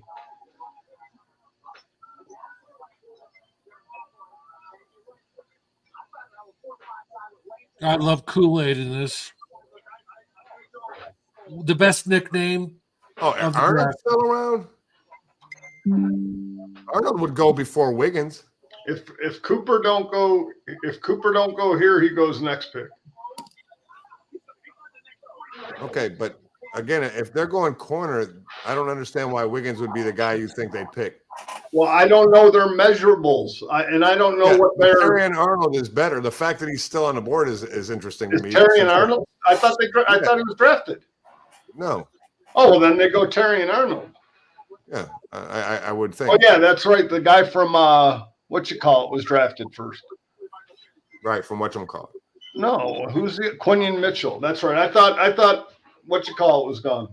So yeah, if they need a cornerback, they go Terrion Arnold. Hey, so check this out, Eric. Just for context from what Dave was talking about. We moved into our townhouse when I was 6 years old. They bought a pair of 6. Huh? You weren't 6. I was 6. Not when we played hockey. Listen, you didn't hear what I said. I said we moved into our townhouse when I was 6. Right. Listen to your ears or open them so you can hear. We started playing hockey, Dave, when I was 8. And I'll tell you, just think about the age. I'm 8 years old. David's 9 years older than me. So he was 16 years old, right? When I was 8. I mean, 17. Oh, no. You are 9 years older than me, dipshit. Not when I hit you in the nuts. No, you were 18 and 19. No, that was. That's not how time works. You're either 9 years apart or not. No, but that was later on. Yeah, listen, Peckerwood, you're trying to talk on a story that I said listen for the context, but you're acting like I'm telling the fucking story. You're a moron. Shut up for a minute. So Eric, we moved in. He's 9 years older than me, right? When he first got me the goalie pads to wear, I couldn't have 4 straps for grown folks that you put behind your ankle, on your calf, on the back, right above your knee, and on your thigh, right? You know where they go? I got to strap 2 of them. Darian Arnold. I told you, Dave, they wouldn't pick Wiggins, moron. Well, because I didn't realize Tarian was still there. Yeah, pay attention. This is a draft show, not a hockey talk show. Anyway, so bottom line is I used to stand there with pads on that I couldn't strap because I was too small. I had a stick and a waffle and a baseball glove, and I just stood there. And they would shoot the puck at me, or it was a tennis ball and a street hockey ball, and I would just stay. I couldn't move because I'm too small, but they would just clobber me. They weren't trying to score; they were trying to torture me.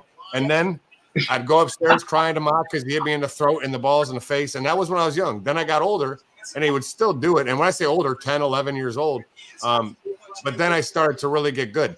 And then they used to get so mad because they thought they'd have like a goal, and I get them. I can kind of see why you're got so much anger to you. He's got aggression to you, right? Yeah, that's why whenever he gets those opportunities to take it out on me, he does. For all the years of abuse I put him through.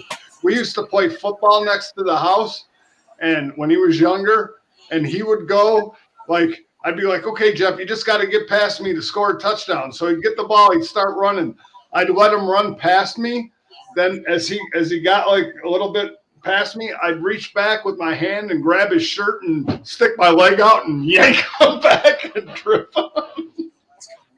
Hey, listen, I want you to consider this for a second. 17-year-old kid doing that to a 9-year-old or 8-year-old kid. And I want to let you know that is abuse, right? And so that's fine. And he tells the story proudly that he beat the shit out of me when I was 8. But I will tell you what he won't tell you proudly. He ain't doing that shit no more. Like I would say, there was a quick moment. I made him who he is today. Yeah, and right now, like I'll tell you, I make him cry. I would make him cry.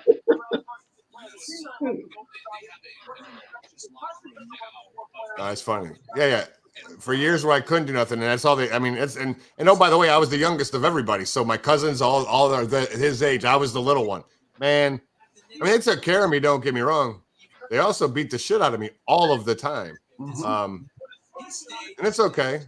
Then I got older, and now it's really funny how the conversations change. Like over online, like the virtual stuff is funny. David gets frustrated, but if it's like if he was sitting next to me.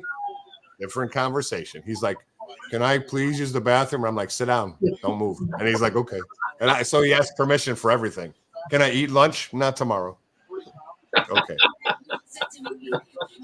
I'm surprised Jay hasn't jumped back on to talk about Kool-Aid or Cooper. Jay's there. He'll come back on and say stuff. Who's Green Bay got here?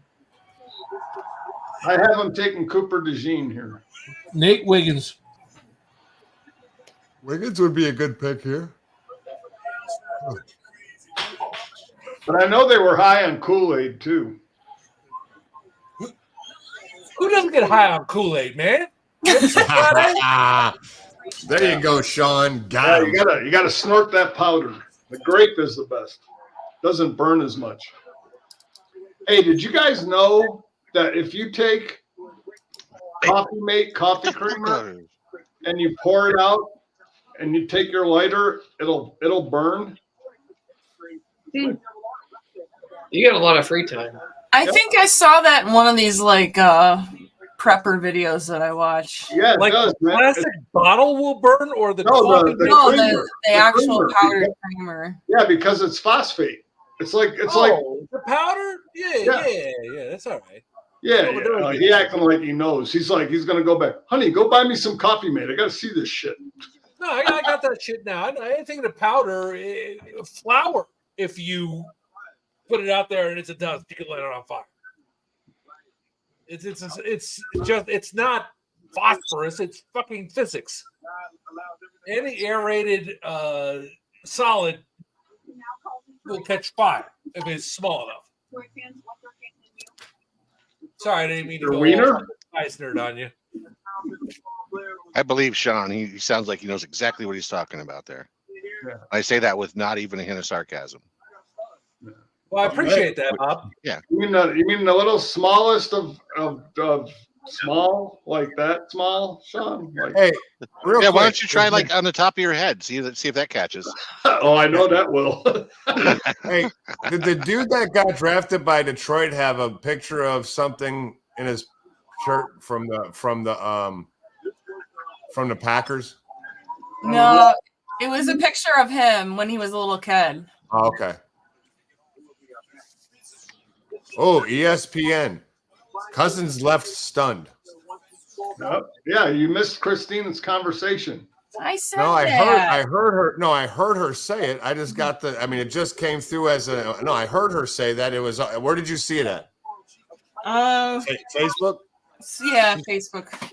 Yeah, I mean, is that what it was? It was you don't want to listen to her. We understand that, Jeff. No, I listened to what she said. I'm not saying it. It was an ESPN notification. It just came over my phone. I heard what she said. I'm just reading what it said. Quick question. Okay, here's a good question for you all. If you're Kirk Cousins, would you be stunned or delighted? I'd be guaranteed contract. I'd be pissed. No. I'd be pissed because if you're going to just draft a quarterback, you could have drafted a receiver, a tight end. You could have drafted an offensive lineman. You could have drafted someone that can impact the game. Instead, you drafted a dude. You just got $140 million guaranteed. And all of a sudden, they bring in this young buck if he takes over for you, dude. No, I don't think in any kind of way he's stunned because they got a quarterback that's going to take over for him. I think that at this point in his career, he's trying to shut up the critics and say I can win a Super Bowl. And then when you look at his teams that he's never had a top 5 defense. He's had offenses that have been prolific. Every year, 4,000 yards. Every year, a great TD touchdown to interception ratio. Yes, he's only won one playoff game. But at the end of the day, he's never had a defense. So why put me in a position to get a quarterback that can't help us at all? Okay, you know what? I will take that argument because that is true. Like fucking help me. Yeah, help you. Help me help you. Oh man, look at Jordan Morgan. Oh, I don't think any NFL player would want to see their team draft their potential replacement. There's just too much competitive spirit there. They want to play. They don't want to hold a clipboard. No. Yeah, I hear you, but hey, look, that's a crazy pick right there. No. Oh. Like, who really is Morgan? No. Oh, yeah. Yeah, that makes sense, though. I think that was that's their biggest need by far. If you look at their big board rankings were, Arizona. Oh, okay.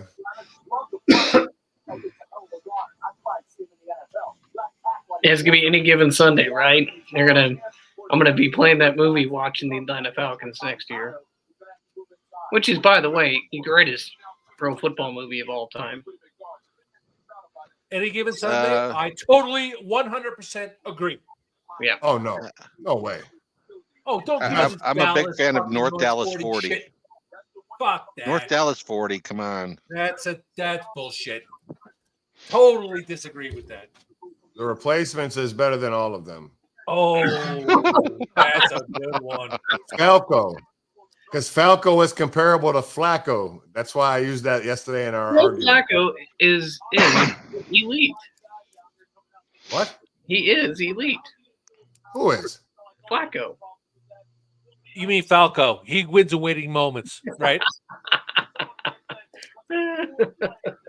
Joe Flacco, in no conversation in history of life besides out of your mouth, is as elite. I think history will disagree with you, Jeff, because he had that run to the Super Bowl and that playoff run. And honestly, I think your guy would trade every moment he's had his career to have one moment like that. That's cool. Doesn't make him elite. There's nothing elite about Joe Flacco at all. What he did was Zero. incredible. He went to Denver. Hey, so listen, let me ask you this. So in that thing I showed you where Matt Ryan was ahead of Ben Roethlisberger as far as Hall of Fame points, is Flacco above Matt Ryan? Because he's got to be. If that's the case, he's better than Ben Roethlisberger, Who's right? making the points? I don't know, man. It's what the points are for the people that are in the Hall of Fame. I don't know who makes the points. No. Those aren't for the people in the Hall of Fame. That's Pro Football Reference. Somebody is compiling stats and making their own made up Hall of Fame. And they're probably based on some level of real stats, right? I don't know because I've never seen that stat before. I sent it to you. I know. That's the first time I've seen it. Yeah, which shows that Ben is behind Matt Ryan. You're just so fillet. But I mean, I don't really care where they line up. Either way, they're equal. I mean, one could be better than the other, but it's not like one's 45 steps ahead. They're fine. Matt Ryan, Ben Roethlisberger, same guy. Insert Phillip Rivers, you're good to go. Insert Eli Manning, the same. But here's the deal: Joe Flacco is not in any one of those conversations. Your dream is still alive, Christina. What makes you hate Ben so bad? Because he's an okay quarterback. I mean, it's not that I hate him. I mean, he's only what your guy is if your guy won championships. Okay, but he's only what his championships are because Jerome Bettis won him and Marvin Harris James Harrison ran a 99-yard touchdown. I mean, it's cool to have complimentary shit. It's cool to have like a horrible game, have nice drive, and a good 99-yard interception return for a touchdown, and then say Ben did something great. And there's nothing spectacular there. The Immaculate Redemption wasn't a spectacular weighty moment, huh? When he was in goal line and he has nobody that's got any speed and he tackles Nick Harper. That was pretty clutch. I mean, what happened? You remember the Indianapolis game where Jerome Bettis dropped the ball on the goal line and he's got nobody with speed, and it's like they're going to lose the game if he can't make that tackle. And he tackles a corner and saves the game. Then Vanderjagt goes ahead and misses the field goal. Oh, so his tackling skill makes him elite now because he did something on the defense side. Well, Larry Fitzgerald did that shit too. He's a football player, Jeff. Good on him. I'm glad he made a tackle. I mean, maybe if Mac Jones would have watched him more, he wouldn't have got kicked in the face when he got run over after his dumbass interception throw and got run over. Gotcha, man. I mean, the thing is Josh Allen doesn't have to worry about tackling people, right? Because they get tackled. And you look at stats. Ben's top 5 in almost all the stats. So, I mean, he's top 5. He's got the rings. Okay. And again, like I would sit there and argue until the day I die, is that we can sit there and everybody can say Tom Brady's the best quarterback of all time, and I'll never agree with them. I never will agree with them. I don't care how many Super Bowls he has. That's a good team accomplishment. The fact that every one of those 7 Super Bowls on all the teams he played on had a top 5 defense, every one of them.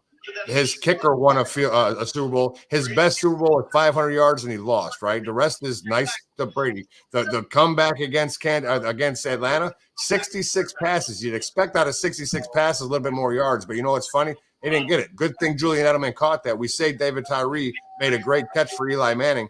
Edelman made a great catch too.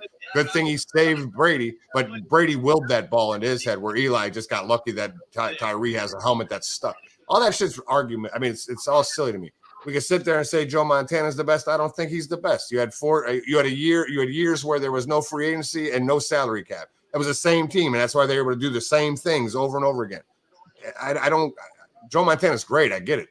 Peyton Manning is the best quarterback to ever play the game. Leaps and bounds above Ben Roethlisberger and all the other average quarterbacks. Manning is better than Roethlisberger, but Manning is not better than Brady. Manning in big games in the playoffs until he got over the hump.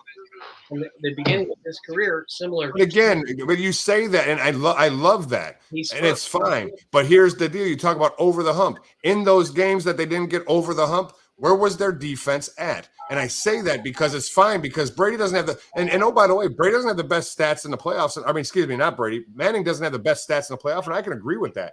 But at the same time, and Brady's first Super Bowl win, he threw no touchdown passes throughout the entire playoffs. Their defense scored more touchdowns than their offense, or their passing quarterback, because they ran. Tampa Bay took Graham Barton from Duke. The best. Oh wow. Wow, look at that, Eric. Your guy fell down 6 more spots. Well, I knew they needed a center because Jason Lick retired, or what's his guy's name? No, not like Mangold, not Mangold. the guy who's just Jensen. Yeah, I knew they needed a center. Yeah, but that's crazy to me. What's that? I was gonna say you mentioned Dak Prescott as an MVP candidate earlier because of how his team performed after he got hurt. Yeah. I made the same argument for Peyton Manning in 2011, where the Colts went from I think 12-4, maybe 10-6 the year before, and he missed the entire season. They were 1-15, so not only shows you how important he was to their team, but it also put that team in a position then to be able to draft Andrew Luck. Yep. Right. As Manning left the organization. I think that was part Manning getting hurt and part, hey, you guys just really suck because we don't want to win. Then that doesn't happen either. There's no I'm kidding. Tanking for Tua. That doesn't happen in the NFL. Those guys don't want to lose. So now where do the Cardinals go? Their pick is in. Kool-Aid. Now, if the guys that are still there and they're going cornerback, they're going to go Cooper DeJean. Hey, who did they get? Oh, they got Harrison Jr. Yeah. Wouldn't it be crazy? Wouldn't it be crazy if they got Worthy? No, they won't do that. It wouldn't be crazy. And why wouldn't they do that? They have no receivers. That would be perfect. Who's the safety for Buda Baker? They got Buda Baker. They don't need Cooper DeJean. Oh, Darius Robinson. Oh, shit. Here you go, Christina. Cooper DeJean going to the Buffalo Bills. I really hope not. I really don't want him. I don't know. I hate drafting defense in the first round because no matter what, you need weapons for Josh. He's the engine. Why are you sounding so dejected and they haven't even touched? Because I know Brandon Beane and Sean McDermott. That's the problem. I'm surprised they don't come up and draft friggin' Noah Gray, third round linebacker. They drafted Josh Allen. They drafted Josh Allen because they lost the best linebacker based on Eric's favorite gospel of PFF stats and Terrell Dodson. The highest rated linebacker by PFF was Terrell Dodson. And he's what, like 87th? Huh? What was he, like 87 out of the best? Yeah, he was the highest graded linebacker, according to PFF. I know, but in the first round, you take the best player available. At this stage, yeah. I agree.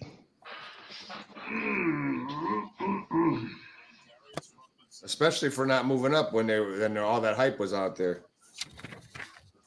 I didn't think we would move up because we don't have the ammo to move up. Like I said, I think they're doing it for next year. They got rid of all their cap space this year. They got rid of everything. That'd be awesome if it said Buffalo trades with San Francisco.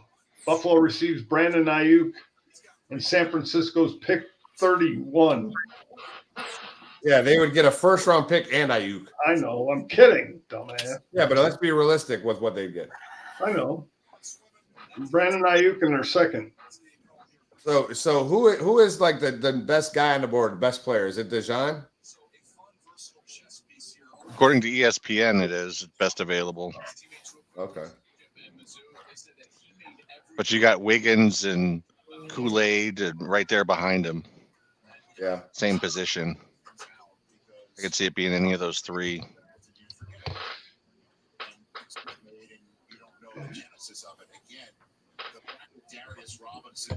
Xavier Worthy's on the board. Yeah. Adonai Mitchell's on the board. Xavier Leggett's on the board. The dude from Florida's on the board, Coleman. Lad McConkey's on the board. Yeah, McConkey shouldn't even be a conversation. No. Not in the first round. Well, I'm just saying. Giants back in '88. He gets Marvin Harrison tonight with the floor. And not for the Bills and what their need is at that position. He's a slot guy, I think. Yep. Isn't he? He is. Yep, that's exactly what he is. What does it mean to share this night with your hometown? Man, all the entire first round's already done. Oh, Buffalo traded their pick. To Kansas City. Oh, holy shit! No, they didn't. Yes, they did, dipshit. Yes, they did. Oh my god! I have like a splitting headache, and I just want to go to bed. We're going to be all the way to the end.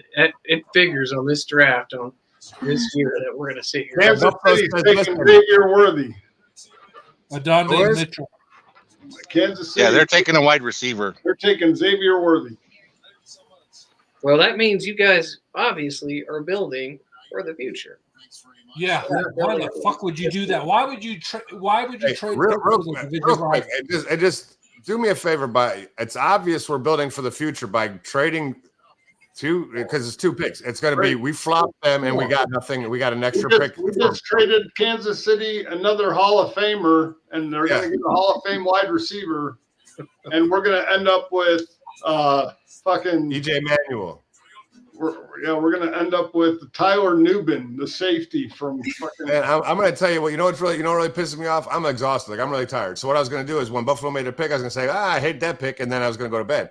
Now I got to wait for one more pick. It's some bullshit. I think Christina was planning on doing the same thing. Oh my god, my head's pounding. It's terrible. I know, Eric, you talk too much, man. You're giving Christina a headache. Yeah. God dang. You know, the one thing I have to say is Christina's been the quietest. Bob's been the second. Eric's been the third. It's been Dave and Jeff who've taken the oxygen out of this room. Well, I'm not really taking the oxygen out of the room because we're not in the same room. I might be, There's no need to state the obvious, Jeff. Okay. What did they give up their 3rd round pick? I don't know. I don't see what they gave up. I just see that they traded him. Oh my god, my head. My head. Dude. Oh my god, because you're still going to get Cooper if you move back. Not necessarily.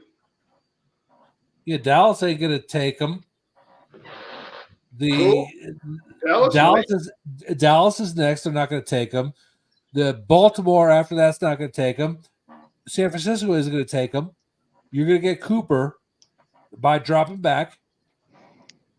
And, the Texans are probably going to either pick Worthy or Mitchell. They got Buffalo got 32, 95, and 221. Yeah, not bad. What is it? Buffalo got Kansas City got 28, 133, and 248. Buffalo got 32, 95, and 221. So Buffalo got into the 3rd round. That's good. Yeah, I don't understand. Like, see, Eric, that obviously says they're building for the future. It's an equal trade. We got a 3rd round pick where we didn't. Oh, we gave away one of our 5th. No, we got a 3rd round pick. We got a 3rd round pick, and we gave up a 5th. I mean, of which we had several. Exactly. I don't think it's building for the future. I mean, it's kind of we have a 3rd round pick. That's a good trade. I would take that any day. It's a good. I do agree. I'm Josh. I think the Bills are taking a receiver here then. But no. They're still on cornerback. I still see a cornerback here. No. I see a safety. I see DeJean. He's not. Deshaun, whatever the fuck you want to say. I wish KD was on here because he could correct my pronunciation of most of these Cooper names. DeJean.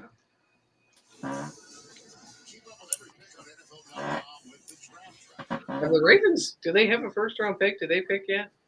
No, they pick after 30. It's 30. They're the 30th pick. Yeah, KD has them taken. KD has them taken Adonai Mitchell. Adonde Mitchell. No, because who are you saving, David? The W guy, the wide receiver? Adonai Mitchell? That doesn't start with a fucking W. Xavier Worthy. Yeah. That's where Kansas City's going, I think. Okay, if they do that, then Baltimore's going Mitchell. Yeah, that's what I said. That's what Katie had. Yep. I know, but I think I don't think. Let me ask a question real quick. How in the hell do you trade with the team that consistently beats you in the playoff to get a player that they want to get so they can beat you in the I don't understand. Like this shit right here, like that's the Bills are dumb to me. Here, Tyler says this. They go Nate Wiggins because they lost with Jeff, Jerry let me answer that question. It's because Big Baller Bean is running the team, and he is not very good. I've been telling you. Yeah, I disagree with that shit based on the fact that, again, we've been consistently, but we didn't win. I get it because we didn't win a Super Bowl. Okay, well, we've consistently been better than 95% of the league every year. Did Brandon Bean pick Kenny Pickett out of desperation? Does he pick players out of desperation? No, he don't. Pickett trade He doesn't pick players out of desperation. That guy retired, so he's no longer our GM. But he was. He needed to. I mean, he should have jumped off a bridge with that bullshit pick. But then again, we watched him pick Duck Dynasty and the dude who just left to go to Tennessee to back up whoever. What's his name? Mason Rudolph. Your GM picked you just to be 9-8 or 8-7 or 9-7, whatever.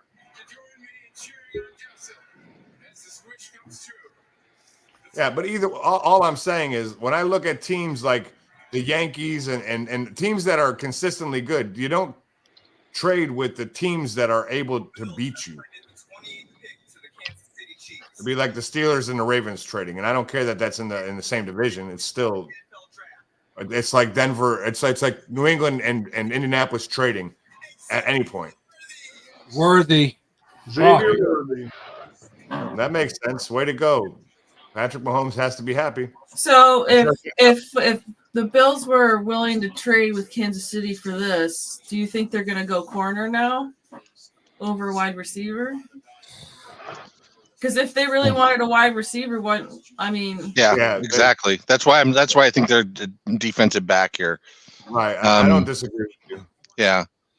And I think Kansas City's going to have this guy fly in tomorrow to meet the team, see the facilities, and they're going to take his driver's license away from him. Yeah, no shit. He's going to be like Juju on the bike. He's going to ride his bike everywhere. There you go. Wow. So now we got Dallas on the clock, right? Dallas and is on the the pick clock. is in. It is a wide receiver. Mitchell at this point. Or Thomas Jr. I think Coleman from Florida State is someone that no one's really looking at. I think he's really good. Devontae Walker. I don't think the Dallas. I don't think he's projected to go until the late second, early third. But even at that, I don't know. Buffalo liked him. Maybe that's who they traded because they knew they were going for Worthy. Maybe Buffalo goes Devondre Sweat, defensive tackle. I mean, he's fallen far as shit. I mean, when you think about it, well, when you get a DUI, that does that to you. Well, yeah, no, I got you. To be honest with you, that's I think in late bad weather games, not a bad pick. Yeah. I mean, what wins that? games? Stopping And no offense, but this guy got the DUI. He was just sitting at a light and someone rear-ended him. It wasn't like he was driving and he hit somebody. How did he get to the residence? He drove.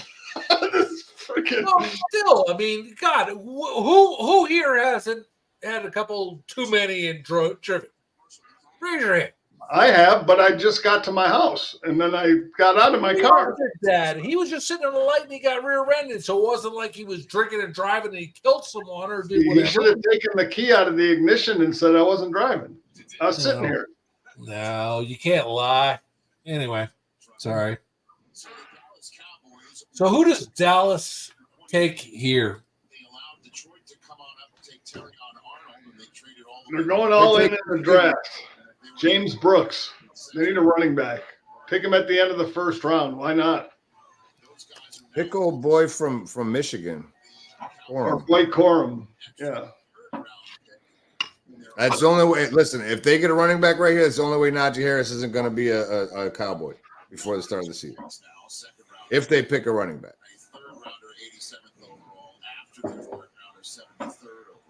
I think they go wide receiver.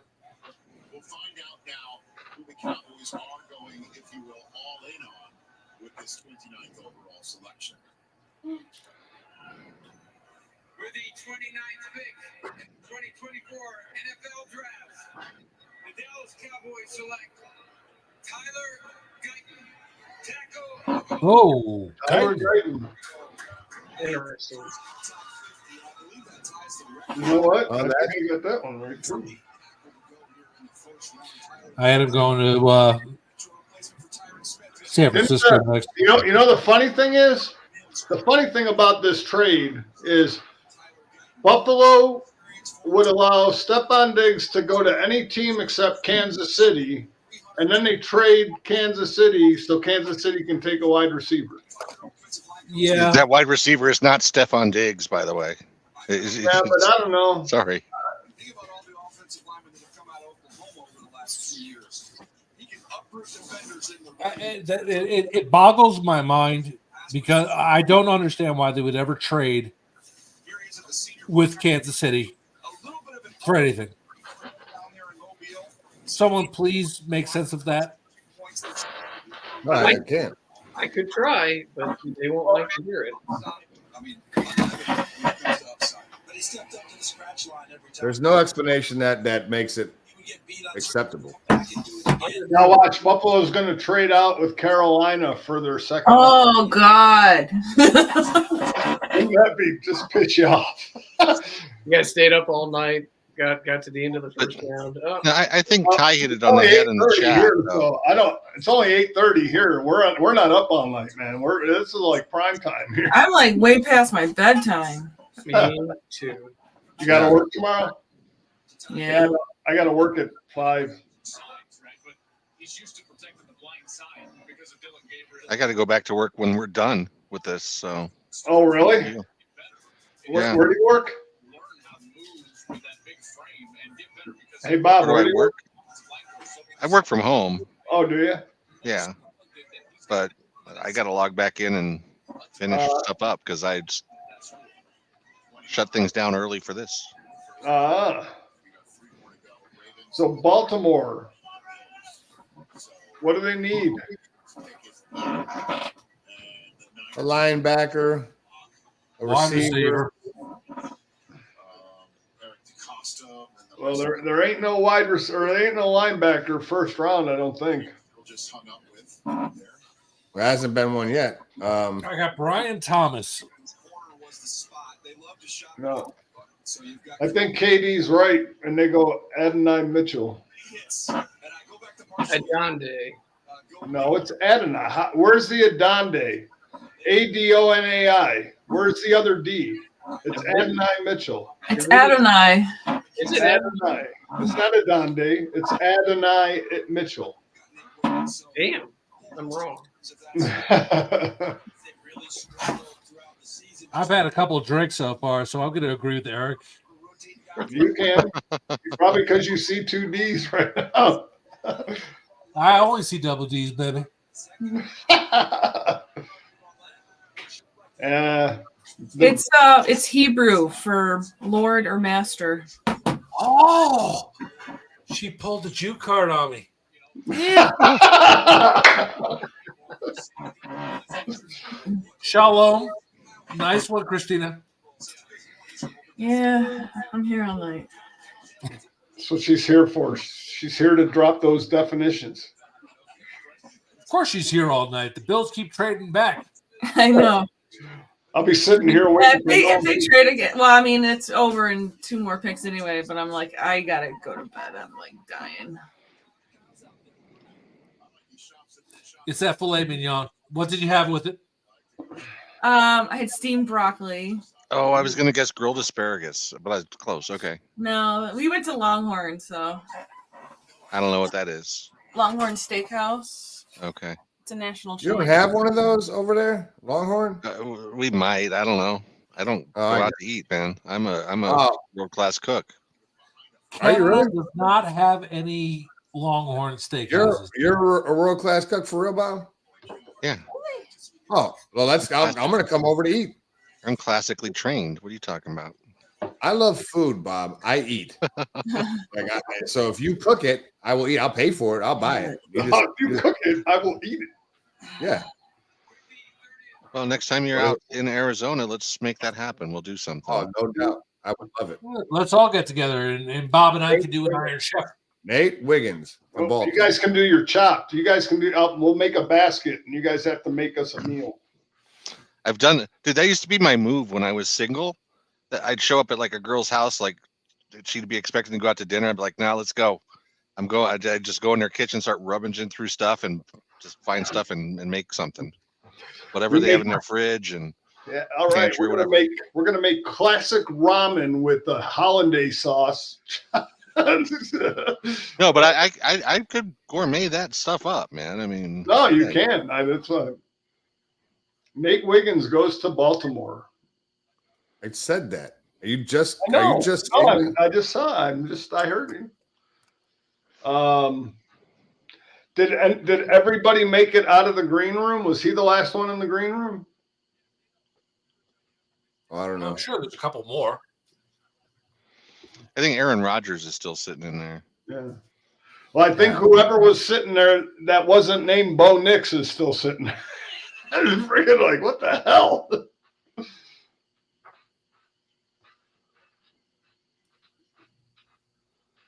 Or Michael Penix, not Bo Nix, Michael Penix. It's funny when they were showing the Nate Wiggins highlights, they showed him defending against Tez Walker, but it wasn't a defense. I mean, he interfered with him, but they didn't show where Tez Walker beat him for a touchdown either. So it's pretty funny. I'm glad you brought his name up. I'll be getting him in the 3rd round, Jeff. If he lasts the 3rd, I don't think he's going to go to the 3rd. I think he'll be a later second, mid to late second. I don't think he'll make it to the 3rd. We might take him at 51. We'll see. Depends on if Zach Frazier's there. Yeah, or if you finally get a center because you let one go. Yeah, well, let's get. I wonder if the Bills draft. I wonder if the Bills draft Jackson Powers Johnson. They need a center. Hey, I wonder if they do. You'll be right finally. No, I mean I'm just saying they do have needs. Yeah. Casey took the receiver that Buffalo was told that they were going to take, the Texas kid. To be fair, Jeff, Dan Moore Jr. was just as bad. And so the picking a tackle and having two strong tackles, to be honest with you, when we coach teams, our best 2 linemen are tackles. And so, yeah, I got you. I mean, ideally, it's one of the most important positions on the line. But yeah, I just wish Buffalo could play you so Daquan Jones. I mean, he could just kill your quarterbacks up the middle because your center sucks. I wish that we played you, but we won't because you won't make the playoffs. Well, just remember, and we will, and when we do, and Tez Walker scores, you and I are going to hug on the 50-yard line, and we are going to sing Kumbaya, and we are going to go then and share a hoagie down by the river. In a van down by the river. The van down by the river. Hey, listen, I'm not sure if when you're thinking about every time, like when you talk like that, I just keep thinking President Ben Roethlisberger's fan club. Selena, no, and it's like there's all this like gory stuff happens when you talk like that. I'm like, oh Jesus, this guy's going. I just know your family's a big time Steelers fan, and so ideally, my family is not a big time Steelers fan. My wife likes the Steelers because she liked Antonio Brown because she thought he was cute. Then she's not a Steelers fan. I took her to a Steelers game. She's been to 2 Steelers games. One that she went to in London with her friends, and one I took her to in Buffalo, which, by the way, did not go well for me. That game, the last Steelers game, I'm not sure if you saw her there because she didn't want to go, and it's because she doesn't really care. But that's the only Steelers fan that I have in my family, so. Your daughter has a 4-year. You shared it with me. She has. No. I did. My wife's friends that made her Steelers friends, or her godparents, they bought a Steelers shirt for my daughter. They did. She has it. but she doesn't wear it because I won't let her. She put it on at nighttime to go to bed, and I took a picture of it and sent it to you, right? But I made her take it off, and now guess what? But you know what? I gotta be honest with you. My one daughter was like, I want to wear a Chiefs shirt, and I was like, because my neighbor loves the Chiefs, and I was like, listen, there is no liking any other shirt besides the Bills shirt you got. Wear that to sleep, to eat, to drink. I don't care. You're not wearing anything else. All that being said, if you want to wear the 4-year-old shirt, I'll send it to you. It'll fit.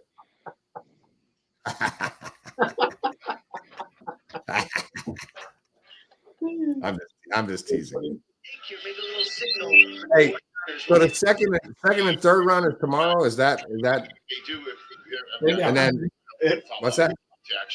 Yeah, second and third tomorrow. The 4, 5, 6, 7. Wide receiver. One of the receivers is gone. Hey, can I ask a question real quick, David? You didn't say a shit. Like for 5 minutes, you were quiet. I asked a question. Sean started asking, and all of a sudden you started yapping I didn't about hear the question. Well, of course you didn't. Sean, what were you saying, please? Like you look at some of the teams early. With you guys, it's so tough. I don't remember. You don't remember what? The question? My answer, nor your question. Oh, what is tomorrow? The second and third round? Tomorrow's second and third, and then Saturday is 4th, 5th, 6th, 7th. Second overall. Oh, so Saturday's all day. The draft will be done Saturday. Okay. Yeah. What comes out of the San Francisco draft room anyway. Well, this is going to be interesting. Well, with San Francisco, I was looking at two things with them. It was defensive tackle. Well, I got 7 out of 32 correct, unless Cooper DeJean goes to Buffalo. Then I got 8. I got 16 right. I picked them as they went. Oh, nice. I'm looking at all the wide receivers at 9 Mitchell. Sean David's going to beat you, just so you know, because that's what he does. I feel bad for Christina because she looks really tired. And I'm tired too. I'm with you, Christina. I'm ready to go to bed, man. I would feel really bad for you guys if they get to I just appreciate you hanging out with us and putting up with us more so than hanging out with us. That's all right. You're a lot more fun than me just sitting here watching this by myself. I think this is going to be Newton, the kid from Illinois.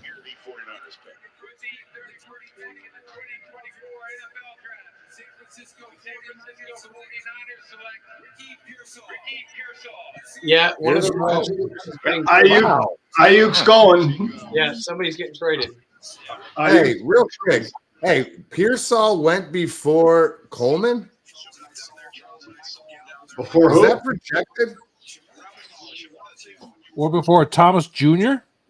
No, I'm talking because Coleman and Pearsall, they play on the same team. They're both. Oh no, I'm wrong. That's Florida Gators. I'm sorry, but Pearsall is not better than Coleman. That's crazy. Coleman can't get separation. That's his problem.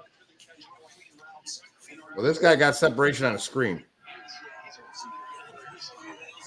Well, Brandon Ayuk's getting traded. Yeah, he's getting traded. I am going to be refreshing Twitter every half hour tomorrow. I told you, Buffalo traded with Carolina. All night. Bro.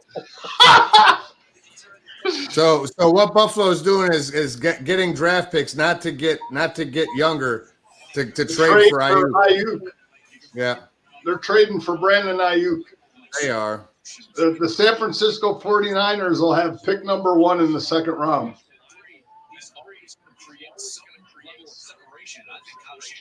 If they get Ayuk, that will be monumental. What about Higgins? Oh, no, just What about Higgins? Why do we think it's IU? Because I don't think Higgins or Ayuk are. They're good. I don't know. They're number one. Here goes that 9 Mitchell. What's he saying?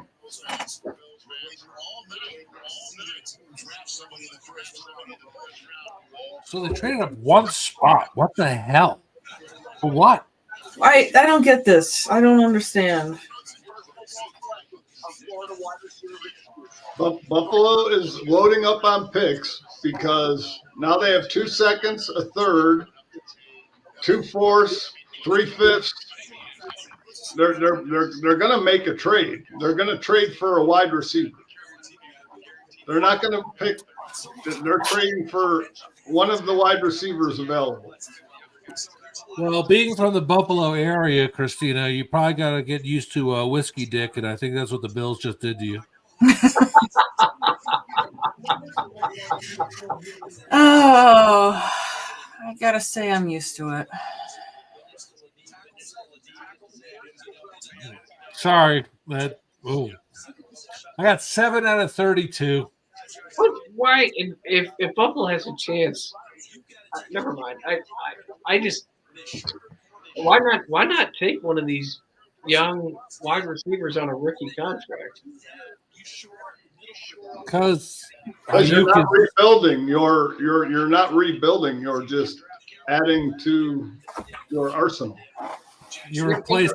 And I wouldn't doubt that they back out of the number 1 pick tomorrow. Nope, I think they trade it. I think they trade it to San Francisco because you're still going to have. If you want to get another wide receiver, you got 4 more rounds after that to do it. So they have the Bills have the first pick tomorrow. Yep. Yes. I knew it. I knew when they went back. They're not getting Ayuk. They don't have the money. They've got $4 million in cap space. Hey Josh, I need you to do something. They're not. They're not what? They're not going to do what? I don't think he's.